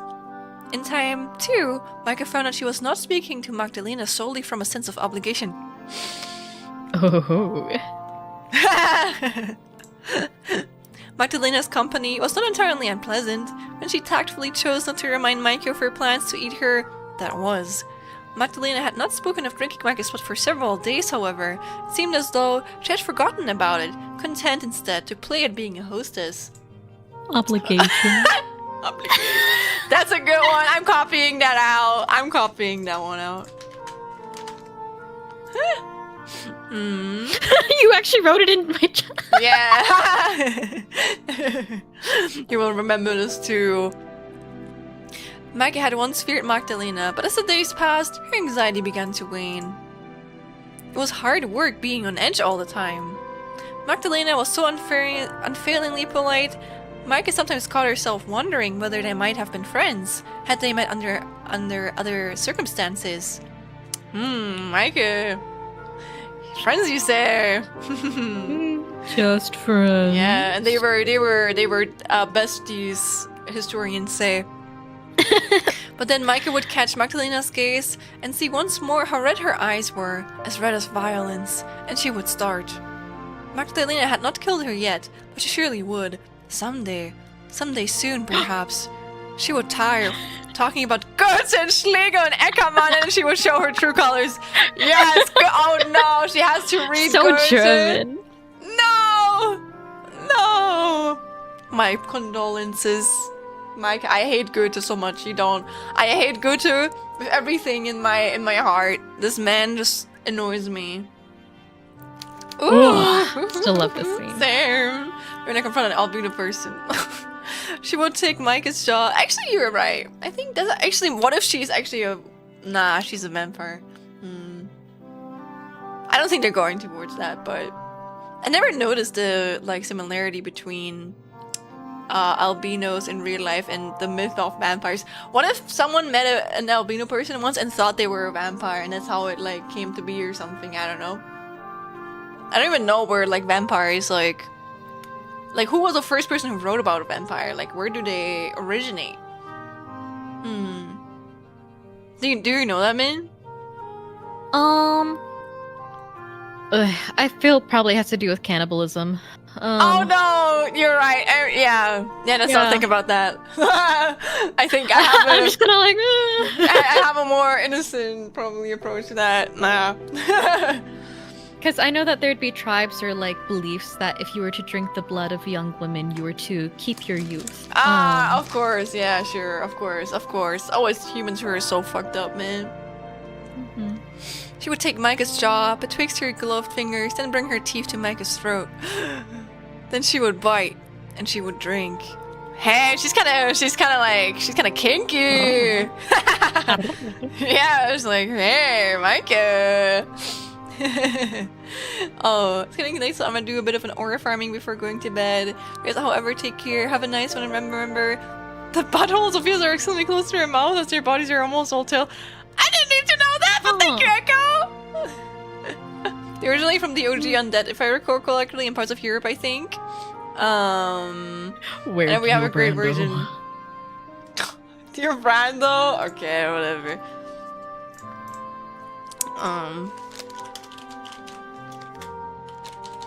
I make him cute.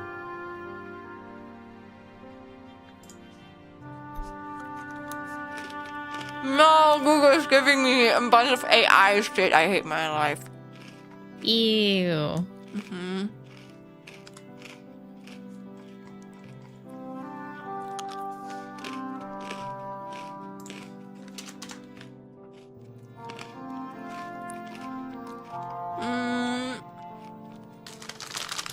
Bye bye, Echo. Have a good one. Bye bye. Have a good sleep.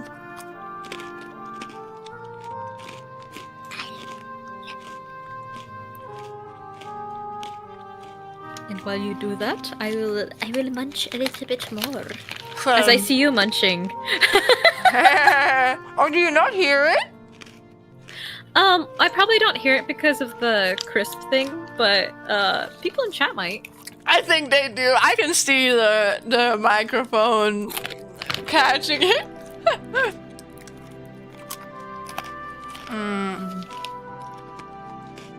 I'm being too perfectionistic.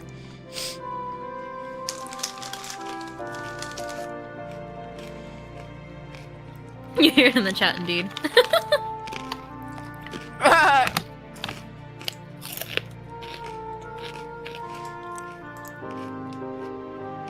I know mine is picked up because I keep seeing Min like jumping every time I chew.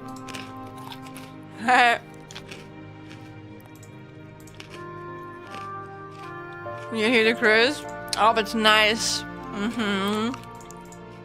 Enjoy the ASMR. Yes.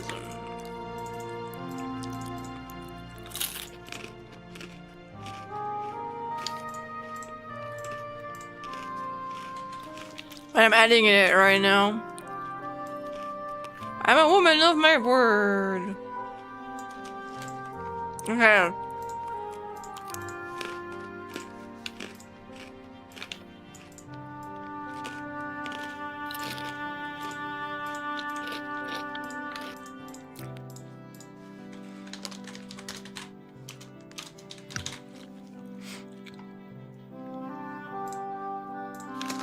I love how the music is so like relaxing in the background. You know what should play? It would be kind of funny, but like, you know those like sexy music? That sexy music should play right now. That's like her thoughts, not like do do do do do do.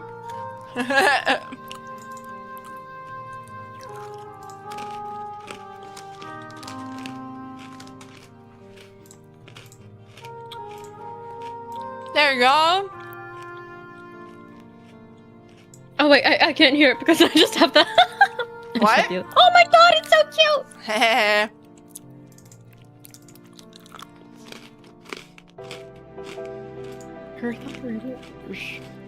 Well, maybe both of us. I mean, I'm playing it for a reason with Min, okay? We're not playing it for innocent reasons. I'm like evilly rubbing my hands together. What, Yuri and my Yuri visual novel? Unimaginable. Yeah, actually, that's me too. Micah's blood will be drained from her body. She turned cold, numb, and still insensible. Damn, Micah! How could they ever hope to be friends under such circumstances? They could not even be acquaintances. You know what they could be? Worse. Lovers. Lovers, yes. Seriously was more worried than the Rian last time. Well, listen, it's the start, okay? It's the start. You gotta get that slow burn in. Yeah. Yours. It was unthinkable that anything could develop between them. They were nothing. We're just a bunch of Yuri fans fangirling a little bit. Let us live. They were nothing but a captor and a captive, a jailer and a prisoner. Micah was at Magdalena's mercy, but sometimes when Magdalena spoke to her, Micah thought, though, she could detect something in her gaze which spoke not of loneliness. Shit! Not of bloodlust, but of loneliness. Unthinkable, sure, yeah. It was during times like these. Micah thought they mightn't have been so very dissimilar after all. She just wants a friend! A girlfriend, even. It was later that night that Magdalena... Yeah! The Magdalena paid a visit to Micah. When the sun had set and the sky beyond Micah's bedroom window was black as pitch. Huh. Ooh. Magdalena looked unusually apologetic as she let herself into Micah's room. With a light shuffling of footsteps and the familiar click of the door which she locked behind her. Friend of a girl! A woman! After slipping the key into her pocket, she turned to face Micah and spoke. Oh, I think it's happening. I think you know why I'm here. I have put this off for much too long as it is, and now it is time to take from you what I want. Damn! Magdalena inhaled, then took a few steps forth, her red eyes heavy with the seriousness of the situation. I brought you here for a purpose. It is past time I fulfilled it. I must confess, however, that I do not feel at all good about treating such a lovely young woman so roughly. Typically, I pursue bandits and highwaymen, brigands whom deserve every iota of misfortune I inflict upon them. These are criminals, often petty crooks nobody would miss. I make the world a better place, or so I like to tell myself, by disposing of them. But I cannot tell myself the same in regards to you. This is a first for me, so forgive me if I am somewhat awkward. Awkward? I'm unsure exactly how to exactly proceed. I said so indeed! Gage clip. But proceed I must. I only hope you do not take it too personally. I have no genuine desire to harm you. Then I'd do it. This question was so soft, it seemed to lose its way in Micah's darkened bedchamber. Part of Micah doubted it would reach Magdalena's ears, and, indeed, it took the other woman a while to react, but to react in time, she did. I do it because I must. Magdalena doesn't make any sense! It is my nature to cause others pain. Preying upon humans is simply what my kind must do if we wish to keep on living. Try not to worry overly, though, if you can help it. I'm not sadistic. I won't cause you any greater pain than I do. And I won't kill you either. What? Huh? There's more I wish to take from you yet, before I turn you into a corpse. Oh, so you're just going to have a little snack? Whoa, I see. I see. Oh. Okay. Oh. Magdalena drew back the curtains to better illuminate Micah's chamber with the moon's milky glow, then took a seat upon the edge of the bed.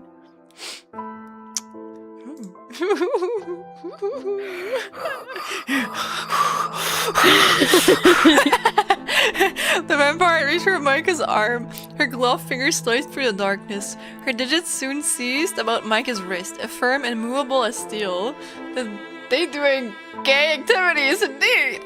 Her grip was hard, yet she was surprisingly gentle when she turned Micah's arm upwards to reveal the white skin of her palm, her wrist.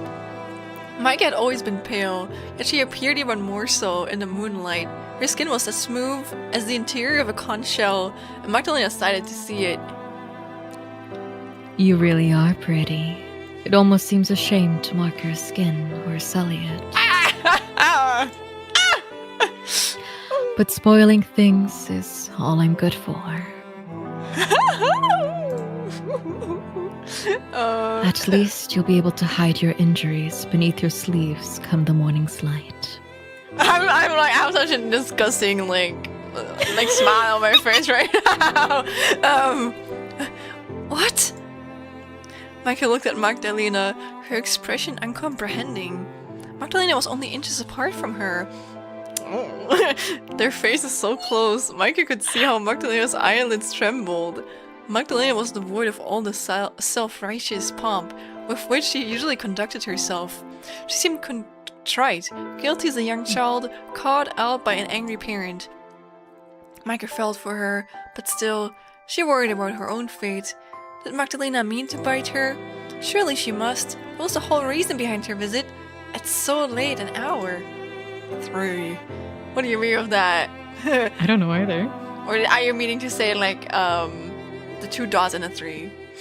Micah did not understand why Magdalena was examining her arm. However, like an antiquarian, oh gosh, sorry, might inspect an old necklace. Aren't you, Micah swallowed. I'm not gonna make my fart swallow, but I had to hold back. Aren't you going to drain my blood? Indeed I am. Must I make my intentions so plain? Magdalena smiled, but her voice was dry when she next spoke. For all the books you read, your intelligence is nothing to boast about, Micah. Whoa! Hey! Wow. Magdalena! I just thought I would clarify. I don't understand, though. What isn't there to understand? It is quite a simple process to comprehend, really. Observe. Observe, you say. Okay. The way that...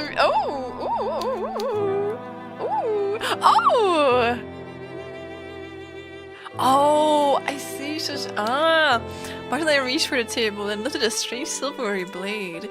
Micah supposed she must have kept it upon her as an assassin. Oh, sorry, like, ooh, that image. Ooh. Oh, look at their faces. Ooh.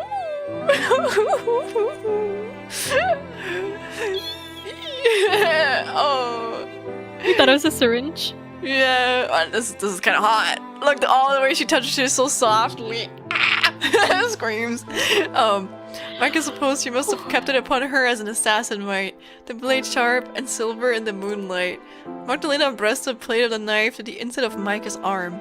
A few inches below, the bench of her elbow, she said, "Run over my baby cat!" Hide her eyes away! How indecent! I will cut you with this. Oh. Wait. Sorry. I will cut you with this knife, and you will bleed. Then, I will collect your blood in a dish I brought with me for this very purpose. Damn, she's not even going to bite her, she's going to drain her blood and then devour it in front of her. Wow. Yep. It is an unusual ritual, yes, but it is not complicated. Surely a well-bred young woman like herself can comprehend it. Well-bred. I understand, but... Micah gasped. Nah. Her breath catching in her throat as Magdalena pressed the knife's edge to her skin. Magdalena had not pressed hard enough to lacerate her skin, not yet at least. The knife was hard and unyielding, and the promise of pain made Micah shiver. I thought you would be biting me, not cutting me. Hey, Micah, you could have said you can ask for it, okay? Micah Micah looked at Magdalena's mouth. Her fangs were obscured, hidden behind pursed lips. But Micah had seen them often enough to know how sharp they were. Micah! Well, his teeth had been made to rend human flesh. Same! Hey! Why then would she resort to a knife? Seemed an unnecessary layer of obfuscation. Obfuscation, thank you. To the act of bloodletting. Ah, thank you. Perhaps it was to assuage Magdalena's guilt about what it was she was to do. Or perhaps... My. Oh, this is so pretty. Look, oh, the way she... Oh, man. These Loki, they all feel kind of like paintings. You know, they look so elegant like paintings. Magdalena smiled, her carmine lips splitting to reveal her wickedly sharp incisors. Incisors. Thank you. What is this, Micah? Do you wish me to bite you? No, that isn't it. I don't wish it. Of course I don't, but I thought that was what vampires were supposed to do. Is that not what you are known for? I suppose we are, in all the folk stories and the legends, but I prefer to take a more pragmatic approach. Pragmatic? Magdalena nodded. It's much more practical to cut you. The wound will be easier to clean, and it will heal more quickly. It will be less painful, too. You will thank me for my reticence, I'm sure, when we are finished here. Someone check Micah's library at home. She's been saying, yeah. I know. If I were to sink my fangs into you, I fear I wouldn't be able to stop myself. Your blood smells so very sweet. I would be obliged to suck you dry. Okay. I would like things to last just a touch longer than that. You don't wish to be drained of all you have in one single session, do you? All of the build-up would be for naught then. Micah shook her head, shivering. I don't wish to be drained at all. Me too, Alex. I know you don't. I don't blame you much either. Nah, I'm just like disgustingly chuckling to myself. Here, Magdalena's good humor seemed to fail her. She sighed, her eyes half-lidded, the frown sliding from her face like melting snow from the springtime. Yeah, I think that Micah might be in the gate at all. It's a rite of passage. I don't want to do this either. But I have no choice, as I said. This is what I must do as a vampire. I might defy our legends in some regards. I am not wholly typical of my kind, but I am still a monster in the end. Now, sit still, and do try not to squirm. I have no desire to make this more painful than it needs to be. Oh, she is squirming inside! Magdalena angled her hand so as to press the blade of the knife more snugly to Micah's skin. Inhale deeply now. One big breath, yes, just like that. There's a good girl. This will be over before we know it. Okay, Magdalena, okay! I'm getting hot! It's getting hot in here! Oh, Jesus Christ! Magdalena was as good as her word, too. Micah had scarce inhaled, drinking in a lunge full of stagnant air, when Magdalena made her move. She drew the knife across the inside of Micah's arm, the blade sinking deep into her skin. Ah! Micah exhaled, shocked, as a sharp stinging sensation coursed through her. It was painful, yes, but not so painful as she had feared. Magdalena has been quick about her incision, and precise with it, her motions as well practiced as a surgeon's. Depositing The knife upon Micah's bedside, the blade of which was tarnished with spilled blood, Magdalena then set a ball beneath Micah's arm to collect her ill-gotten goods. The ball was a shallow one, and soon it was half full of blood, thick and vicious, and redder even than Magdalena's eyes. Viscous.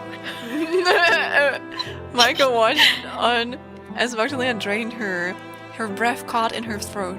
She could feel the pain. By God, it stung. Yet it had happened so suddenly, she scarcely registered it.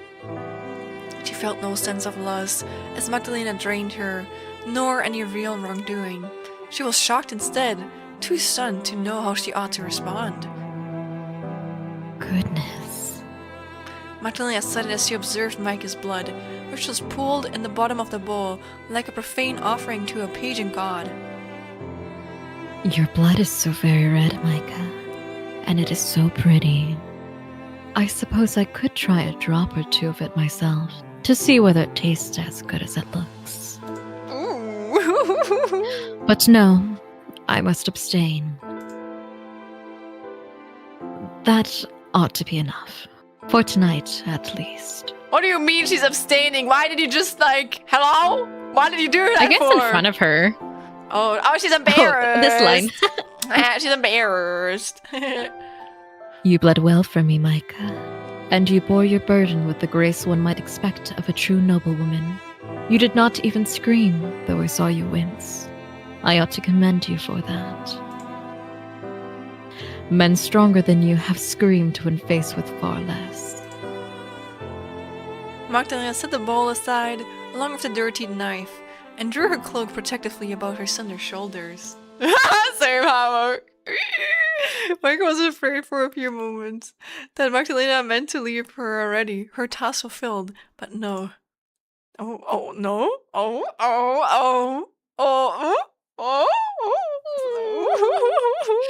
Magdalena rose once again, drawing shut the curtains, almost as if she could not bear to let the moon witness what pain she had wrought upon Micah. This completed, she turned her attention to the basin which rested upon the writing desk. The basin was filled with water from earlier that morning, which Micah had used to wash her face, though it was cold by now. Magdalena drew from her pocket a handkerchief, which she dipped in the cool water in the basin. Then she turned back to Micah and introduced a damp cloth to Micah's cut. Ah! Micah hissed to feel the fabric against her wound, and Magdalena replied with a small smile. I'm sorry, Micah. I know this hurts, but please, try to bear it. It's for your own good. It would not do if your wound were to be infected. Magdalena dabbed at Micah's wound as carefully as a nurse might, her head bowed. Micah watched her... Bowed. Okay, thank you. Micah watched her work, frowning, her skin tingling both at the pain and at the unusual gentleness which Magdalena was displaying. She did not know how Magdalena could touch her so carefully, when only a few moments prior she had slid the blade of a knife into her flesh. It was an awful contradiction, one Micah did not understand at all. Why? Micah gasped while her cut stung. Then she tried again, her voice barely more than a whisper. Why are you acting so kindly? It seems unusual. Poor vampire! Sorry, I don't want to moan this through. No, You're it's never fine, getting it's this anymore again! I'm getting a character, okay? I'm embarrassed. I was trying to hold back. Anyways, this is Micah, not me, guys. This is Micah, okay? It is unusual for a vampire, but I never professed to like being like the majority of my kin. I hope I have not proven to be too much of a disappointment. I mean, come on, Mike, do you really need that? Did you not see? Did you not see how she was? I am not disappointed, really. Oh, good. I was starting to worry. I thought that you might prefer something more traditional. A spell in the dungeon, perhaps, and a few broken bones. But I am confused. You say you don't wish to harm me, but you do so regardless. Seems rather contradictory. Yes, you would be right there. It is a contradiction, but what can I do? My whole existence hinges upon such fallacies and logic. Listen, Alex, I might find out, but by myself. I am dead, yet I am also alive. I am a monster, but I still possess feelings. Okay, Edgelord, she has her edge arc, edge monologue. And though I must drink to survive, I do not truly wish to harm innocents, least of all you. It's quite the conundrum. I've had over a century to dwell upon it, but I doubt you will have the same luxury. You humans aren't particularly durable. I hope she turns us into a vampire too. Micah certainly felt delicate as Magdalena cleaned her. Oh, she's blushing! Ah! Why is she only blushing now, girl? How did you not blush earlier? Jesus Christ. Yeah, it's because the blood was rushing out of her. That's where all the blood went to her true. face. Yeah, actually, you're not wrong. You're not wrong. Magdalena was not being Magdalena was being gentle. Could not be turning us around. Yet the brush of her fingertips made her shudder regardless. She simply could not help herself. Once satisfied that the bleeding had stopped, Magdalena drew back and deposited her handkerchief back in her pocket. Retrieving both the knife and the bowl of Micah's blood, which she had laid to rest upon her bedside table, she turned to the door. Now, I must depart. Sweet dreams, my dear Micah. If you are able to sleep, of course, after the excitement of the night. I hope you are able to, despite my rudeness. Rudeness, you say? Well, she's definitely gonna have certain sleeps tonight. To hear. I wish I could say this would be the last time I would demand so much of you, but... Somberly, Magdalena sighed. I do not want to lie to you, or to give you false hope. That would be cruelty not even I could perform without flinching. It was with this final remark that Magdalena finally departed. Micah watched from her bed, cradling her arm in her hand as she left the room, the door closing behind her with a thud. Micah listened as Magdalena's footsteps, feather light, receded from beyond her bedroom door, then vanished altogether. Micah supposed she could have felt relieved now that Magdalena had gone, but it was quite the opposite. Her inner arm still stung, her mind raced, full of frantic thoughts. Her room felt quieter as after Magdalena's departure, and for some reason, it felt far, far lonelier. Yeah, hey, we get you, girl. Oh, are we getting some story into her? Oh? Oh, Micah, we're getting shown the tragic backstory that are going to make us cry after her. Anya.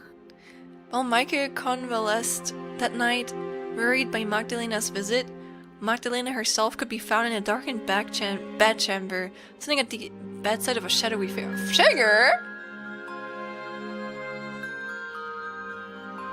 What is the blood not for her but for someone else?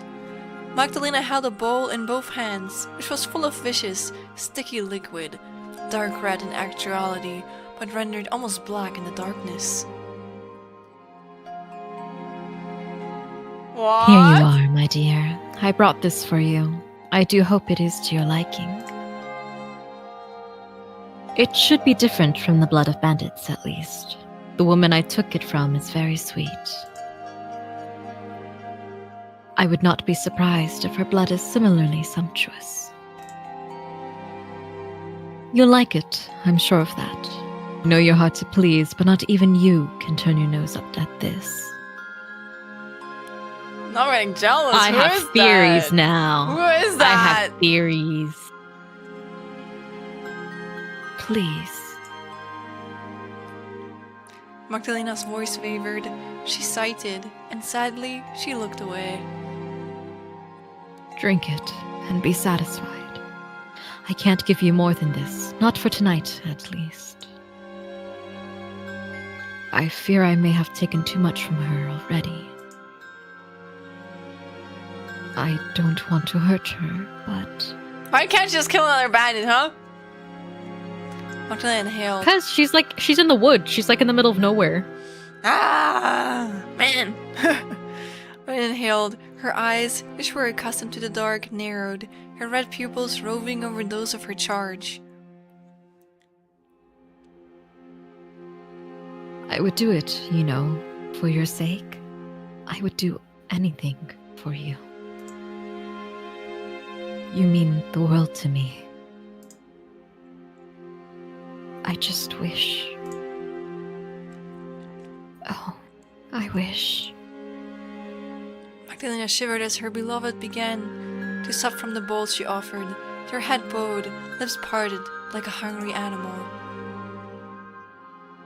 I just wish it didn't have to be this way. Who is that? I guess a family member. Yeah, probably. Can't draw too much attention. People will get. Yeah, true. You're feeding your cats. No, actually, kind of. Mike had suffered in the. Maybe that's also the person that screamed before. Oh yes, that's what I was. That was my theory last time. That that I thought that it was a child that may have been turned too soon.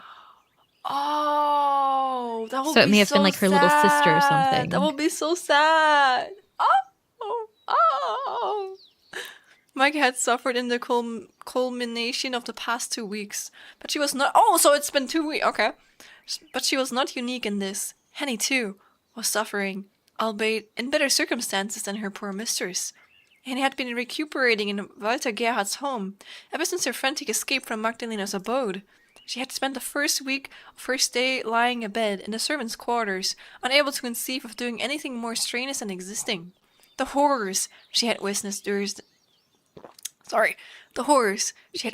the night of the bandits' attack had left her nigh uninsensible, her body dull and I didn't do that on purpose right now.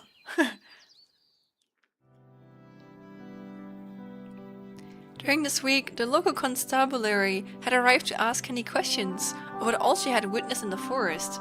Back to the non-Yuri plot for now. Yeah. You can't give us all, you know, I gotta tease us and then get back to the lore. Henny had answered as honestly as she could, or at least as honestly as Walter had permitted. Henny had wanted to tell the police about Magdalena and her inhumane strength, but how could she? We're not gonna get Henna, are we? Ah! If Walter had not believed her, it seemed very unlikely the police would, particularly when Walter had a vested interest in Micah's affairs. Surely, as a bereaved groom-to-be, he should have seized upon any chance to reunite with his fiancée, no matter how implausible the circumstances surrounding said chance seemed. Walter did not seem to care overly much about Micah's disappearance though, or if he did not show it to Henny. His tears, if indeed he had the capacity to cry, were all shed in private, away from prying eyes. In any case, Henny told the police only of the bandits, and of the murder of Lord and Lady von Essen. She told them that she had to run from the carriage, Micah in tow, and that during their escape they had become separated, which was not a complete lie. It was very late at night, you see. Oh, wait a second. It was very late at night, you see, and foggy with it. I could hardly see nothing. I was holding Lady Micah's hand, but I was so afraid I ran on ahead. When my senses had returned, and I stopped to look around behind me, I couldn't see Lady Micah anywhere. She just up and vanished. A pair of police officers had asked Henny if she had heard anything suggesting a struggle, or else her mistress screams, but to this, Henny stubbornly shook her head. I mean, there's a chance, well, Walter is close. I mean, yeah, but I don't know. Doesn't make him better as a character, doesn't make his actions better. I know what you're implying, and no, I didn't hear any such thing. I don't think the bandits got their filthy mitts on my mistress. I'm sure she escaped, but I've not a clue where she might be right now. She could still be wandering the woods for all I know, just like a nomad. Oh, I can barely stomach the thought. My poor mistress deserves much better than that. Wait, I have to do the voice a little bit higher. Please, good sirs. I know my mistress is still alive. She must be. And, sorry, my German came out. I mean, if, like, the voice is hurting you, you can also go a little bit lower. Oh, it isn't. It's more just because I haven't voiced her in a little bit, because I've been mainly voicing Magdalena, and she has Okay. lower voice range. Okay. That is very true. She does have a lower voice range. Yeah, Henny is Yeah, so she's smart. all the way down here. But then Henny is all the way up here. She has said, ooh. Hello? Ooh.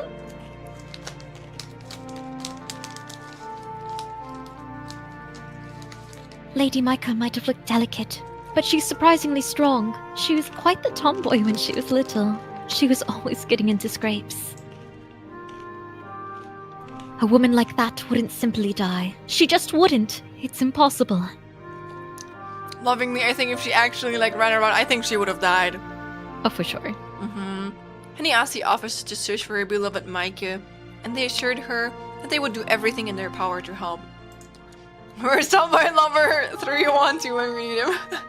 If by divine providence... Oh, wait, sorry, I don't have That's that voice. Constable. What the fuck is Constable? Constable, so like the head sheriff person. Okay, should I give them a nerd voice this time? Sure. Mm-hmm. If by divine providence your mistress still lives, then we will find her. Search for missing persons is our job. You've no need to trouble yourself on the matter further, Fräulein. It was something Henny supposed in the wake of the officer's visit, but the reassurances had not left her feelings particularly cheered. Henny had been able to tell that the constables, like Walter, thought that Micah was a lost cause. Like, no god. Henny did not doubt that the local constabulary would send some officers into the woods to search for her body, but their perfunctory efforts would fail. Gnome cop. They would find Lord and Lady von Essen slumped in their carriage, but Micah would be absent. The police could calm the forest as thoroughly as they wished, but any search undertaken with so little information seemed doomed to failure. Henny knew, as surely as she knew her own mother's birthday, that Augsburg's officers would never find Micah. Micah's body was not lying on the forest floor, abandoned, curled up, and cut apart by bandits. Micah was, instead, Magdalena's mercy, in her eerie abode, deep in the heart of the forest. Whether Micah was still alive was a mystery, but Henny wanted to believe Micah lived still. She had to believe. She could not bear the thought of her mistress being tortured. Henny feared she might have to countenance such a thought, however, as the day passed, and she heard nothing of the police's investigation. Though Henny was familiar with the phrase, "no news is good news," she rather feared that in this case, no news meant that nothing was being done. Mm-hmm. Nobody seemed to care for Micah, other than Henny herself, but she could do nothing on her own. Oh, she's getting, growing desperate. Okay. Henny is like the I love Henny. Growing desperate, Henny had attempted once more to impress upon Walter the seriousness of Micah's situation, but he refused to listen. You would come into my office and talk of bloodsuckers again? Walter had asked her, his expression one of cultivated disdain. I understand that you suffered a nasty tumble in the forest, Frau Henrike, but it has been a week since then. I would have hoped that you would have regained some of your senses since then. I assure you, Herr Gerhardt, I'm quite sensible. I'm trying to tell you the truth. Micah was... Kidnapped by a vampire? Yes, I know. You have said twice now. You are very adamant about your claims, I must admit. It's almost you are laboring under a misapprehension. Vampires do not exist. Ergo, a vampire could not have captured my Micah. They are the stuff of stories. But... Not another word. I'll not have you contradicting me in my own home, Frau Henrike. I took you in because I thought it was the right thing to do. Please do not make me regret my act of philanthropy. You can continue to remain here if you wish, for as long as you like. But while you are subsiding, oh my god, what is the word? Subsiding? Subsiding? Yep. But while you are subsiding upon my kindness, you must abide by my rules. Ooh, I could help you with like the vocabulary for once. Oh, I'm getting tired. That's why my eyes. Oh. That's okay. Bye. It's more of just my eyes are dry. I won't have you bandying about vampires in my home and distressing my servants. They are impressionable enough as it is, without you further exciting them with your wild stories. Tell me if you need a break. But they're not stories. Not to you, perhaps, but that is part of the problem. You do not want to be taken to an asylum, do you? Of course not. Then you would do well to hold your tongue. Silence is golden. But what about Micah? Will you not at least try to look for her? The police are trying. That is their job. It would not behove me to get in their way. I am sure they will turn Micah's body up sooner or later, if there is a body to be found. As for this talk of ferreting about this vampire secret hidey hole, well... Impossibilium nulla obligatio est. Est means is. I'm not obligated to do the impossible. I don't know. Yeah. Now, you may leave. I'm a busy man, and I've a good deal of work to attend to. Out! Out! And then had been the end of that. Right? Swiftly dismissed by Walter, Henny had stalked through the hallways of his home, all the while burning with the shame and anger of it all. He's a crypto bro, Alex. Yeah, basically. How dare Walter treat Micah's welfare in so cavalier a manner? Why? It was almost as though he thought her welfare did not concern him, as though he had not been poised to marry her and inherit her family's august title. That, Henny had thought bitterly, was all Walter had ever cared about. He had not loved Micah as she did, because Micah was Micah. He had loved Micah only for her status. He had loved her because she was a von Essen. Oh, how quickly love could vanish when its foundations were so flimsy. Henny supposed there was a fancy that insane to express his sentiment, but if there was, she didn't know it. Thank you, Marie! She was not half so learned as Walter, with all his books and all of his pomp, but at least she had a heart, one which was currently bleeding for her mistress's sake. With no strings of her own to pull, the police incompetent, and Walter well and truly alienated, and he had known not what next to do. Also, high five! And he had spent the following week ruminating at a loss. She felt well enough now to move, and so she did. And he had begun to help her fellow maidservants tend to the household chores in Walter's home, for want of anything better to do, though she was not one of Walter's official employees. Moving her hands gave her some relief from the thoughts which whirred in her head, and Henny was acquainted enough with housework that these mundane, repetitive tasks were almost welcome. Hi! Hi! Yeah, I like Henny's character growth too. Beating carpets and polishing banisters reminded Henny of a simpler, happier time when she had worked for Lord and Lady von Essen, and during her breaks had sneaked into Micah's room to play cards with her. My German came out. Micah had always lost at cards. She had been hopeless at it. Her ability to tell lies had been almost non-existent, but she had told many lies for Henny's sake. She had risked her own life for that of her maid. Would any other mistress have been so kind? Henny did not imagine that Micah's mother, the indomitable Lady von Essen, would. She was the kind of woman who would have drowned puppies to save her own neck. Oh my god! Not that her ruthless calculations had done her much good in the end. She had died, but Micah had not. Evil, truly. Not yet, at least. That was what Henny hoped. With each day that passed, However, it grew harder to cling to this hope of hers, which had begun to look rather fragile. It was easier for Henny to endure her anxieties while the sun was still up, and she had chores to attend to. At night, however, as she lay in bed in the darkened servants' quarters, fears began to crowd in about her.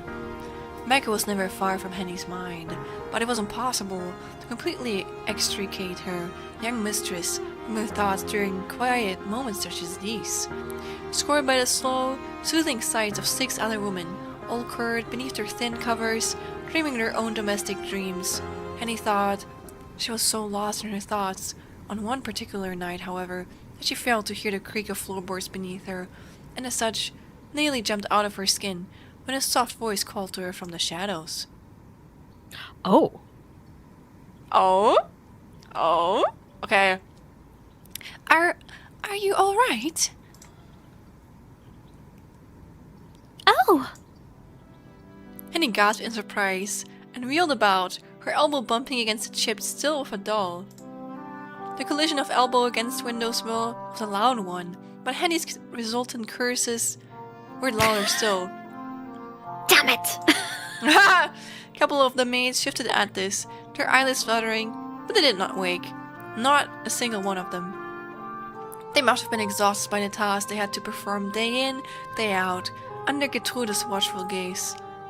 Walter Gerhard mightn't have cared much for his missing fiancée, but he cared a good deal about running of his home, and he had ordered Gertrude to be exacting in her duties as his housekeeper.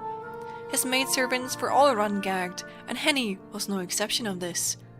Goodness me! The owner of the timid voice, who had startled Henny, so exclaimed, and started forwards. A shaft of moonlight fell upon the mysterious interloper's face, and Henny soon divined they were not so very mysterious after all. Oh? The speaker was none other than Agnes. Who is Agnes again? She was the girl from the first night, the one who saw Henny looking out of the window after she'd opened it. Her bed's closest towards the window. Agnes Becker was a small, slender thing, about 15 or 16 years of age. Agnes Becker, yeah, Micah. okay. Yeah, she's so cute.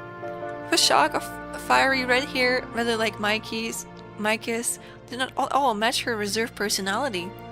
Her snub nose was smattered liberally with freckles, and her eyes were brown, like that of a doe. Henny had made little effort in ingratiating herself with Ingratiating? Ingratiating, thank you. Herself with Walter's servants. It seemed a waste, given she had no intentions of remaining in this household, but she had grown rather fond of Agnes, despite herself, during the last 2 weeks. It was hard not to be fond of Agnes when she was so sweet, and so gentle, and so eager to please. Though Henny had thought grimly she did not feel all that fond of her now, for elbow smarting as it did. What does that mean? I don't know what smarting means in that context. I'm very sorry. Agnes mumbled this apology to her feet, her fingers twined together at the front. She was wearing a nightgown, a white shapeless thing made of flannel, that seemed several sizes too large for her. It swamped Agnes' diminutive form, making her appear even smaller than she already was. I didn't mean to startle you. I only saw that you were awake, and, well, I'm also awake, as you can clearly see. Yes, I can see that. It might be dark, but I do have eyes, and ears alongside them. Right, of course, I'm sorry. That was silly of me to say. I always seem to say silly things. The other maids say I must have porridge for brains. And maybe they're right. Little idiot. Herman calls me, and I think she's right. But I'm getting carried away again. Sorry. Agnes flushed, and her whole face seemed to catch fire. Her cheeks... Yeah, she is so cute! Her cheeks and her hair a bright, striking red. I've been finding it hard to sleep lately myself. I've not been here all that long, and I'm missing my parents, and... Oh, but that's not important. I actually wanted to talk to you about... Not about myself. I've wanted to talk to you for a while, actually. Don't mind, that is. Well, that depends on what you want to talk about. Oh, well, I hope this doesn't seem too much of an imposition. I don't want to pry, really, but I've been wondering. You, were attacked by bandits, weren't you? At least, that's what I heard. Herman was not talking about it. I don't know if it's true or not, though. Herman says a lot of things. She's an awful gossip. I thought that might have been one of her silly stories. It almost sounds too dramatic to be real. And he surveyed Agnes mutely for a few moments, unblinking. Walter had warned Henny not to speak of that night among his maids, for fear of exciting them, a warning Henny had tried to adhere to. She possessed no desire to make an enemy of Walter Gerhard, nor when she had been hoping to form an alliance with him. This had been before Walter's second, insensitive dismissal of Henny's worries, however. Now, the young maid knew Walter could not be persuaded. He was an arrogant bully of a man, and Henny no longer cared twopence for him. She would have preferred to keep out of trouble, but it wasn't as though Henny had spoken of her experiences with the other maids. She had been stone-lipped about the nights the bandits had ransacked, and Lady von Hessen's carriage, and about her and Macon's escape. The other maids had guessed what had happened through hearsay and whispered rumors. Henny could hardly be blamed for it. She would only be confirming what Agnes had already suspected, and so it was, after a pause, that Henny replied. No, Hermione's right. I really was chased by a bunch of rotten bandits, and so was my poor mistress. Goodness, I was sure Hermione was making things up again, but... Does that mean... Is it Hermine? Hermine? I don't know how to pronounce that name. Because I thought it was like Hermione. We Hermine? Hermine, that's how we called the one from Harry Potter. Oh, you call it Hermine? Yeah. Because her name is Hermione. Hermione? Oh, okay. Yeah. In English, That's why I'm like, I don't know how to say her name. Maybe you can say Hermione then, I guess. Or like Hermine if it's... But Hermine is a German way. That's how she pronounced it. Yeah, that's why I'm like, is it Hermine? Okay. But we can go Hermione if that makes the most sense. But it's German, so it makes more sense. Okay, then let's go the German way. Does that mean there really are bandits out there in the woods? Agnes cast an uneasy glance out of the window, then shuddered. I've no need to go into the woods myself. My parents always warned me it was dangerous, but it's scary to think about all the same. Hermione, yes. It was scary to live through too, I assure you. But I reckon it was much worse for my mistress. Oh yes, I'm sure it would have been. I'm sorry. I'm glad you're alright at least. But your mistress... That must have been difficult. It was, yes. It still is. Do you think about her a lot? Every single day. I see. I'm sorry for asking so many questions. I'm just curious is all. I've never met anybody who was attacked by bandits before. It must have been terrifying. I just hope I don't seem tactless. Hermine says I talk before I think, but Hermine is rude to everybody, even Frau Schreiber. It's all right. You couldn't be more tactless than your employer is. At least you actually seem to care. You mean Herr Gerhard? That's right. Did you have a quarrel with him? Hermine said he's been shouting at you in his office last week, but I don't know if I believe that either. Herr Gerhard is strict, but he isn't such a bad man. There are worse employees, and it was nice of him to let you stay here. I don't think he means ill. Maybe he doesn't mean any ill, but I don't know if he means any good either. Herr Gerhard only seems to care about Herr Gerhard, which is fine. I'll fancy if you're a businessman and you're trying to get done. Treating your fiancé in such a flippant way, however. I think that's downright wicked. So you two did have an argument? We did, yes. I didn't know anybody had overheard it, though. It was supposed to be private. I'm afraid nothing's this private for very long around here. It took Hermine less than a week to sniff out my family's darkest secrets, though how she did it, I have no idea. She seems to know absolutely everything that happens in this place. Do you think she's listening to us right now? Probably. And he glanced at Hermina's bed, which was located next to Agnes, the second all along from the window. The famous Hermina herself was lying beneath her covers, curled up, her copper hair spooled across her pillow like a tangle of snakes.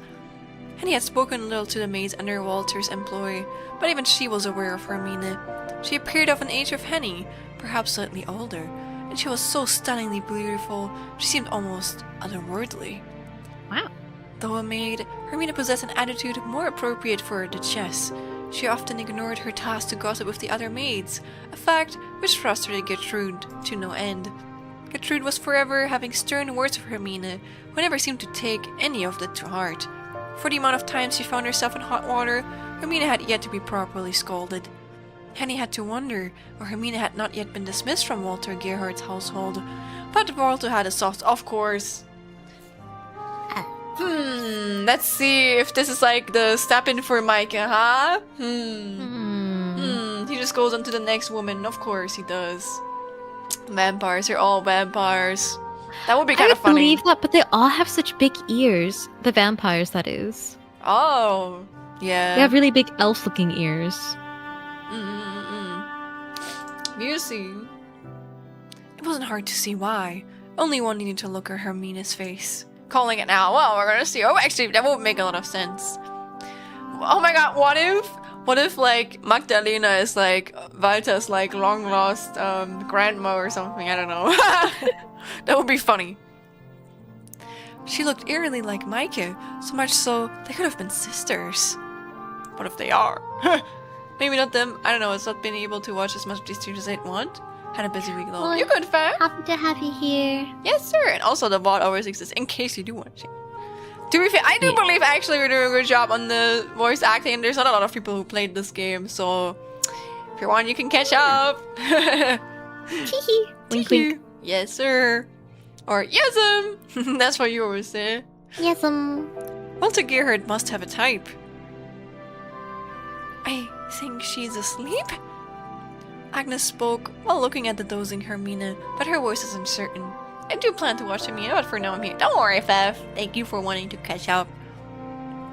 Frowning, Agnes turned her back on Hermina and said, Hermina said that you said your mistress was still alive. Her Gerhardt thinks she was killed by bandits, but he thinks she's been taken a prisoner instead. You said she had been kidnapped by Agnes leaned in too close to Henny, then very quietly she said, Vampire. The word vampire was horribly out of place in the quiet servant quarters. It sounded ludicrous, preposterous even. Henry could see with uncomfort clarity why Walter had regarded her with such scorn when she had told him about Magdalena. And he must have appeared crazed when she had begun espousing upon such grisly subjects, which were unfit for ladies to dwell upon. But no matter how unfeasible, that did not make it any less truthful. Yes, that's exactly it. I know that vampires exist. I've seen one with my own 2 eyes. I won't let anybody deny that. Not even Walter bloody Gerhardt. Even if he thinks me touched in the head. I'm not crazy. I'm perfectly sane. A vampire kidnapped my mistress. She kidnapped me too, but my mistress convinced her to let me go. Even now, she is still there in her castle, while that awful vampire does God only knows what with her. Micah risked her life for my sake. Helping her is the least I can do. But there's nothing I can do. I've tried to talk to Herr Gerhardt around, but he won't even see reason. He threatened to send me to an island if I keep up this talk of vampires, and then I really will be in a pinch. I'm trying to be strong for Micah's sake, but I haven't the foggiest of what to do next. I feel like a headless chicken. Oh, wait, maybe that's why she's called Henny. Because in German we call like a chicken a Henne. Henchen. Yeah, ein Hähnchen! no, that's why I made him. She's cooked.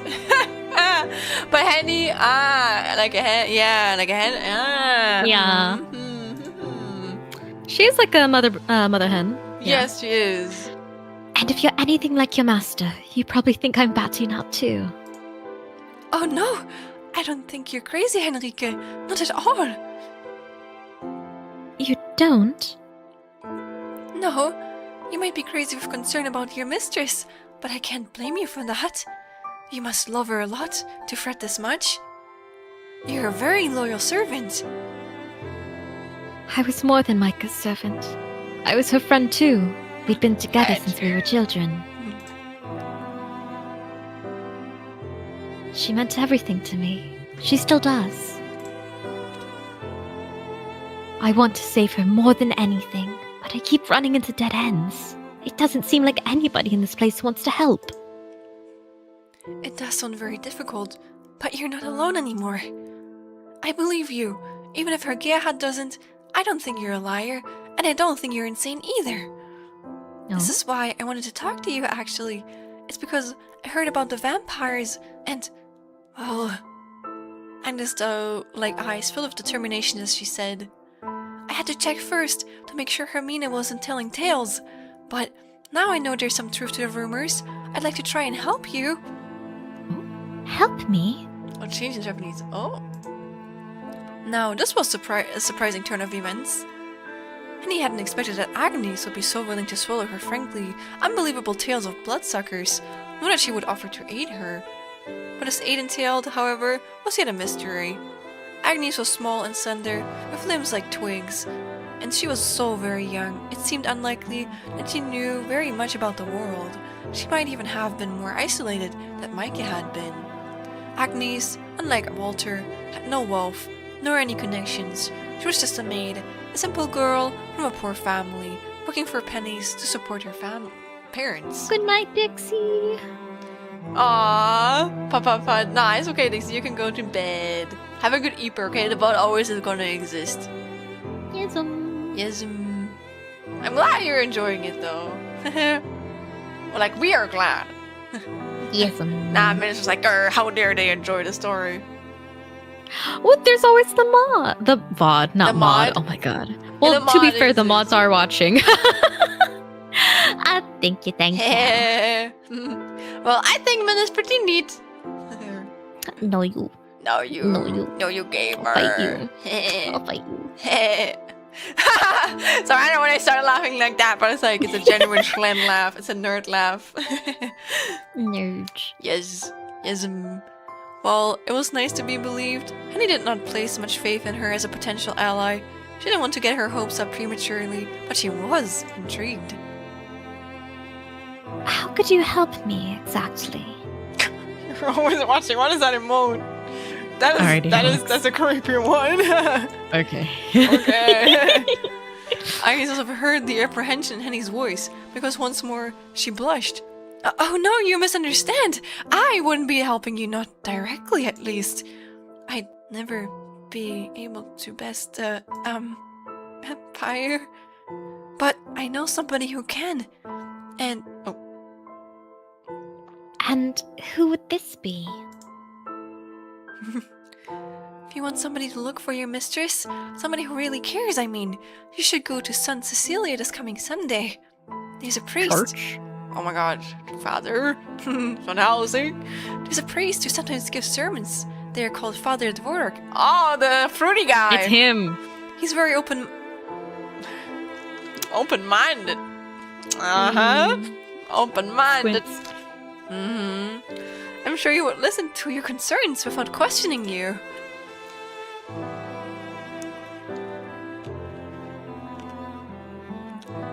Minnie. Oh, sorry. You're good. He must be very open-minded indeed to swallow stories about vampires in good faith. And Father Dvorak?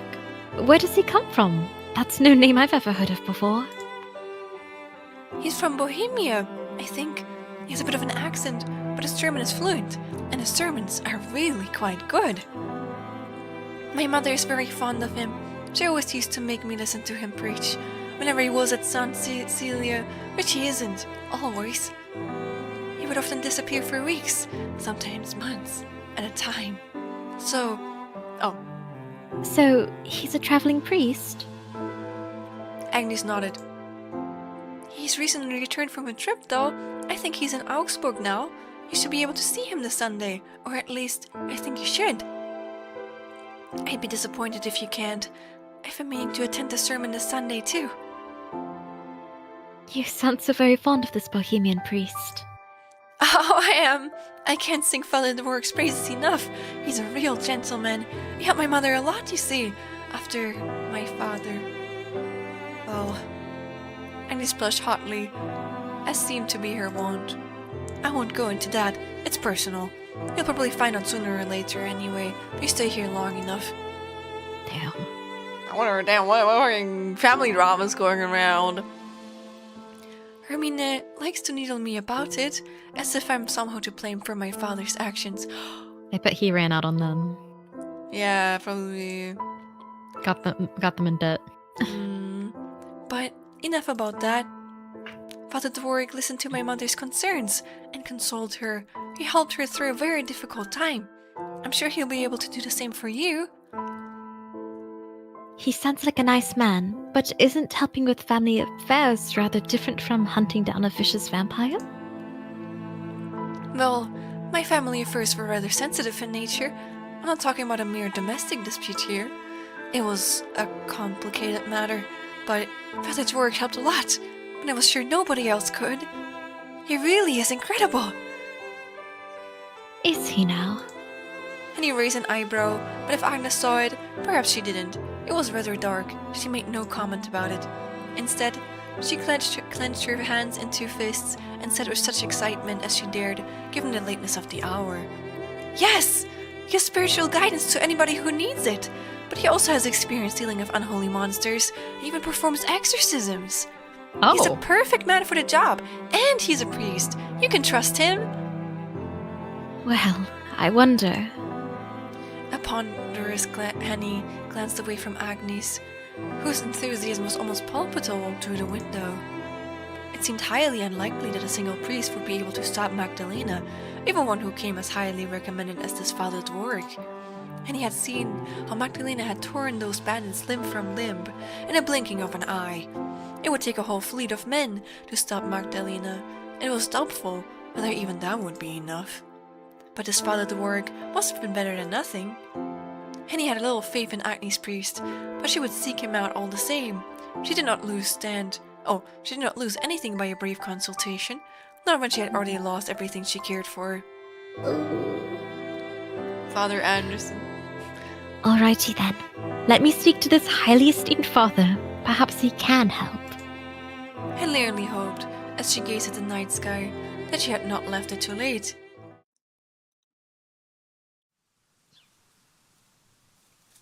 Micah felt weary when she awoke the following morning. Are you okay still, Micah? No! Are you still Min? Micah? Micah? Because you said your I'm voice okay, was but hurting. it's getting late. Oh no, it's more of just like my eyes. It's not my voice. Oh, you're just getting EP? I have dry eyes occasionally. I just need to blink. Oh. Do you want to like? Is there anything I can help you for that? Should I remind you to blink or? No, you're fine.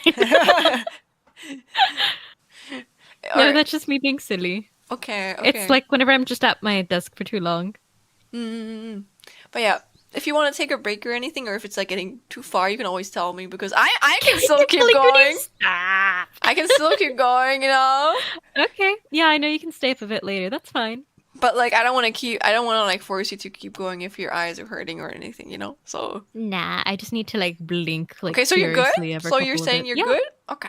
I'm still good. Okay. Then you promise me to tell me if you feel like you're no longer good. Okay. Yes, I will tell you if I'm no longer feeling good. Okay. You better do, you silly goose. Then I write that down. What is A it? blinker team. Just zooms in and starts blinking at the screen. Hell yeah. You know, with the stretch and hydrate, we add like a blink in there too for today. Blinker team? Yeah, it's a blink redeem now. Realistic eye blinking, like Plink, plink, plink, plink. Micro. Yeah, whenever felt- you're whenever you caught me like being slow for hennies, it's because I was like rubbing my eyes a little for my eyelid, and I'm like, oh, it's my turn. But I'm good now. It's better. Okay. Do you have like eye drops that might help you, or? They help somewhat, but I don't feel like they do enough good enough job for lubrication. I do have them in my room though. Okay, in case you need, if you want to like use them, if it's like not bad for you or anything, then we can like take a short break and you can use them if you want. But you don't have to choose. Just offering. Well, I can do that even whenever you're reading the dialogue for the narrator. So I'll do that right now. Okay. Okay. Micah felt weary when she awoke the following morning, exhausted after a night of uneasy sleep, which had been broken up with her bad dreams. The gash upon the inside of her wrist still stung, though it had stopped bleeding. The gash was not particularly large, but it showed up starkly in Micah's skin, a thin ribbon of bright red, which intercepted the whiteness of her arm. Micah sighed as she sat upright, shivering as the cover slipped from her bare shoulders. Bye, Blue. Bye, Blue. Have a good one, okay? Thank you for stopping. Bye. I don't know why I stopped. Why do I phrase it like this? Micah sighed as she sat upright, shivering as the cover slipped from her bare shoulders. It was a cold, overcast sort of morning, the rays of light which streamed into her room, thin and grey. Briefly, Micah considered rising, dressing, and washing her face, but soon dismissed this idea. She had not the energy to go about her daily routine, as though nothing was awry. The thought was almost unbearable. Micah's tiredness was something more than a physical feeling.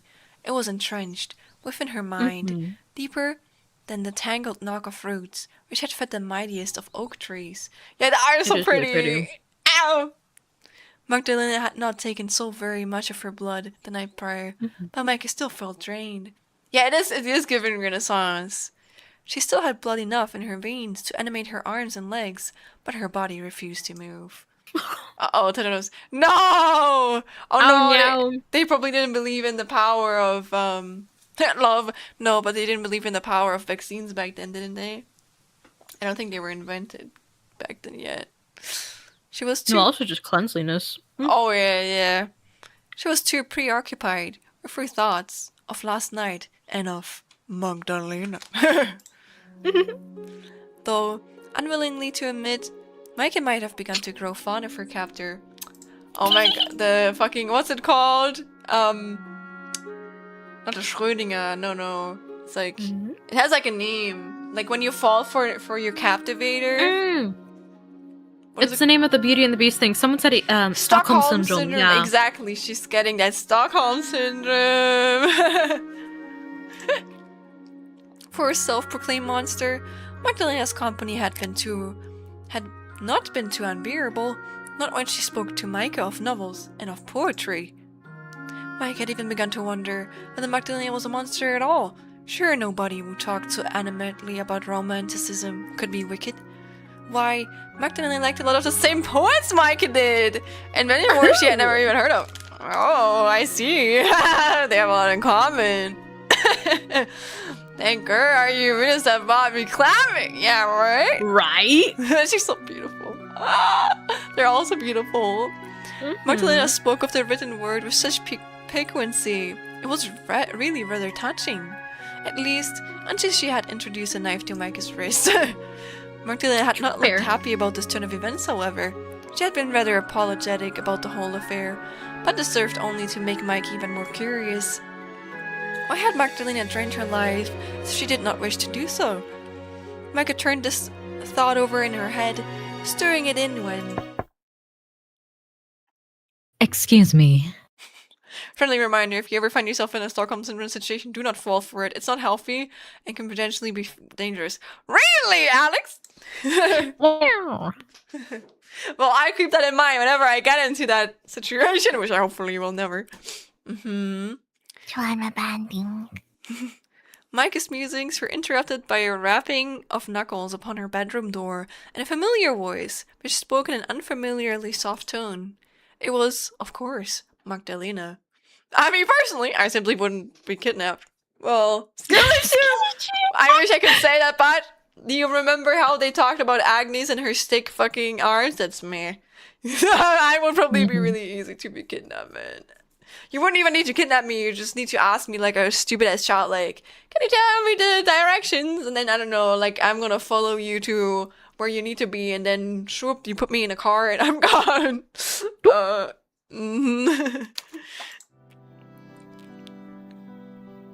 Are you awake now, Micah? And if so, may I come in? I've brought you your breakfast. Micah frowned at, and, letting her arm drop to her side, cast her gaze to the door. Magdalena's nightly visits had been regular throughout Micah's imprisonment, but never once had Magdalena visited her in the morning. Micah had not known Magdalena was able to wander about in the early morning hours. Being a vampire, she had thought them sensitive to the sunlight. They started waving food at me and I started following. Micah supposed that it was a particularly sunny morning. Miserable would have been the most apt description for it. Her bedroom was freezing. Micah? Magdalena's voice was called through the wood once more, and though Micah had resolved anew to dislike her, she felt her heart quiver. Yeah, we're getting the Yuri once again. The lore arcs back to the Yuri arc. Magdalena sounded less like an unconscionable villain and rather more like an awkward, uneasy young girl. Why, she just sounded almost as ill at ease as Micah felt. Micah found she could not remain silent upon hearing this. Maybe Henny had been right about her. She was too soft, and so responded. Yes, I am awake. And yes, you can come in. Micah's words were answered with the clicks of a lock. Her bedroom door swung open to reveal Magdalena, a tray balanced precariously between her hip and her right hand. Magdalena set the tray down, then turned to lock the door. Once it was secured, she brought it to Micah and said, Oh, I'm glad to see you're awake. I was afraid you might be lying in your bed, passed out after last night's excitement. Is that what you want to call it? Well, I suppose I could be more direct. But it doesn't feel very genteel to talk of bleeding you like a pig. That is what you did, so? And it wasn't very genteel either. I know. I didn't want to do it. Micah, let's be real though. You wanted more. Like, you wanted wanted her more. to, like, She wanted to be bitten. Yeah, she was She's like, aren't you gonna bite me? yeah, like, oh, she was so sad she didn't get bitten. She was like, But I don't suppose that counts for much, really, when I still did it. I tried to be quick about it, though, and I cleaned your cut afterwards. I'd hate for it to get infected. It was awfully considerate of you, I'm sure. I'm being as considerate as I can, which I know isn't fairy, but look, I wouldn't be here to see you if I didn't care. Here's your breakfast. Are you hungry? Magdalena handed Micah the Gonna feed tray. She accepted, the teacup shifting on its saucer. Micah poured herself a cup of fragrant tea with one weak, trembling arm, though she wasn't much in the mood for it. Micah didn't want to eat or drink anything. She felt weary. Magdalena was looking at her with expectant eyes, however, and Micah didn't want to upset her. Oh, she's like a puppy! Aww. That would have seemed cruel, especially when she was trying so hard. Oh? I was wondering. Oh? Micah swallowed a mouthful of her tea. It was chamomile today. Then looked at Magdalena curiously. What is it? You have been shut up inside this room for a long time now. Almost an entire fortnight. Fortnite? Sorry. If I were in your position, I'm afraid I would have gone quite mad. Micah did not say as much. She was busy sipping her tea, but she did not wish to discard the possibility. Her worrying feelings about Magdalena did not point at all to a healthy mind, or we drop in. But then again, Micah's mind had never been healthy, not in the way a young woman's ought to. I do feel sorry for you. Keeping you cooped up like this, it can't be good for you. I would hate to make you miserable, or, well... Magdalena smiled bashfully. If she had been human, perhaps, she would have blushed, but her pale cheeks remained chalky. Ooh. More miserable than I am making you already. I don't want us to be enemies. I'm quite glad of your company, in fact, and I've tired of this jailer and warden act. Oh, so she's no longer wanting to kill her completely? I think it might be nice if we could engage in a pursuit that would be more conventional for a pair of young ladies. The word conventional put Minchki in mind of her mother, in the von Essen drawing room, and her horrid embroidery hoob. Her back stiffened. With a frown she said, "Such as?" My, you're looking at me with such mistrust. I've no ulterior motives here, Micah. I'm always very upfront when I wish harm upon people, and I will continue to be so. I love how, like, Magdalena thinks she thinks that she has ulterior motives, but, like, Micah just doesn't want to do, like, the weaving. The embroidery, yeah, she's just a little traumatized by the embroidery. What I say is what I mean. You have no need to second-guess me. I thought only that we might take a turn around the garden. It isn't much to look at now. You should have seen it 1 century ago. It's less oppressive than this room, at any rate. Not that that's much of an accomplishment. Would you mind accompanying me? Magdalena's smile was light, but Minchki could see something darker lurking beyond it. Not bloodlust, but desire for something more intangible.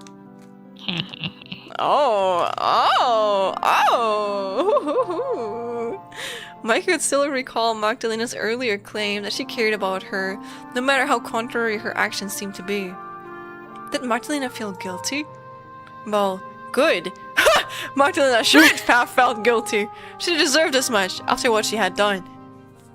That was what Minchki wished to think, at least, but part of her could not help but pity her. Minchki had been lonely, shut up inside her drab bedchamber. But what about Magdalena? Get them smoochy, yeah! You know how it is, Kelly. Surely she had suffered worse, and for far longer. Though Magdalena had come ostensibly to offer Minchki a respite from her incarceration, perhaps Magdalena had been hoping for a bit of peace herself. That was why, after a pause, Minchki assented. "Alright, we can go into the garden, if you like. So, it's been such a long while since I last stretched my legs, I'm afraid I may have forgotten how." Oh, don't worry about that.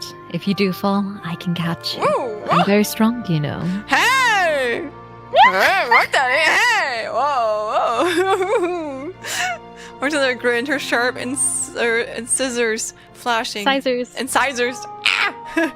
And as she did, Minchki was struck by a very strange thought. Strange? Say it. Strange? Magdalena looked surprisingly, disarmingly pretty when she smiled. Oh, it's starting! Ha ha! It's starting!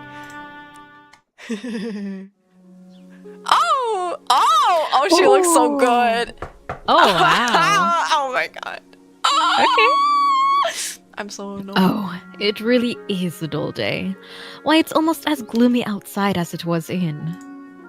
Magdalena sighed as she surveyed her garden, or what remained of it. They're so pretty! They're so pretty! Look at them. So well. They're so pretty! They're so very funny. Oh my god, listen. If any of these two ever crossed my path, I would just like fall over. I'd be gobsmacked. Same. Like Magdalena could like tip her hat, I would like unconscious. Oh my god. Woo. Also, welcome in, honeybees. Hello. Are you enjoying this Yuri VN as much as we do? She gay. My Sherlock level literally insight leads me to discern another fact about this game. This may be spoilers, but I assure you this is just a hunch on my end. She's gay. Really? Girl, you thirsty, drink some water. Thank you. Well, Water drunk. yeah. I did nice and peaceably. I fear my thirst cannot. Your thirst cannot be contained. Yeah. It cannot be quenched by such water. Exactly. Wow. Damn. I wish I could say such poetic words. But I cannot, unfortunately.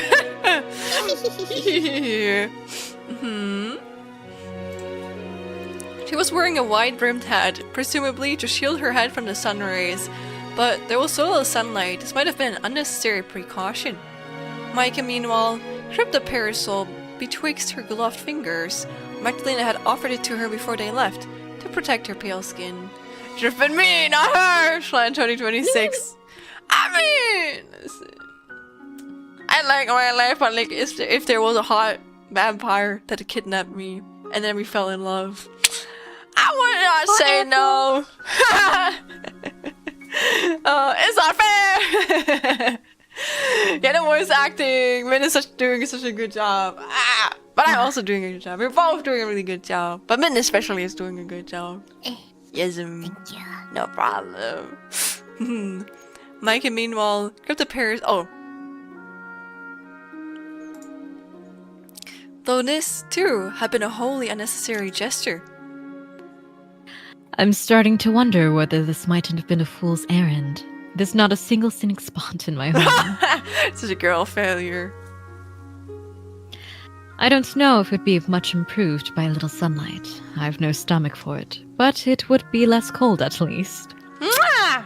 Callie. Or like... Yeah. Oh, her pouty face! Oh! It's the return of the pouty face. She's puffing so her cheeks. cute.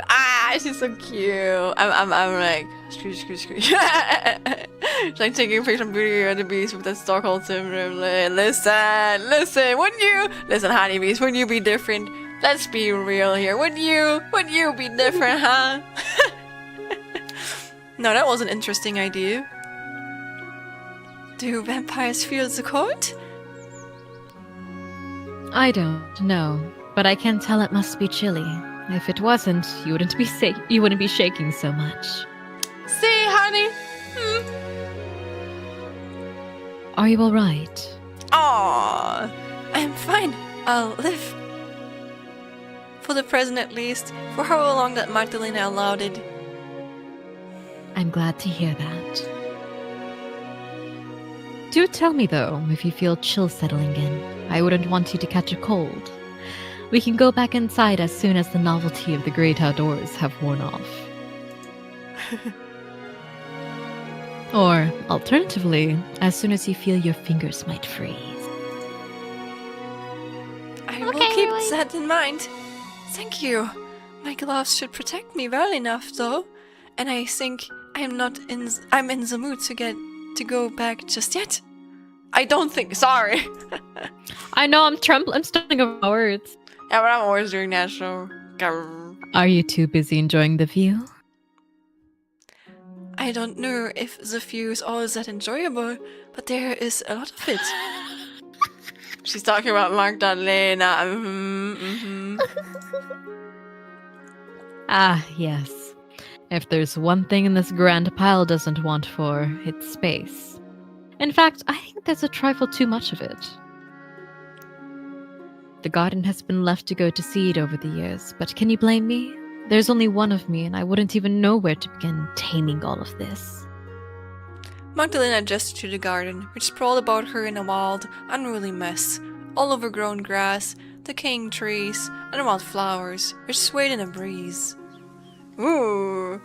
There was a fountain not so far away, which had once been topped with a stone effigy of Cupid. Cupid had since fallen off his perch, however, and he lay in pieces in the basin of the fountain. His shredded head spotted all over with flesh. Damn, man, it's over. Love is dead. The fountain itself, meanwhile, had stopped working many years prior. Its cracked basin was full of naught, save loose leaves, dirt, and bits and pieces of poor Cupid's broken body. Past the fountain was a tangle of rose bushes, which had been left to run riot over the decades. Perhaps they all had looked pretty once, when there had been gardeners to trim them into regulation, but now they were quite wild. The bushes were more thorns than roses, though the few roses that existed still were impressively red, scant splotches of color against the otherwise grey landscape. The sky above the meandering pair, meanwhile, was festooned with clouds. It looks as though it might soon rain, and the air which snaked through Magdalena's garden was chilly. The sun was scarcely visible, though Magdalena still shielded away from it. Though there was precious little sunlight to be had, Micah was still curious. Was it really safe for Magdalena to wander about like this? Do you often wander around your garden like this? With my captives, you mean? Or are you referring to the time of day? Both, I suppose. Well, let me see. To the first, I would say no. I am not in the business of consorting with my captives beyond what is strictly necessary. It would not do to get attached. Not that there's ever been much danger of that. You are the first lady I've had the pleasure of spending time with. Oh. Perhaps that is why I have come over with all... Perhaps that is why I have come over all sentimental. Magdalena shook her head, as though bemused her own antics. The breeze caught in her hair dresses as she did so her lovely hair fluttered about her shoulders. As for the second, no, I am not in the habit of pacing about during the daylight hours. I'm not particularly fond of the sun, an opinion which is shared among the rest of my kind. I find it quite unpleasant, in fact. If it were any brighter than it is, I would not have ventured outside at all. I can just about bear it for the present, but the summer's perfectly vile. She's blushing. Look, Magdalene. She's pouting. Yes. Magdalena pulled a face. She looked so very incensed. She induced Micah to laugh. So you usually spent the day indoors? Indoors and asleep, yes. I'm being quite naughty, really, consorting with you like this. It's long past my bedtime. Oh, she stayed up. I did think it unusual that you came to my room this morning. Haven't you been able to sleep? I tried, but I was unsuccessful. Aw, is she worrying? Sleep seemed like a fool's errand, so I decided I might as well spend my time with you. Your company is more agreeable than being on my own, when I have nothing to distract me save my thoughts. And what thoughts, may I ask, have you been ruminating on? You may ask, but I might not answer.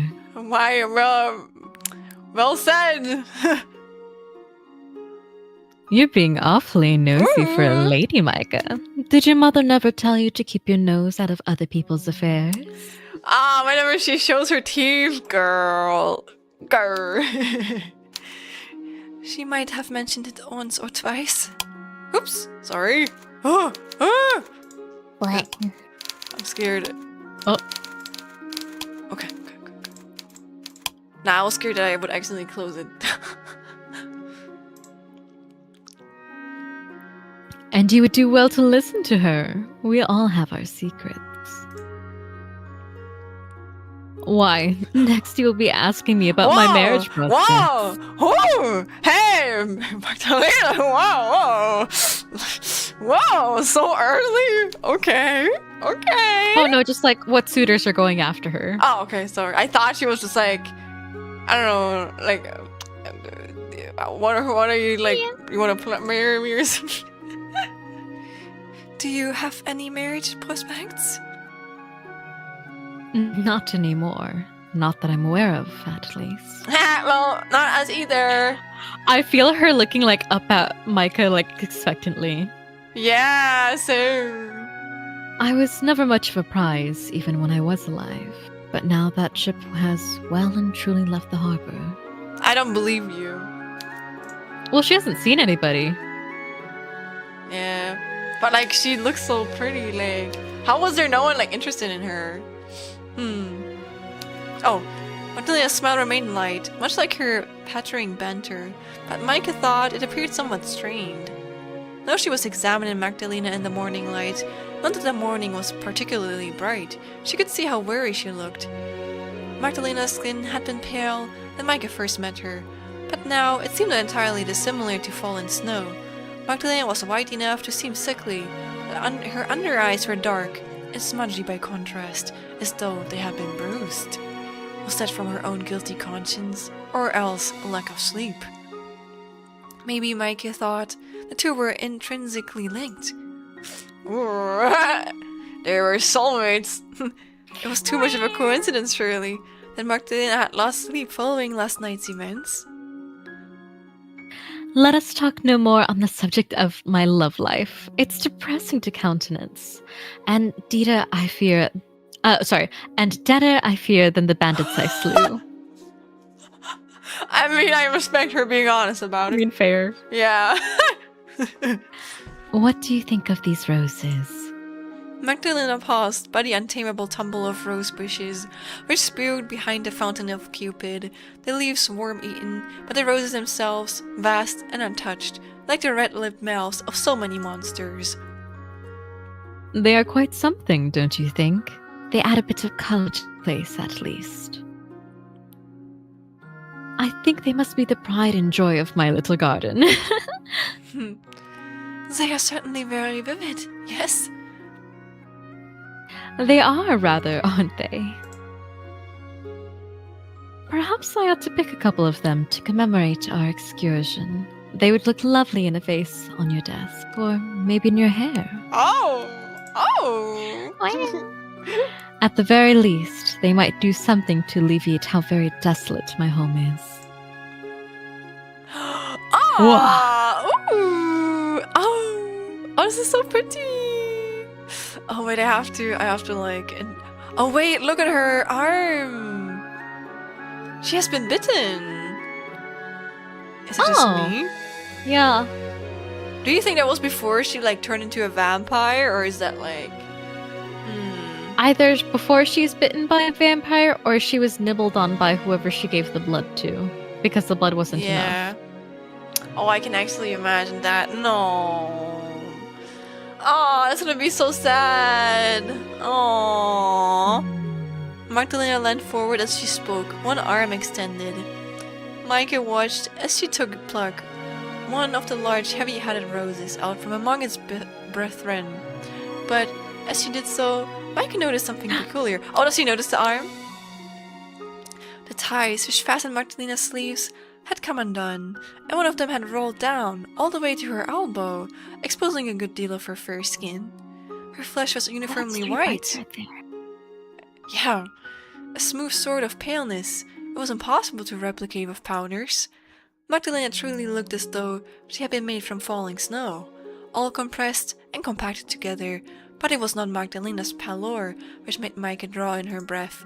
What really caught Micah's attention was a band of angry red welts which encircled Magdalena's arm. These marks were so pronounced, particularly against the paleness of Magdalena's skin, they looked like burns, or else... Micah's brow furrowed with newfound concern, not for herself, but for Magdalena. She could not countenance how Magdalena had received wounds like these. She had thought Magdalena indomitable, impossible to best in competition of strength. Surely, no human could have left such scars. These marks could have been left by an animal, Micah supposed, but Magdalena had dispatched of 4 fully grown men without blinking. Would an animal, even a wolf or a bear, be able to best her? In any event, the wounds did not look as though they had been inflicted by any great, hulking creature, with a maw full of sharp teeth. They didn't look large enough. Though these marks were small in circumference, they were shallow. They were garish even in the weak, autumnal sunshine, all puckered, raised welts, which had begun to bruise. The rest of Magdalena's skin was pale as death, but these marks seemed almost akin to a tableau of violence. What do you say, sorry? She said that the small bites, because I'm going back to my theory of like it was a child's bite. Yeah, you can be right. And then the puncture wounds that you see with the teeth bites. It does look like that, of like a child. That would be so sad. What if she actually had a daughter, or if it's like her little sister, like you said? Yeah. Oh. Who in the world had done such a thing to Magdalena? And why? How? Micah felt rather bewildered. Forgive me if I'm being rude, but I could not help but notice. Micah swallowed, tasting the cool breeze of her breath. She remembered Magdalena's earlier caution, even though she had spoken it in jest. You're being awfully nosy for a lady, Micah. Your mother never tell you to keep your nose out of other people's affairs, but still, she wanted to know. Maybe she had a blame her for kid. Oh, I was Vampire kitten. It seemed important all of a sudden. She got to the bottom of this. There was something insignificant about the injuries Magdalena had sustained. Micah knew it. What are those marks on your arm? What? Oh. Magdalena drew back from the rose, as though burned by them. Then she glanced down at her arm. When Magdalena saw that her sleeve had rolled back, her expression twisted. She didn't blush. Again, Mike did not think her capable of it, but roughly tugged her sleeve back down. Her expression was one of a supercilious guilt, that of a naughty child caught by her governess. It is nothing, really. Please don't dwell upon it. Oh, thank you, Shira. Hello. Thank you. Hello, hello. How could that be nothing? It looks painful. It's fine. I'm a strong girl and I can look after myself. You, on the other hand, mightn't be so fortunate. You ought to worry more about your own affairs. But... Now, there'll be no buts. This conversation is beginning to tire me. It's not very interesting. Let us be on our way. There is more of my garden to see, after all. Micah, seeing it would be impossible to talk. Magdalena around, capitulated. Sighing, she looked to Magdalena and said, "Fine, let's do that then." That we shall. I've much more to show you. Do try to keep pace with me, my dear Micah, or I shall leave you behind. Then you might never find your way back to my home. Would you care to take my arm to be on the safe side? Are we interlocking arms? Hello? Oh, I wish I could do that too. Me going like a pirate who got like his tongue removed. That's me. That is very gallant of you, I'm sure, but I think I'll be fine. Oh, she's pouting! So you mean to spurn my affections? Oh, my lady, how you wound me. She wanted to so bad. Aw. But like she's worried now. I think maybe beforehand she would have. Magdalena's theatrics might once have brought a smile to Micah's lips, but she felt too preoccupied with Magdalena's injuries to attempt anything approaching merriment. Yarr. Micah had seen those marks for only a few seconds, but they now felt imprinted upon her brain. It was not a sight she would forget in a hurry. Such wounds couldn't be dismissed as a fair trifle, no matter how Magdalena had tried to change the subject. Her hastiness to hide the marks had been concerning, as was her caginess. Magdalena was definitely hiding something from Micah, but to what end? Micah could not even begin to guess. Magdalena and Micah continued to promenade about Magdalena's expansive gardens, neither speaking more than seemed strictly necessary.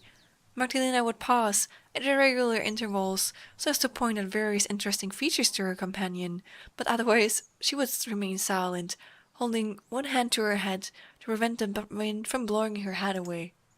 Eventually, however, Magdalena seemed to tire of their aimless wandering. Oh my god, the rain? Yo, even the animations. Damn.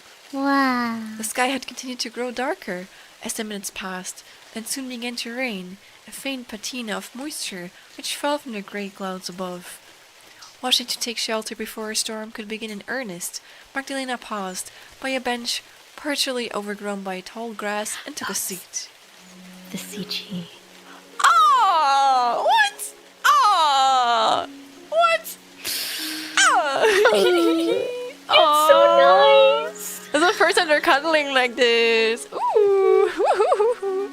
Micah said it, Magdalena's. Sorry. Micah said it.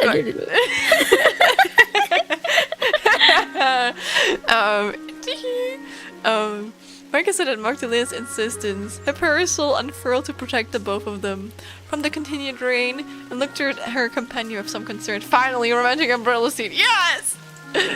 Magdalena had seemed animated enough when they had been wandering about her sprawling gardens, but now her energy had deserted her. My Yuri stalks!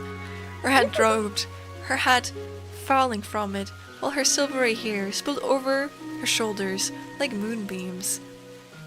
Then she yawned, a yawn so deep it brought tears to her eyes. Aww!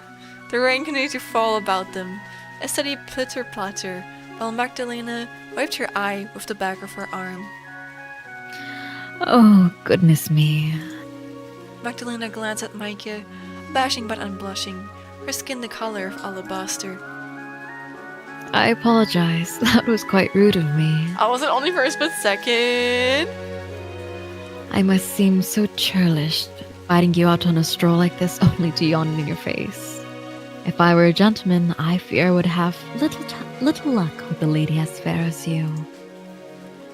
Why, you would have every right to call me a bore.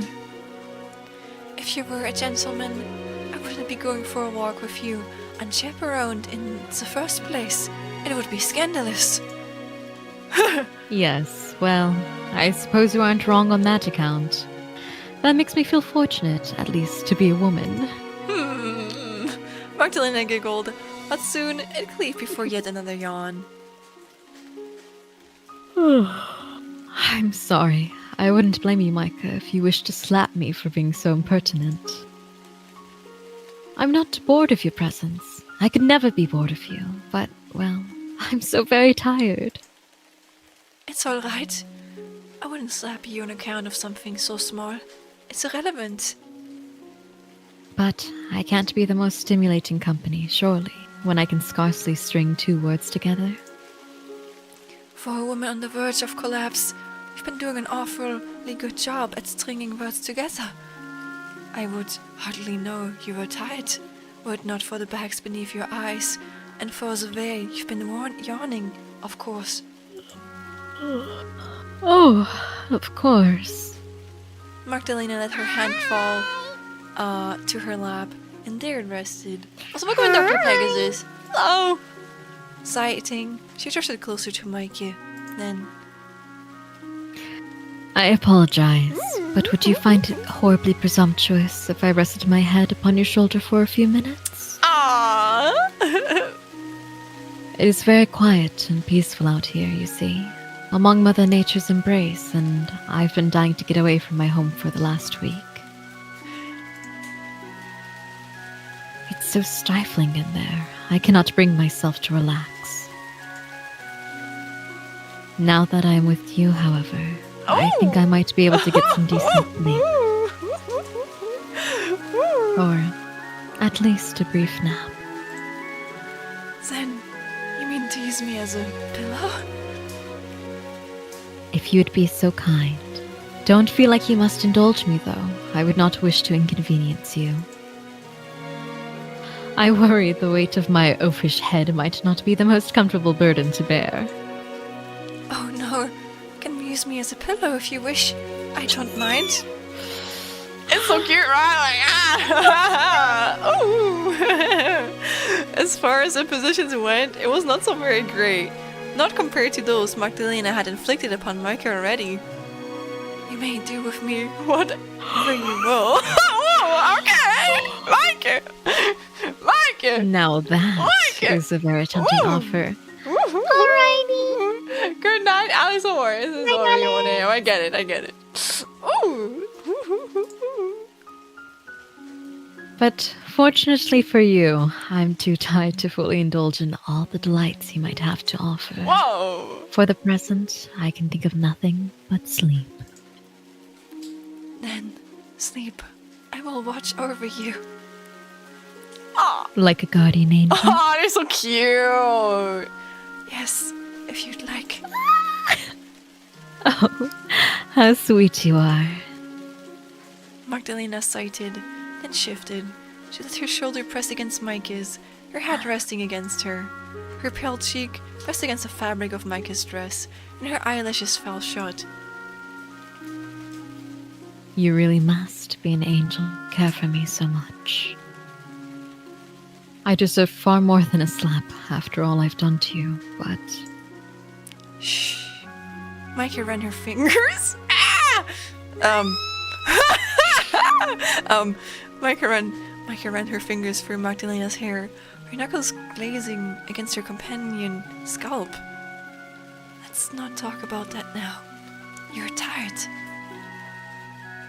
But I've done so many wicked things to you, Micah. I don't know how you can bear to speak to me. How can you stand to touch me? I've done nothing to earn your kindness and everything to earn your scorn. Maybe so. But I'm not going to scold you for that now. Not when you're in such a state.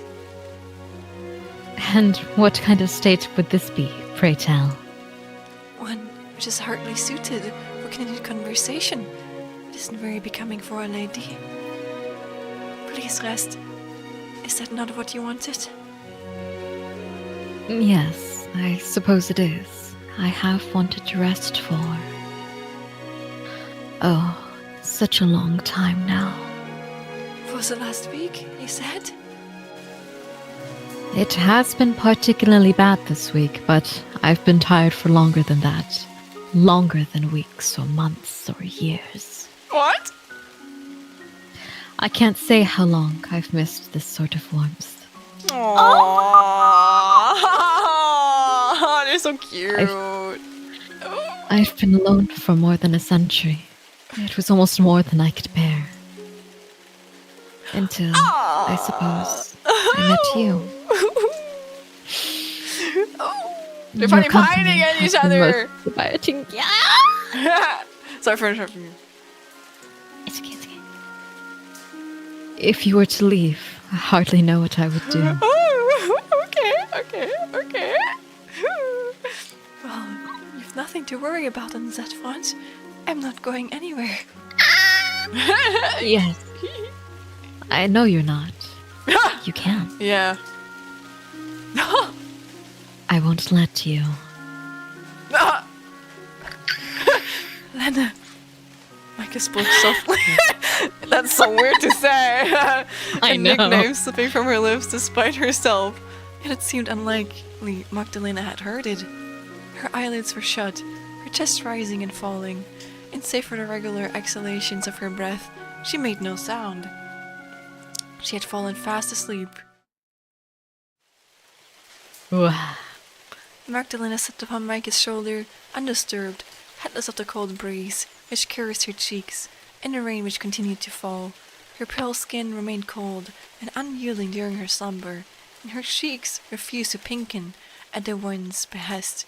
All the while as she slept, Micah watched her, her fingers curled about the handle of her parasol, as they sat there, their bodies pressed close. Micah found herself wishing they could stay as they were, time slowing, then stopping for good. Time did not stop, however, and Magdalena eventually awoke, some half an hour hence. She did not speak of what happened after drawing away from Micah, but she did suggest, after stretching, that they return to her home. The lights of her garden had been exhausted, and it was still raining. Magdalena had not wanted to remain outdoors when the weather was so foul. Mike had no words of complaint to offer, so she and Magdalena rose. Magdalena put her head anew, and the two once again entered her vast, dilapidated home. Here we are, home sweet home. Magdalena announced this to the cavernous room full of decades worth of undisturbed dust, then wrinkled her nose.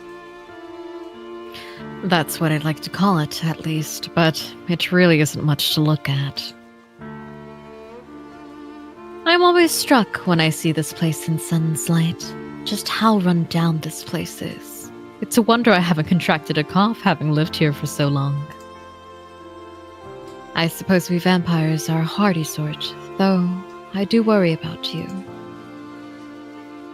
The dust isn't irritating your eyes, is it? I'll be fine. Micah reassured Magdalena, though, in all honesty, her eyes were beginning to water. The air smell floated, and each inhalation made her nostrils, not to mention the back of her throat, tingle. She could taste the dust upon her tongue, so thick it turned her stomach. She had almost begun to acquaint herself with the general decay of Magdalena's home, having lived among it for so long, but a few hours she had spent outdoors had undone all her familiarity of her surroundings. Magdalena's abode felt strange and inhospitable once more, in part, Micah supposed, because it was. Humans weren't supposed to live like this, in unloved homes, choked with old age and their own neglect. But Magdalena wasn't a human. Human needs did not apply to her, not when her own desires were so unusual. Micah had learned during her walk that Magdalena did not need to sleep, however, a fact which made her seem more personable. In some ways, she mightn't have been so very dissimilar to a human after all. So, are you feeling alright? Your face is very pale. My face is always pale. It comes with the territory. I've no blood of my own, you know. Not like you. I couldn't work up a hearty blush even if I tried. I know that much, but your under eyes are still very dark. Oh, point out all my imperfections, why don't you? You've a way of making a girl feel rather exposed, Micah. I'm almost embarrassed. I didn't mean to embarrass you. I was only... Concerned? I know. You really are too nice for your own good. I doubt many other women would care for the welfare of their captors half so much. But you are not, as I've gathered, a typical woman. That you'd risk your own life for your maid is remarkable in and of itself. I'm not so special, really. Oh. I disagree. I've lived for a very long time, and I don't believe I've met anybody quite like you before. Not that I've been in the habit of receiving guests during the last century, I suppose. I doubt my compliments are worth all that much, given my limited frame of reference. You may disregard them if you like, but I mean what I said. I don't tell lies. Why then, Micah longed to ask, did you tell me about those marks on your arm? Why did you say it was nothing, when it was clearly something? What are you hiding? Micah stared at Magdalena, but found no immediate answers to her queries. It seemed that Magdalena's wounds would remain a mystery. Would Magdalena ever trust her enough to be fully honest, or would Micah succumb to blood loss before that happened? That was an unpleasant thought. It was in a dire mood that Micah crossed the entrance hall, her footsteps echoing and ascending the stairs. All of a sudden, she too felt awfully exhausted. Micah took the stairs slowly, Magdalena close by. She gave the banisters a wide berth, for they were so covered with dust, and instead kept her arms straight, hanging at her sides like a soldier's. The grand staircase had so many steps, an unnecessary number, or so it seemed to Micah. It was no small difficulty navigating them. Micah continued on, determined, placing one foot after another, but she felt unsteady. Magdalena, sensing Micah's exhaustions, surveyed her with some concern. And you asked whether I was all right. You seem positively dead on your feet. Are you sure you would not care for my assistance now? Oh, she wants to be held, and you... I'll be fine, Micah said vaguely, as Magdalena proffered her arm, but this time, Magdalena refused to take no for an answer. Oh!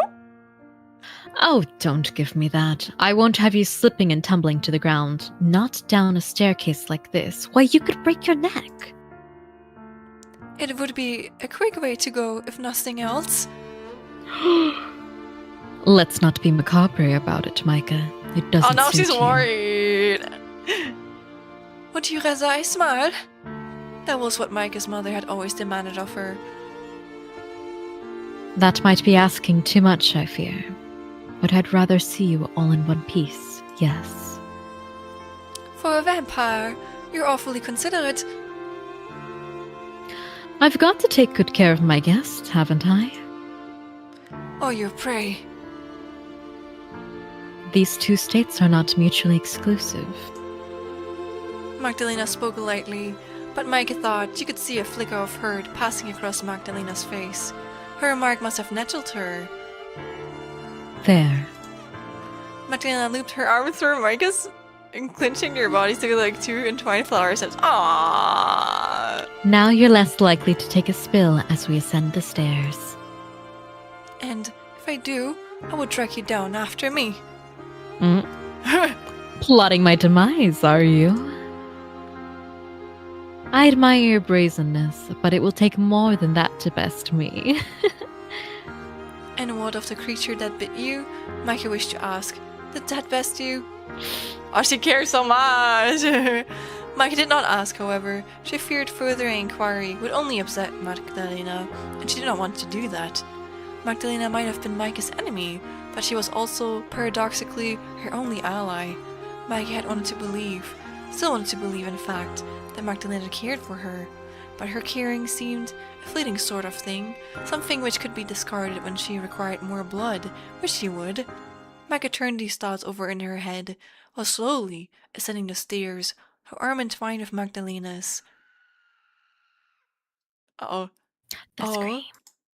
But a sound soon startled her from her morose reverie, a sound she did recall hearing once before, when Magdalena's first escorted her through the entrance hall to her new lodgings. It was the sound, though faint, of a scream. Micah's back stiffened, her body tensed against Magdalena's, and rather than push the other woman away, she held her closer still. With wide, alert eyes, Micah glanced around. Oh, she's scared! Magdalena had attributed these noises to the wind when Micah had first heard them, but now Micah knew, had always known in fact, that this was a lie.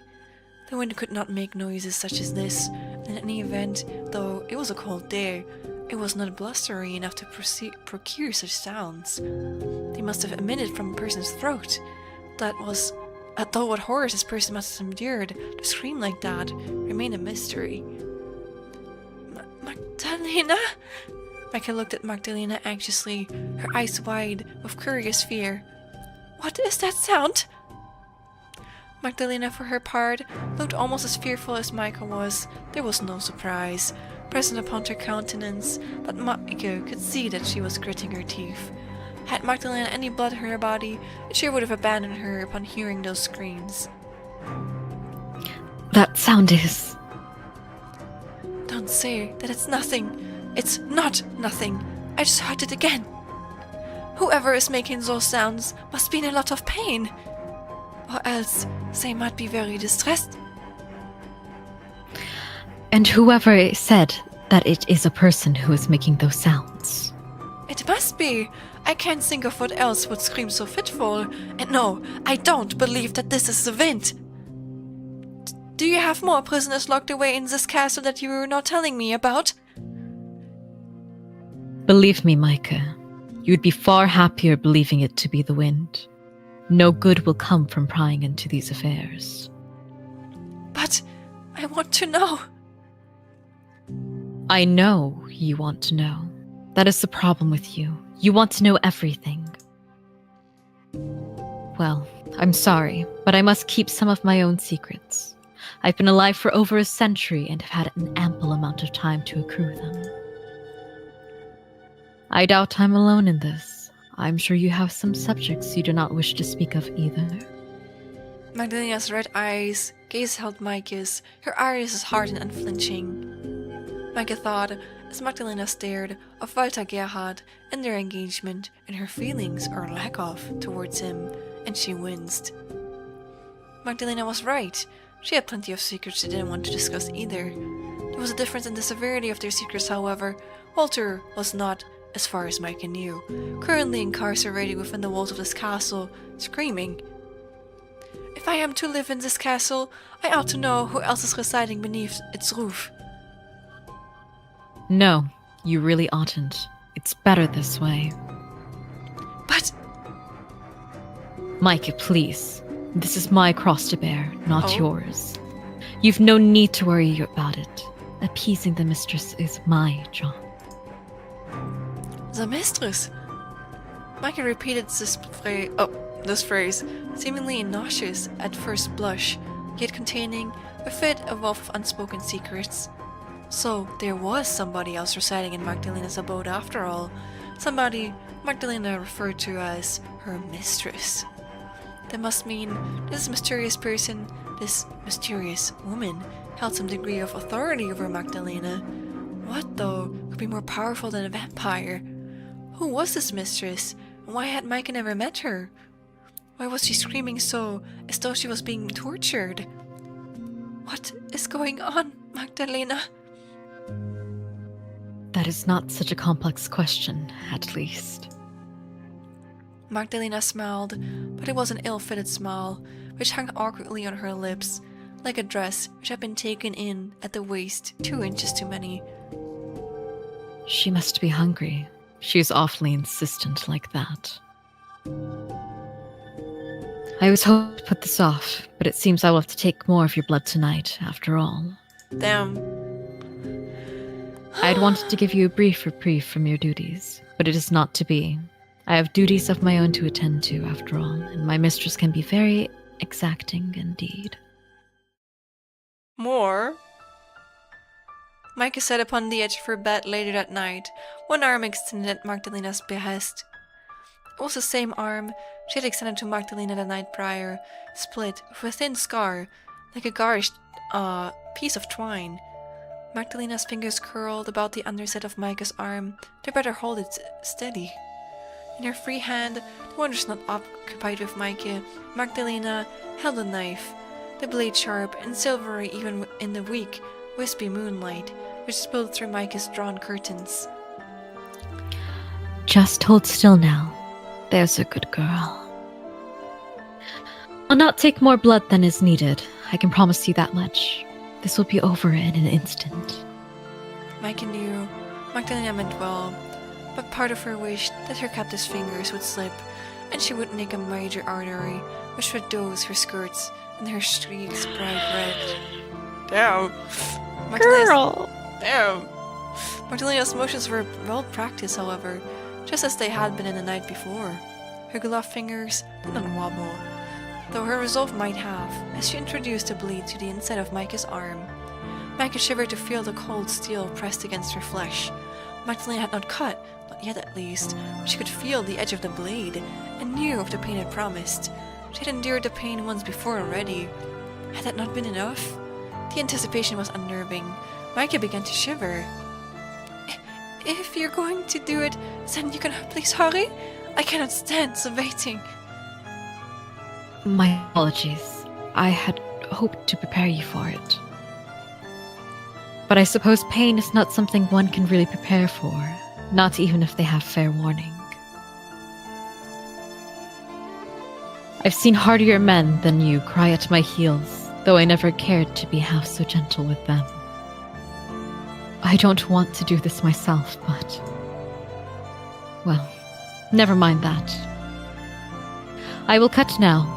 Hold your breath, and maybe close your eyes if you must. It might help. Micah began, yet was unable to finish. Magdalena, true to her word, had moved her hand, the blade, once inert, now slicing into Micah's flesh. Magdalena scored the blade across the inside of Micah's arm, an inch beneath her previous incision. Pain flared up inside Micah in an instant, hot like all the flames of hell.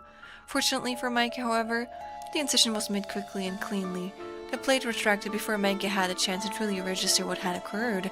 A ball was soon placed beneath Minchki's cut, into which Minchki bled, rivulets of crimson trickling down her pale skin and into the basin beneath. Minchki did not look at her cut, she could not bear to, but she could feel her life's blood oozing from her. It was incredible just how much the body could bleed. The last cut Magdalena had inflicted had been thinner than the paper cut. It had bled profusely. Minchki wondered whether this blood was meant for Magdalena, or whether she meant to give it to her mistress, the one she had cried earlier, who had been hungry. It must have been where Minchki's blood had gone last night. Minchki had thought it odd Magdalena had not partaken of her blood in a more direct manner. What was the point in possessing such sharp incisors if one did not use them? By this point, Minchki felt as though she had bled for an indeterminate time. Her thoughts were beginning to slow, to become muddled. Her arm stung, and she felt sick. She did not want to look at the sleek crimson which daubed her skin, nor Magdalena's pale, pinched face. She was afraid Magdalena would look just as upset, if not more, than she did herself, and Minchki couldn't bear that. She did not want to pity Magdalena now, not when she felt so enervated. I think that should be enough. Minchki heard a soft thud as the offertory bowl was set aside. Then she felt something soft and wet dab at the inside of her arm against her cut, which still continued to bleed. Magdalena must have been wiping her cut clean with a kerchief. Finally, Minchki chanced to crack her eyes open. Her eyelashes fluttered as she surveyed Magdalena, the world, once blurry, now sliding into focus, like a dial turned on a telescope. I'm sorry to do this to you, Minchki. Oh, sorry. Not that my apologies mean very much, I suppose. It's not like anything I could say now could erase all I have done. With Minchki's blood having been collected, Magdalena soon took her leave. She tugged the bowl against her side, her slender fingers curled about it, and exited Minchki's chamber, closing the door behind her with a thud. There was a familiar click of a lock, which seemed to echo inside Minchki's skull, then silence. Minchki was, once more, quite alone. Oh man! My show is slaying! Slay. Left to worry after the day's events, and the inside of her arm still stinging, Minchki lay down upon her bed and looked to the ceiling. A yawn forced its way from her parted lips, and her eyelids began to droop. Before she allowed to sleep to claim her, however, she felt her thoughts turning to Magdalena. Aww. She thought I of love the that dark. CG. Yeah, that's totally my favorite CG so far. She thought of the dark bruises beneath her eyes from a lack of sleep, or so she had said, and the sickly pale pallor of her skin, white as leprosy. She thought of the violent red marks which ringed her wrist. She had hurried to hide. She thought of the screaming she had heard while tearing in the entrance hall, and of the way Magdalena had flinched to hear it, and her reassurances, feeble though they were, that those screams were not for Minchki to trouble herself over. Appeasing the mistress is supposed to be my job. Who was this mysterious mistress of whom Magdalena spoke? Minchki knew not, but she must have been somebody with leverage over Magdalena, powerful enough that even a vampire would grovel before them. Minchki turned over in her bed, the wooden bed frame creaking in protest, and trembled. At least now she could say for certain that she and Magdalena were not alone in this castle. There was another person sequestered away in one of the many rooms Minchki had never before been in. Magdalena's mysterious mistress. It was somewhat satisfying to have her earlier suspicions proven right, but Minchki did not feel any more at ease now than she had upon awaking that morning. If anything, it was the exact opposite. How awful must Magdalena's mistress be? Even Magdalena was afraid of her. Minchki hardly dared to imagine it. She allowed her imagination to run riot, as the roses in Magdalena's garden did. She feared she would never be able to sleep again. And then it's a baby. The world in monochrome. I think we should call it quits here. Yeah. No, it's like half like 2, so I think it's also a good like way to end it. Also, you gotta rest your eyes, so... Oh no, my eyes are fine after the eye drops. Okay. But it has been... Oh my gosh, it's been 6 hours. It's been 6.5 hours, yeah. Jesus Christ. Jesus. But thank you for streaming for so long with me. It was so really fun. I'm really getting interested in the story. The story is so Me good. too. I really want like to know it. who the mistress is. Me too. Ah! I'm sorry. I think we can only like continue this next week, man. I have to look to see what day because I will be working. Well, I'm working Tuesday, Wednesday, Thursday, but I have events I need to do on Friday and Saturday. I have work, so the soonest I could do is Sunday. That's okay. You mean like not this? You mean like the first of The March? 22nd. Oh, you mean Thursday? Sorry, I understood Sunday. No, Sunday, yeah. Wait, what? Next Sunday is the 22nd. Oh, I meant next week. That's the thing. I don't think I. Oh wait, have... yeah, you're moving stuff. Yeah. I can't anymore this week because I'm moving Friday on, and Sunday I meet up with my friends, and Saturday I have like my mom invited me to dinner, so I was like, yeah, but I can on like the 23rd again, basically. 23rd. A moment. I could actually do Saturday, February the 28th, or the 1st of March. One of those. Okay. Well, What's your preference? let's do like 28th then. I think that's probably best. Though I might have to check with myself too, because I have to like look at my own calendar. I don't want to do that right now because when I do that, then I'm streaming, so my tracking would Yeah, get no, lost. you're fine. But I'm gonna look later, basically. But yeah, it was really fun, and I'm really sad that we have to stop it here because it's getting so interesting, man. I want to know. Now we have to wait so long to know what's happening next. That's so evil. That's so fucked up and evil, man. But it's okay. It's okay. Yes. Thank you, Akane. Me too. Are you allowed to listen? No, you. I mean, yes. But thank you. I'm really enjoying it. And I'm glad. I don't know. I feel like especially with Yuri stuff, I don't think a lot of people are really into these type of genres, so it makes me happy that you're like willing to play these. And you can like, it's not just like you're saying okay to it, but like you actually enjoy it too. You know, that makes me happy. Yeah. These are so fun. They are. I really like it. But yeah. Is there anything you would like to say at the end, or otherwise I'm probably gonna start a raid. Yes. I'm EP. That is all. Wait, what? I'm EP. You're EP? Oh, don't worry. I'm also EP. It is 1:30 after all. But damn, actually, that's a lot of people who are still here. Thank you so much, guys. I'm glad you're actually like. It makes me really happy that people have been enjoying it so much because I feel like with like visual novels, it's kind of hard. Because I don't know, I feel like people are either not interested at all or they're kind of interested, and it makes me happy that you guys are actually like liking it. Thank you guys, thank you. Ooh, could I bother you to rate a specific person who's online? Yeah. Sorry, I can stop. Wait. Oh, okay. You're going to Unagi's. That's okay. No, I can write someone else. Give me the name. All right. His name is Ionix. Can you write it? Yes, I wrote it in the stream chat. But I think I've heard of them before. He's also an IRL friend of mine. Oh! He and I do karaoke together whenever he visits. Oh, that's very sweet. Sure. But I do feel like I've heard... Wait. But did we raid into Una now? Wait. Huh? No, we didn't, right? No, Okay. it canceled. Okay, good. No, that confused me. Wait. I think my Twitch, when I pressed start raid, it didn't work. Okay, now we should like raid into the right person.